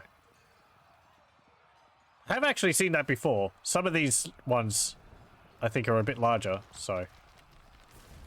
It's neat. Otherwise, you'd be seeing like a little dragon or a little forgotten beast the size of a normal dwarf. Because no matter how big a creature is, they only take up a single tile. What is it? It's like a tile can hold one dragon or 1,000 dwarves as long as 999 of them are lying down. Or a cage can hold a single rat, or like it can hold a dog, or it can hold a titan.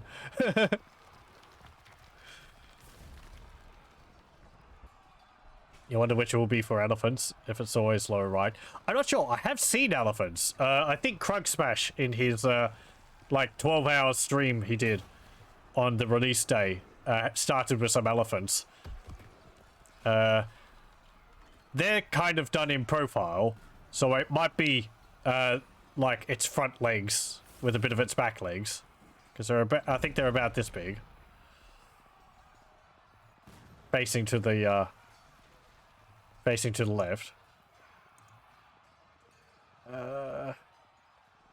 Do we not get who killed it?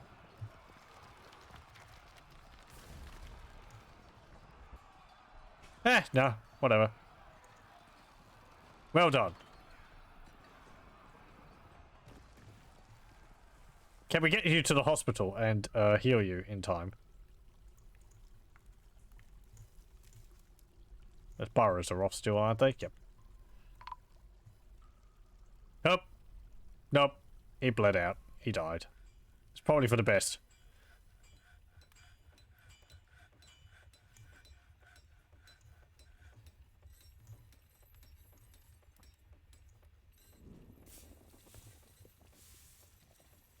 I don't think there's much we can do with this.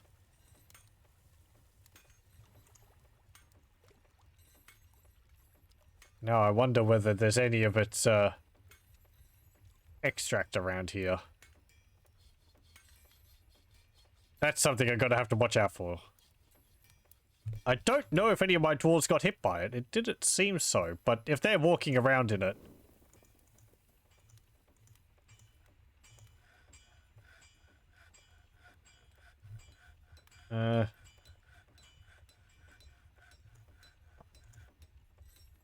Oh, they're all crying. Well, not all of them.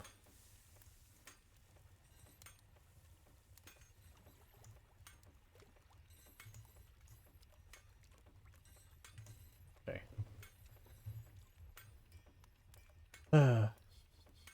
If he had lived, I guess we could have given him a,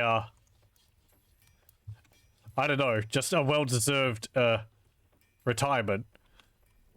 Just a nice room, and he could have retired from the military and sat in there or whatever. He wouldn't be able to move too much, though, with a smashed spine. He probably would have just stayed in the hospital the whole time.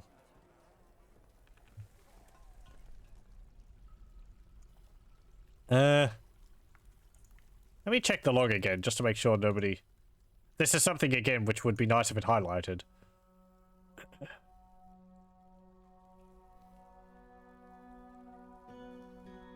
Okay, misses. This is a lot of log to check, though. Maybe a search function would be good. Jumps away.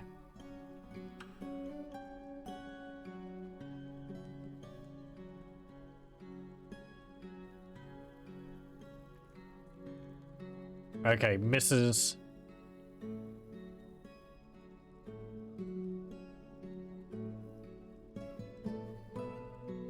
Good on that human hammerman getting into the fight.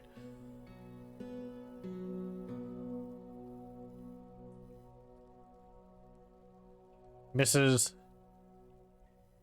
Okay, yeah, it seems like its extract actually managed to miss my dwarves every time I tried to shoot them with it. If they go off to the well and wash themselves off with some soap. Hang on, what? What's going on now? Oh. Right. One of the children's tormenting animals. Don't do that.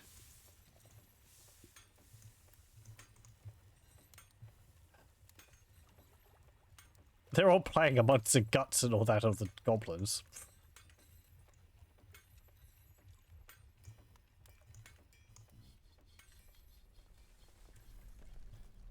Okay, good. Someone's coming to carry him off. We can put him in his... Put him in a tomb.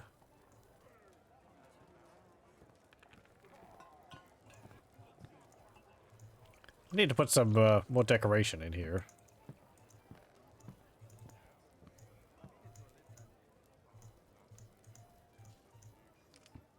There we go. Some down there. What's up with you? Yeah.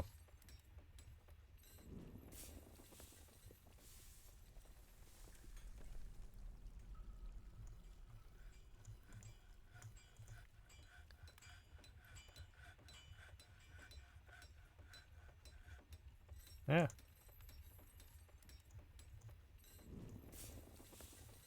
She's actually had a few injuries, but has completely recovered.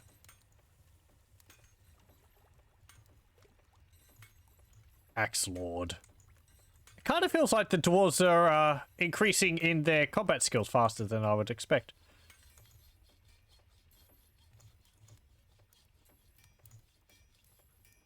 What am I doing? Health.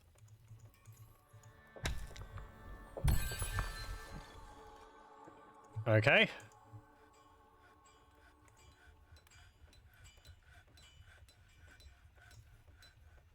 What's that? Oh, down there. Okay. Black diamond. If you've got skilled teachers like this, it could go remarkably fast. Okay. I mean, that would just be by pure happenstance if the case. Let's have a look. Captain of the Guard. Zulban. You are the squad leader, are you not? No, I think squad leader is...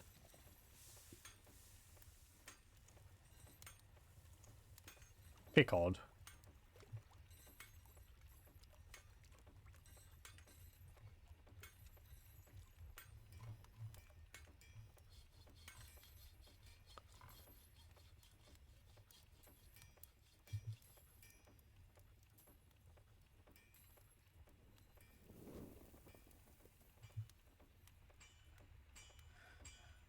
Military commander, here we go.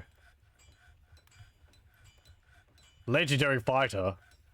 Grandmaster discipline. Legendary observer. High Master Axe Dwarf. Yeah, I guess they have been practicing for like 5 years. Off and on, though. Not constant practice.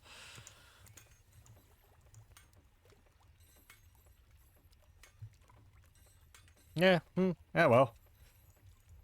I'm pleased with it.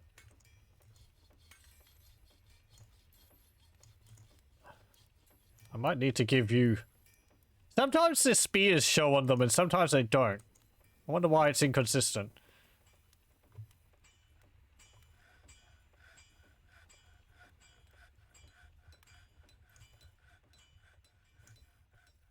Oh well. Oh, right. No, I had a look at that. Yeah, it was like... hidden over here or something.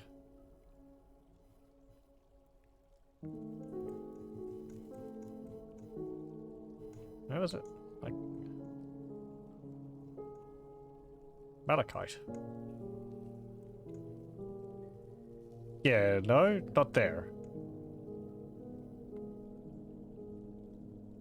Lapis lazuli. Yeah, it was somewhere around here. I mean, the person's probably explored more, so it doesn't look like it. Doesn't look like it did.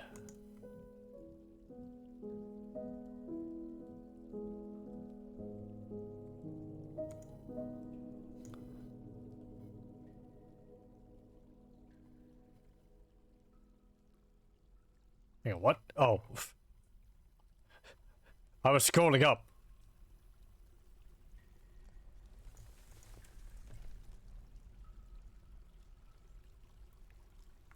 Okay, oh, that means actually I'm going to have to get a replacement, because one of my dwarves in my squad died, yeah. Or did two?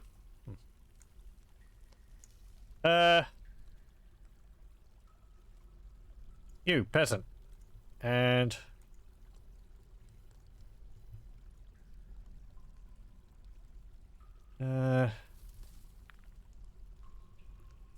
you, fish cleaner. Congratulations, you are now part of the stakes of rewarding.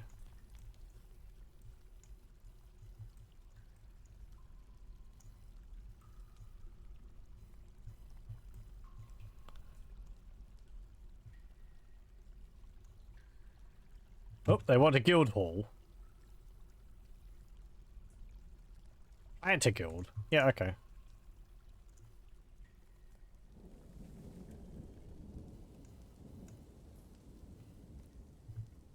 Now, I had built these other guilds, but I didn't make them high value enough. Fast enough. For them. Because it needs to have at least 2,000 value in there.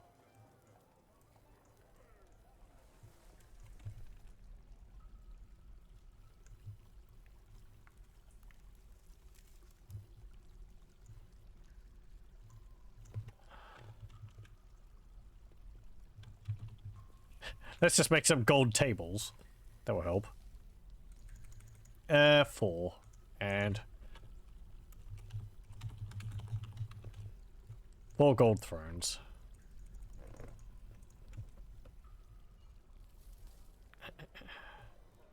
Oh, why is that forbidden?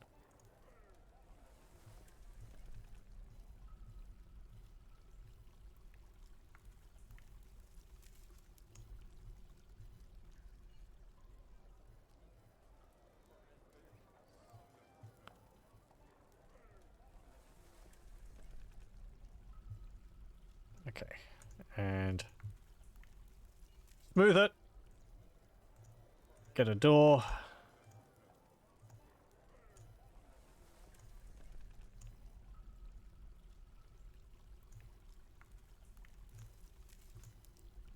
So what was it? It was a planters guild. I think it actually tells you when you mouse over it.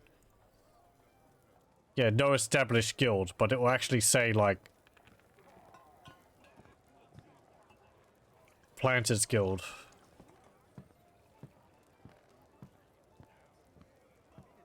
Yeah, here we go. The fuchsia mouth.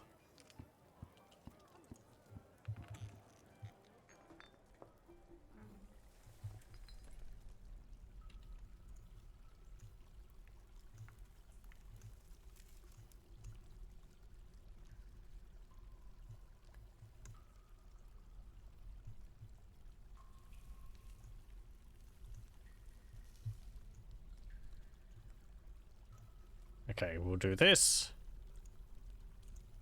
I said we'll do this. And this will hold coins. Okay. And it will hold our gems. Just coins and gems. I'll put like 5 bins in there, I guess. I need to go up to move coins from here. There we go. Actually, hang on. Okay, I've got gems down here. Yeah, I'm not going to put gems in there, just coins. Be nice having the gems strewn all over the floor there, but I want my gems up closer so that I can trade with them. If I put the gems in there, it would only be the cut ones. It's not that far away. I just won't put the rough ones in there. I'll keep the rough ones up on the surface, but I'll move the cut ones down there. Okay, so that's rough. And this is cut. Okay, so get rid of this. There we go.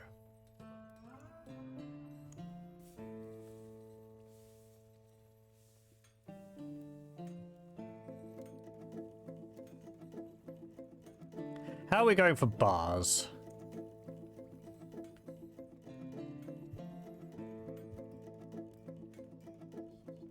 And I think I went for half an hour longer than I was planning to. Things happened. 9 iron bars, 39 gold bars, 71 copper bars, coke, charcoal, ash, and soap. I don't have too much soap. I do need more iron. I mean, we've got tetrahedrite here, so... But that might be, yeah, that's aquifer level. Okay, mine this limonite here. So chrysopase there too.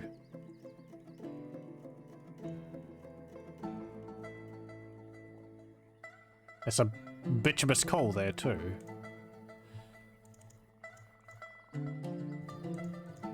And aventurines.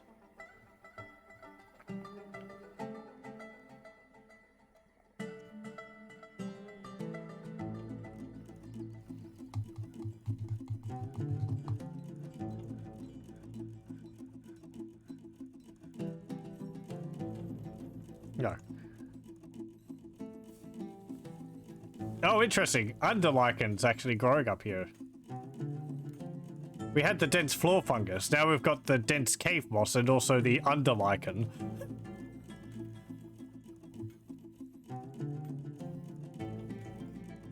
I wouldn't think that could grow up here. I thought that would only be able to grow in the really deep depths. Oh well. Does that mean it's growing in the other cave layers now too? Yeah, it is. So it just grows everywhere now. Okay. That would end up meaning that all the caverns would look the same after a while, wouldn't it? Because they'd be all growing... All the plants would be growing everywhere.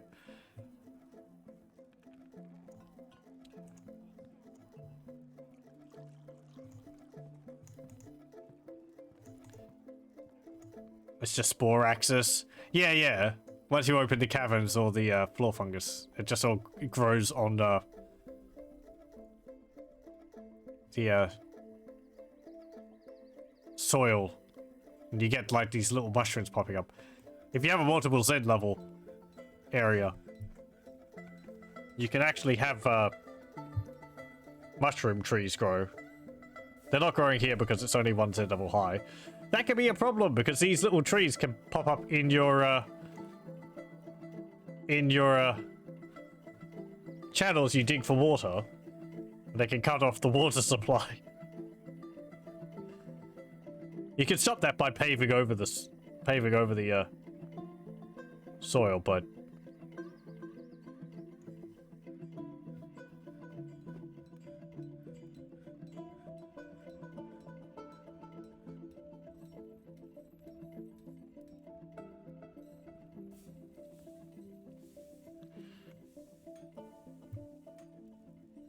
you think they won't grow in 7.7?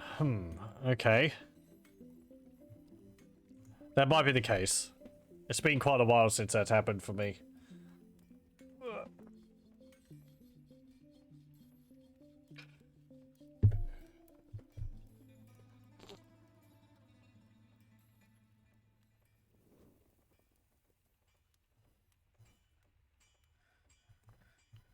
Let's see. Ooh, there's some sardonyx.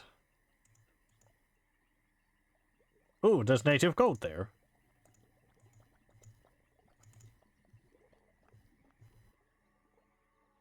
Some bituminous coal down here.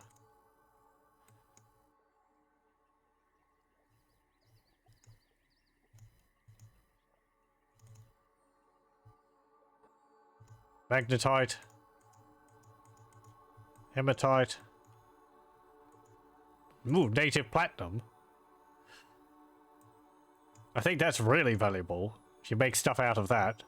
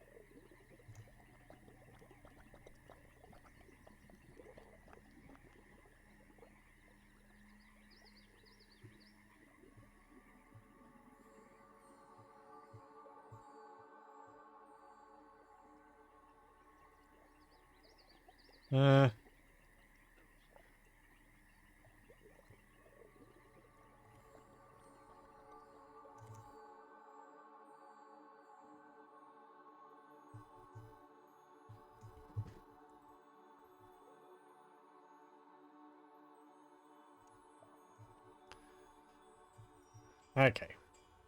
Are you, perchance... Are you making iron weapon racks? And gold coins. How many gold coins did I ask to make? Because those come in stacks. So I might want to cut it down a bit if I've asked for a lot of gold coins.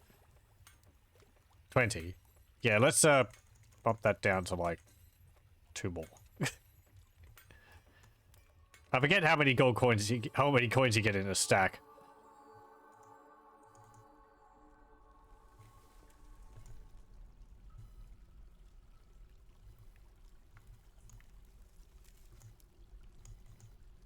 Hey, cassaterite, ore of tin.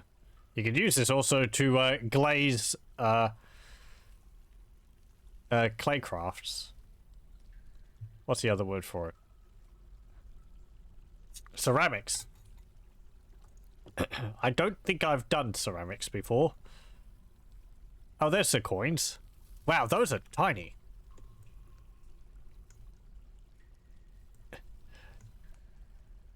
I'm a little disappointed by that. I was expecting a pile of coins. But it's just like 1 coin. Which is a stack of 500. It'd be nice if it had variants. Like, if it was just 1, it would look like that. 2, 3, 4, and then it goes like 5. Or a little bit bigger. And then maybe it goes like 50. And then 100. And so on. It just gets bigger and bigger. Because I kind of want a stockpile with just like piles of coins everywhere. Because it looks cool.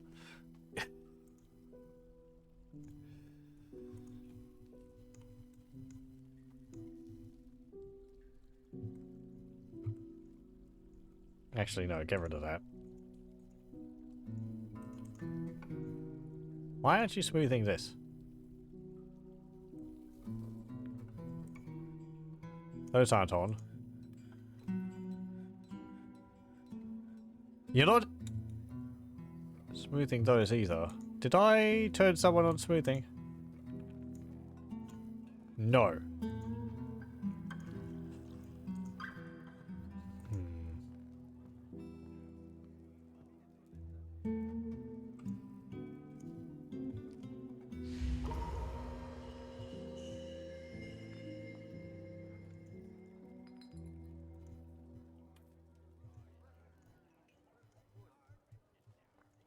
Someone should have done this by now. Why are you not working on that? Harvest plants. Plant seeds. Sleep. Store items. I guess everyone's just busy doing stuff. All the kids we've got. Eesh.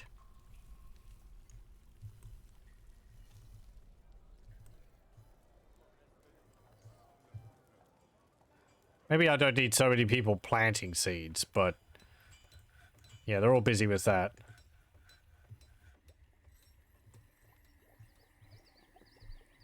Okay, fine, whatever. Let's see.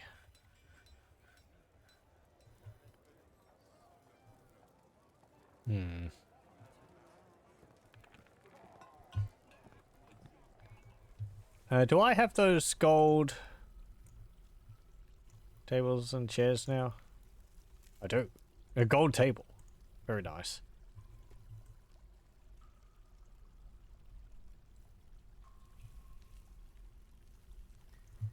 Oh hey, he finished his sentence.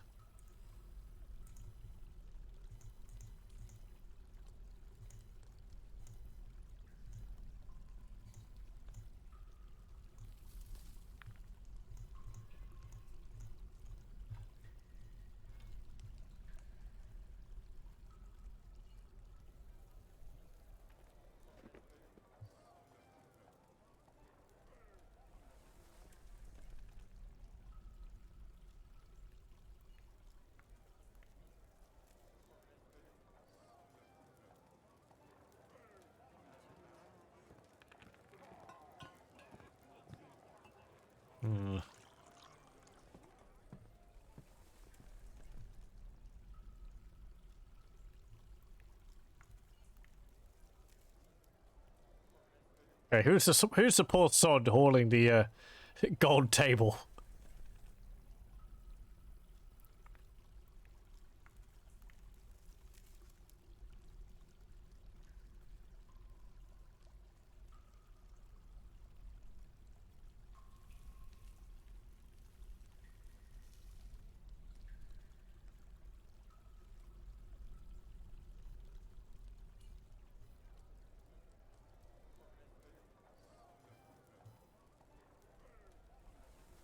Okay, well, I think I'm going to save it there and continue with this next time. I gotta put a cap on this, otherwise I'll just keep going. And the next thing will happen, and then it will be half an hour later. And then the next thing will happen, and it'll be another half hour later.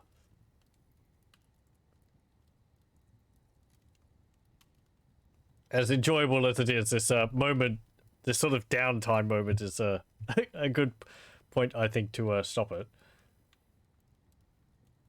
Yeah, our fortress is, well, it's continuing. It's not the best fortress ever. I think I don't do a very good job at fulfilling the dwarves' needs and dealing with their stress levels. I think it's because in the past, for me, mostly it's been, well, they'll get over it eventually. And they'll just harden up and the problem will sort of go away. If anyone breaks in the process, well, they weren't really ideal for the fortress in the first place. Callous. But, yeah. Neat to see the new cavern layers. The new cavern layer. And the, well, not the new, yeah, the new opening up the third cavern layer. It's not new in the version. But those clusters of gems and all that are interesting in the obsidian. Yeah, I'm going to have a look at those a bit more next time. But I'll thank you very much for joining. I wish you all, and I hope you join me again next time.